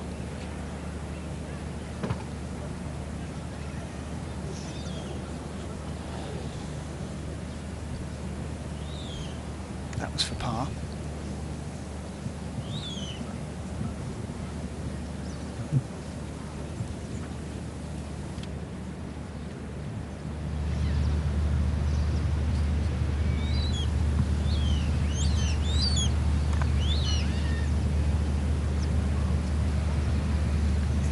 Sarah stays at 10 under. Hasn't been quite the day she was hoping for. Level.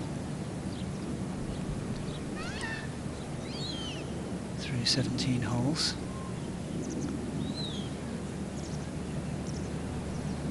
This is a par putt for Sarah Kemp. Big moment for her.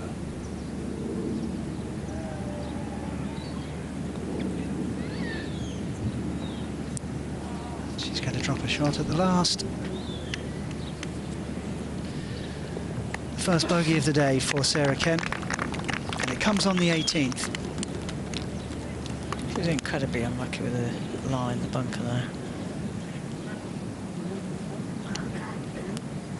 But you can't win anything today. She's still in there. 67 for Sarah Kemp. She drops back to 14 under par. Georgia Hall, the new leader, at 15 under with 18 to play. And as we've seen with this group, it's not easy. Yeah, it'll be interesting to see the hole stats after today for the 18th. How much difference the pin position has made.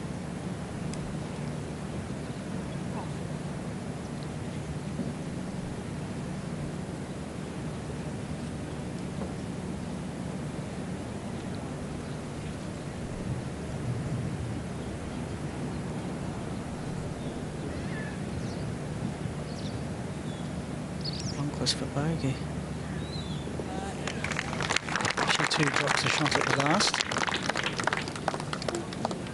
It was a good putt though, that was right in the middle.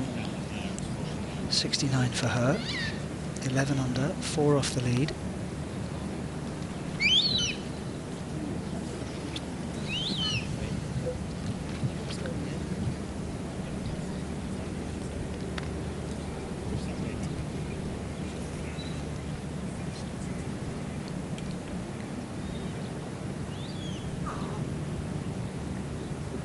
For par.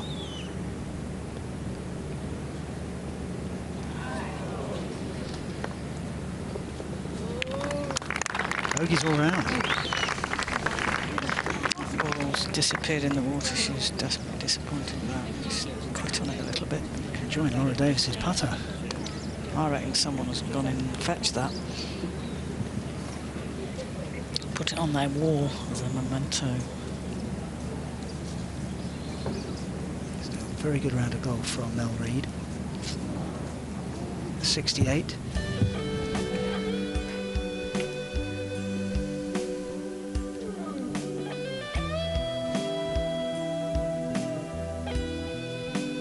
The 18th proving tough for Sarah Kemp, Mel Reid and Minea Blomqvist. It means Georgia Hall is in the lead by a shot.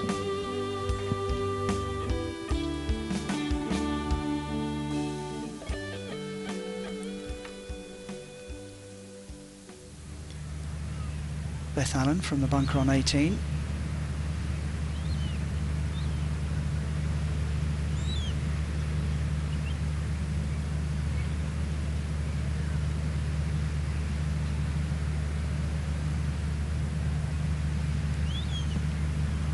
It's got a good lie there.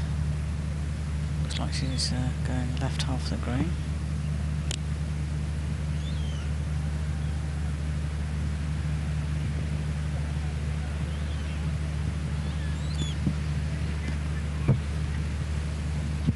Way to the pin. Exactly about 50 yards, isn't it? Tough shot.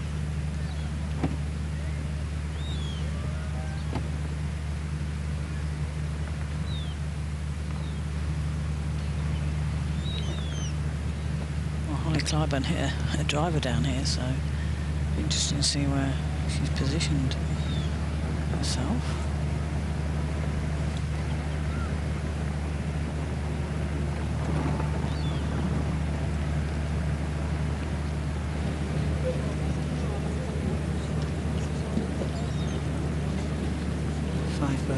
On the back 9 for Beth Allen, which is in contrast to her back 9 yesterday when she faded.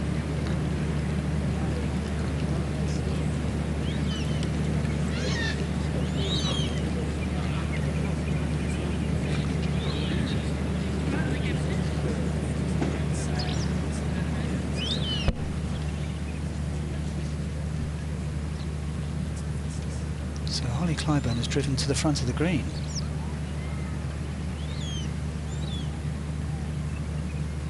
No, to the back. That's the one just behind, isn't it? Yeah. Here's Georgia Hall on the tee. Our leader. Kissing an iron position. Perfectly down the middle. Managed to avoid that bunker. Yeah, Holly's hit a massive drive. Looking nearly 300 yards.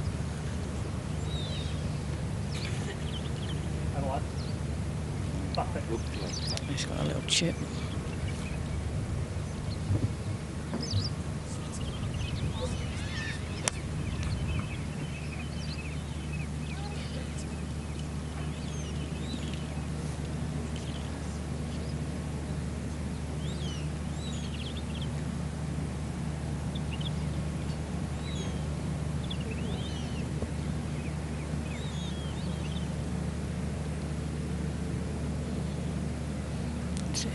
Need to hit it to the left side.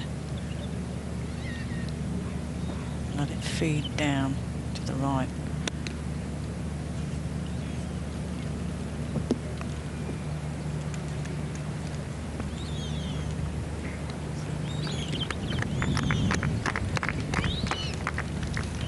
Clyburn has that for birdie.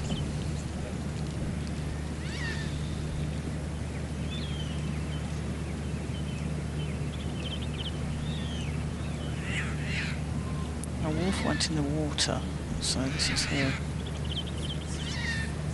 Fourth. Going straight for the flag. Sandwich.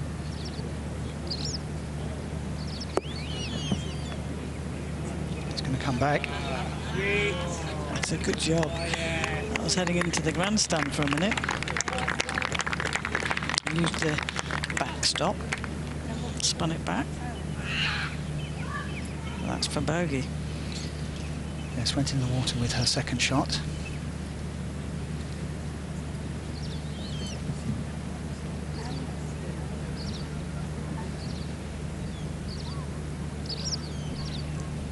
That's caused a few problems this 18th.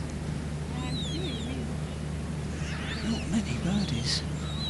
I wonder whether they'll be watching the TV and thinking, well, I might as well do what Holly Clyburn did and rip the driver down the left-hand side. Yeah.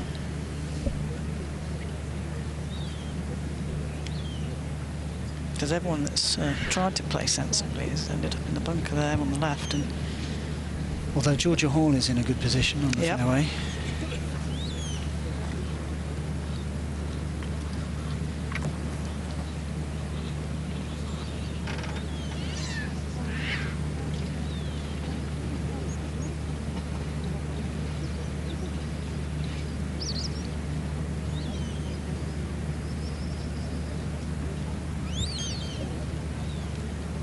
Spectators on the grandstand.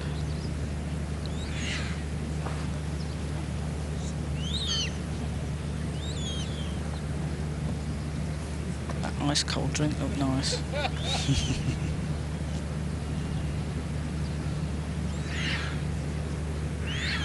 It's been a hot day.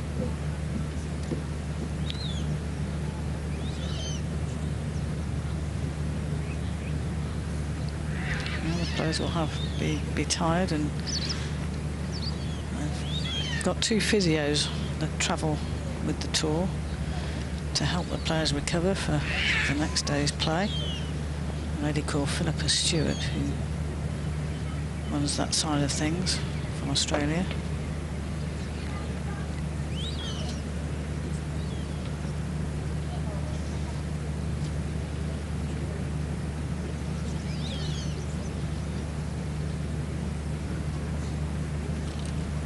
My guess here is Beth's going to play a chip and run and bang it in the bank and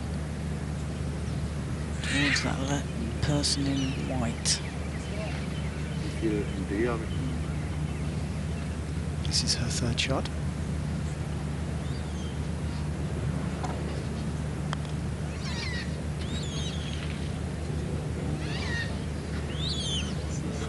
Has it got the legs? Ooh. Perfect weight. Gosh, I thought that would go into the water for a minute. It flirted with it. Great shot from Beth Allen.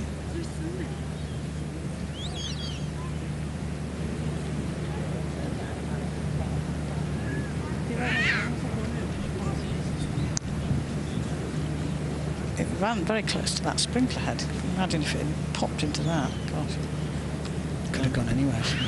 Unlucky. I've known someone that did that, actually chipped into a sprinkler head and it stayed there. It got caught between the grass and the sprinkler.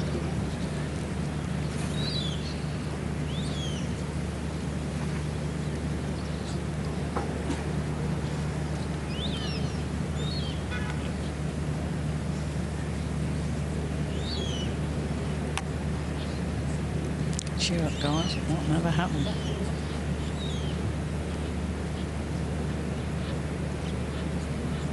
It's a great vantage point.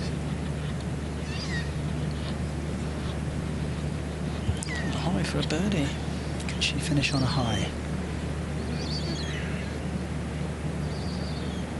Moves left to right.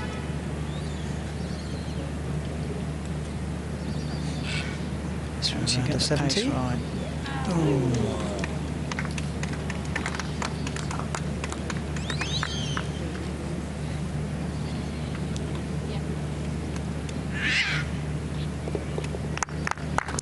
Half a Ollie Flyberg. 11 under for the tournament, 1 under for the day. Round of 71.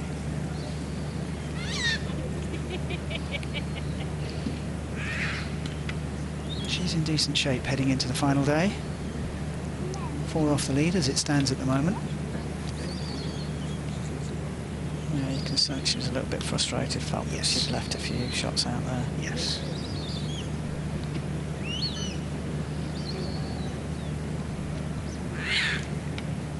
Wolf for bogey.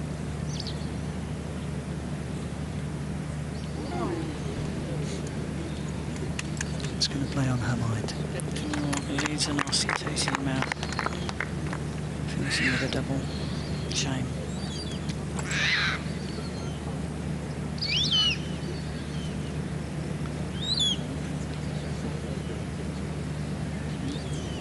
Round of 74 for Christine Wolf.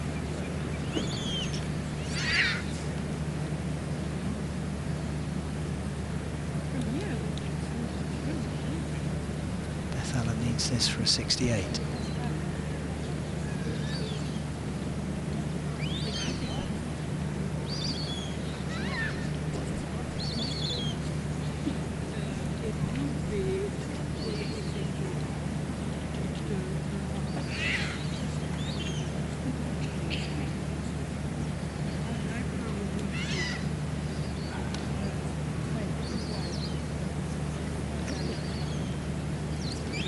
Caddy's playing a big part in deciding the line here.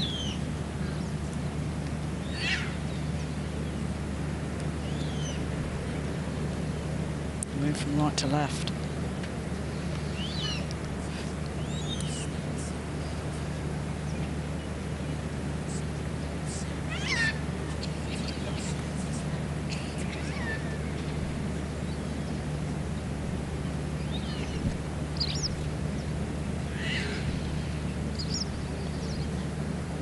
Oh, it had a lot of movement on it. Did she snatch at that? A little bit, yeah. Just hit it. She hit it the right line. It's a little bit strong.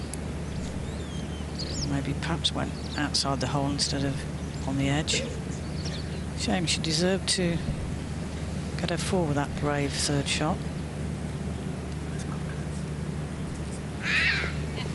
Bogey for Beth Allen. Round of 69, she drops back to 13 under. Well, let's hear from someone who had an excellent round of golf today. She shot her 67, 5 under par. She's 14 under for the tournament, and it's Sarah Kemp.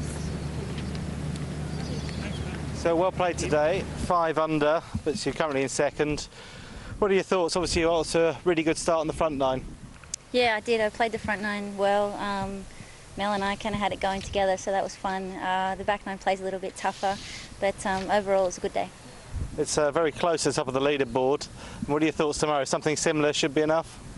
I hope so. That'd be great. It seems to be there's plenty of birdies out there, so I'm going to have to probably shoot a really good number, maybe even a little bit better than today, so I'll be trying. Well, good luck to you. Thank you. Sarah Kemp. A round of 67 today. currently second, all on her own. Georgia Hall is the leader on 15 under. Yet to finish 18. This is the final group.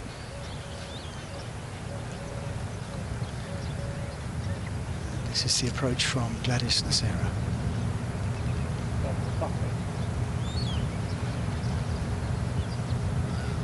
It looks like she's aiming at those two people on the left, down by the green. Just left of the TV tower.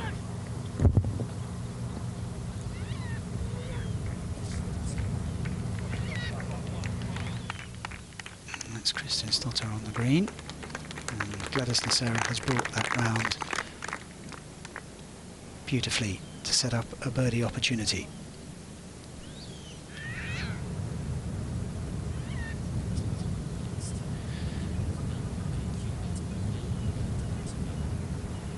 This is Georgia Hall's second shot into 18.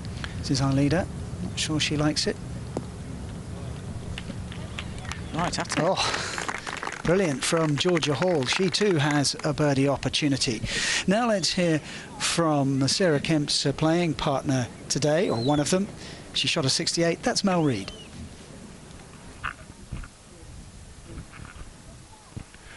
Well played out there today, 4 under. Slightly disappointing way on the way in perhaps, but nevertheless, lots of good golf.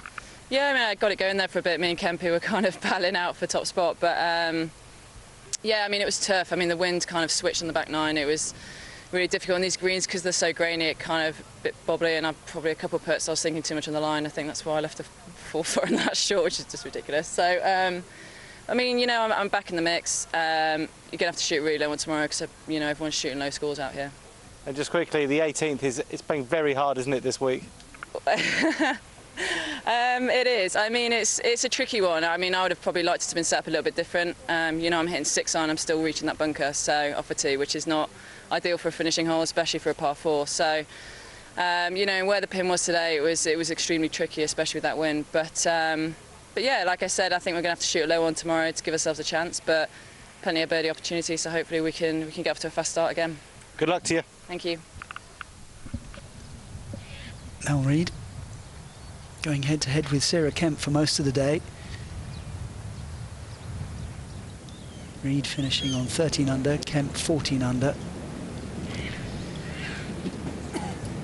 And the last group are on the 18th.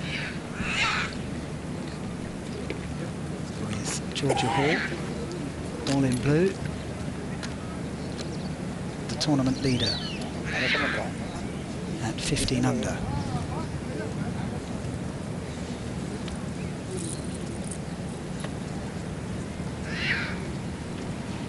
She is eyeing up a birdie putt.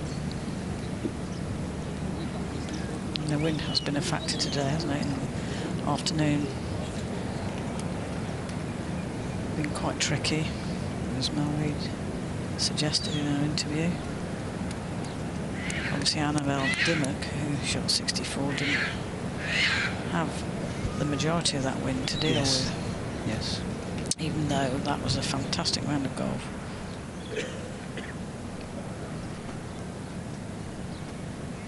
It's really exciting to see these youngsters play so well, and just lots of birdies today. It's been fun to watch. It certainly has.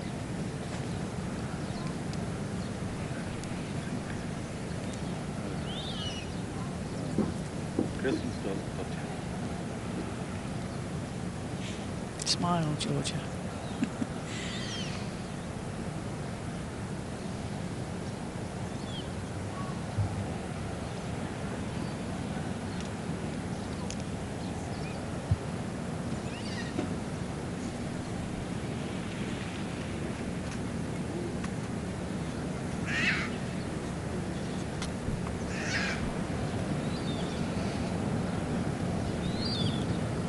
Kristin Stotter for birdie.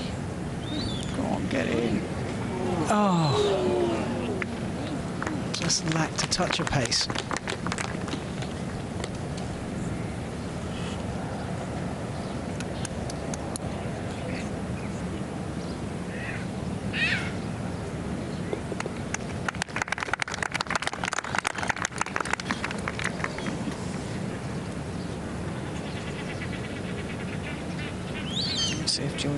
learn from that. She saw the line. This for a 2-shot lead.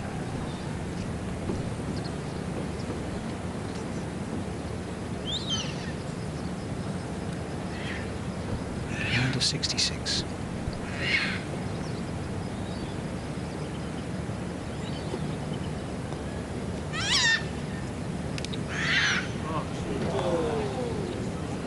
Thought she had it right there as well. The pace was perfect.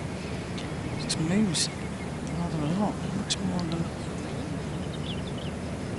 I was anticipating.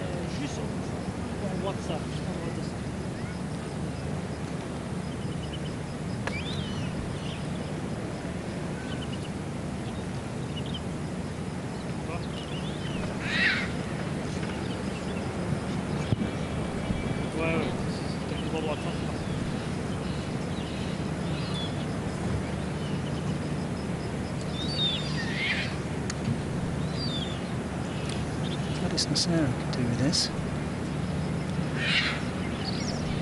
to get within 4 of the lead.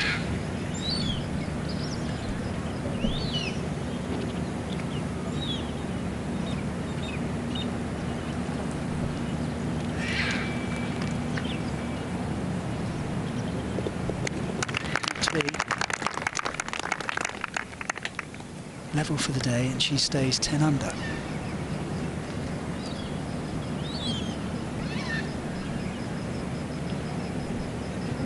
Georgia Hall, 4 par.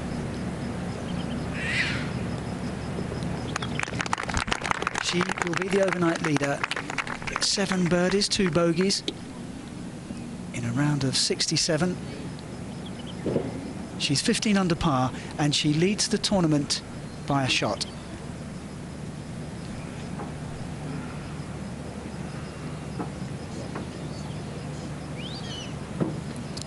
Bogeys on 7 and 12. But that little run midway through the back 9, easing her ahead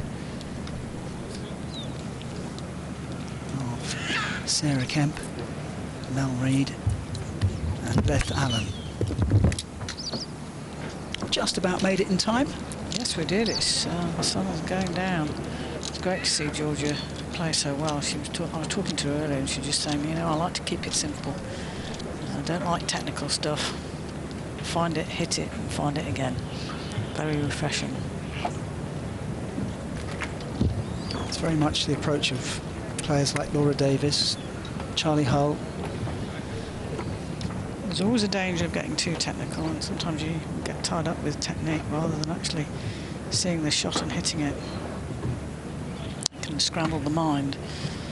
If you can play free golf, it's the answer. She's off to complete the formalities with her card. Well, we hope they're formalities, don't we? Oh yeah, you have to be careful with that.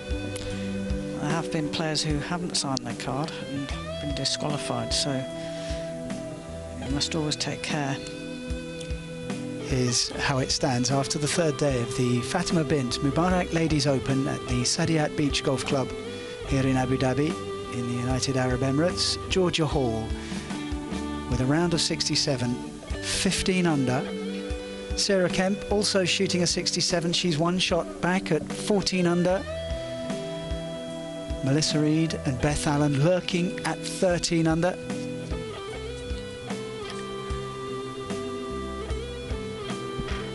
Linnea Blomqvist and Alifia Kristinsdottir 11 under, still very much in it.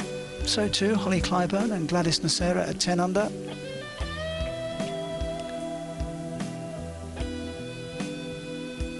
'69 from Vicky Lang, also Jessica Carlson at 9 under. Can Falitan Mwankom Suckle 8 under, she too with a 69. But let's have a look how our leader Georgia Hall got on this, the third day.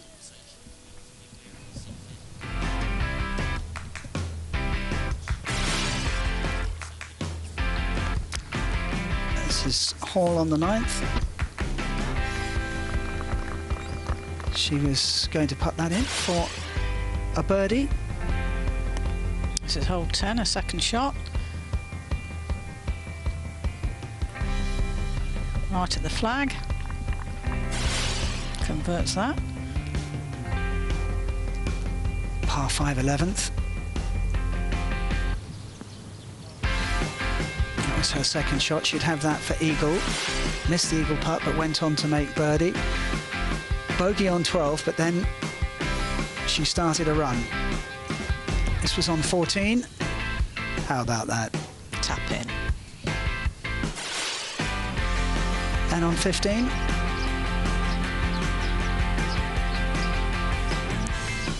Beautiful roll. She had that really awkward chip shot coming off her bank. 16. Sensational. Beautifully read.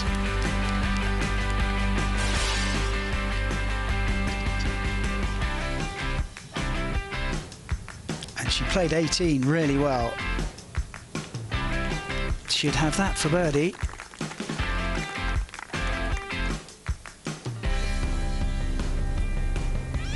It didn't quite drop, but she'd done enough earlier in the round to take a one-stroke lead into the fourth and final day. A round of 67 for Georgia Hall, the 20-year-old from Bournemouth in England.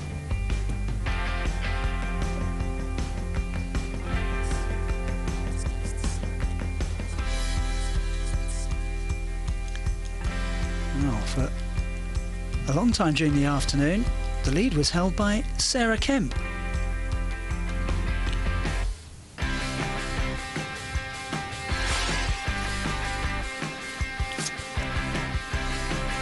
Here she is on the par 4 8th. Brilliant. Absolutely brilliant. That was her third birdie in a row. Second shot on 10. Daniel Dart. That set up another birdie.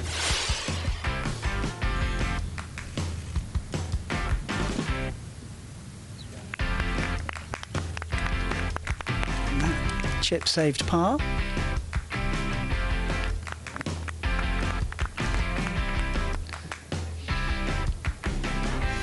Laughing there, I think she thought she got the wrong line, but it went in. On the par 5 15th, while her playing companion Mel Reid had trouble, Sarah Kemp did it again. That was another birdie. Her sixth of the day.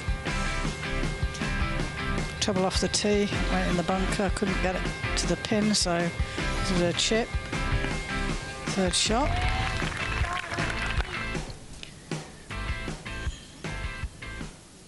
She went on to make bogey on 18 and just dropped out of the share of the lead at 14 under. Also, another lady who had a very good day was Mel Reid. She shot a 4 under 68.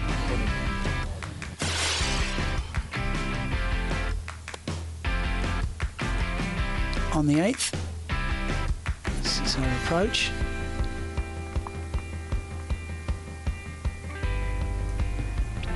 That would set up her 5th birdie on the front 9. Yeah, Kemp and Reid are sort of feeding off each other. She was flying at that stage.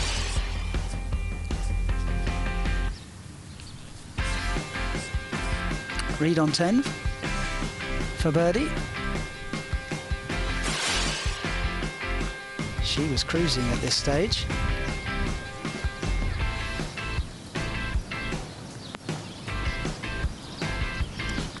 And on the 11th, that set up another birdie. She hit a fabulous shot from the rough here. I didn't think she would be able to get on the green, but well executed.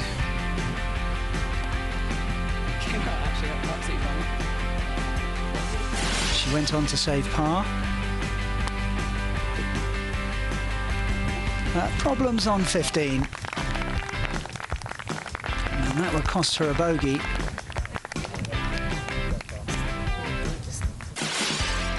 Just as she seemed to get out of it, she couldn't quite make it. Then on 18. Incredibly difficult third part. She went on to bogey the 18th. But they're all chasing this lady. She's with Edgar Morse. It's Georgia Hall. Georgia, it's so hard to follow up a good round, but you did exactly that. I mean, and you stand here in the lead with 1 day to go. Must be many emotions going through at the moment. Yeah, after the great round yesterday, I tried to forget about it and just act like I shot level par. And I did that, and I stayed patient front nine because I had a steady 3-putt from about 12 foot. But I'm happy with that 5 under and look forward to tomorrow. Hit it close on 14, followed up with 2 great putts on 15 and 16. That really got you going. Yeah, definitely. I think it gave me a lot of confidence as well coming in, and there's some tough holes in the back 9. And I was happy with the par on 18, nearly got the birdie, but no, it should be good tomorrow. And obviously, yeah, par at the last. How are you feeling about tomorrow? Are you feeling very confident? Slight nerves? How are you feeling?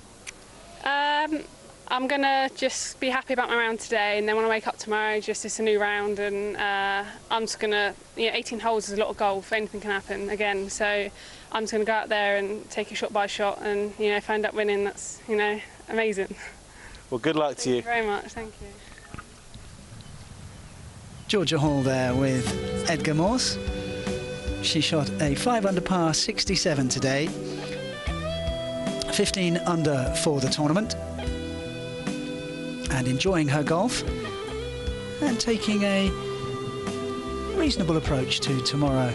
Yeah, she's got a very mature head on her for a 20-year-old, and I wish her all the best of luck tomorrow.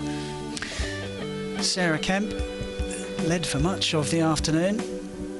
Terrific round from her, a 67. She's 1 shot behind Georgia Hall. And Melissa Reid and Beth Allen a further shot back, both breaking 70. So too Minea Blomqvist. She's on 11 under par, alongside Olafia Christiansdottir, who led for 2 days. Vicky Lang and Jessica Carlson on 9 under. Whole host of players on 7 under and 6 under. Some good rounds of golf in there. Lynn Carlson with a 68. Anne Van Dam, a recent winner on tour, 69, 5 under for the tournament.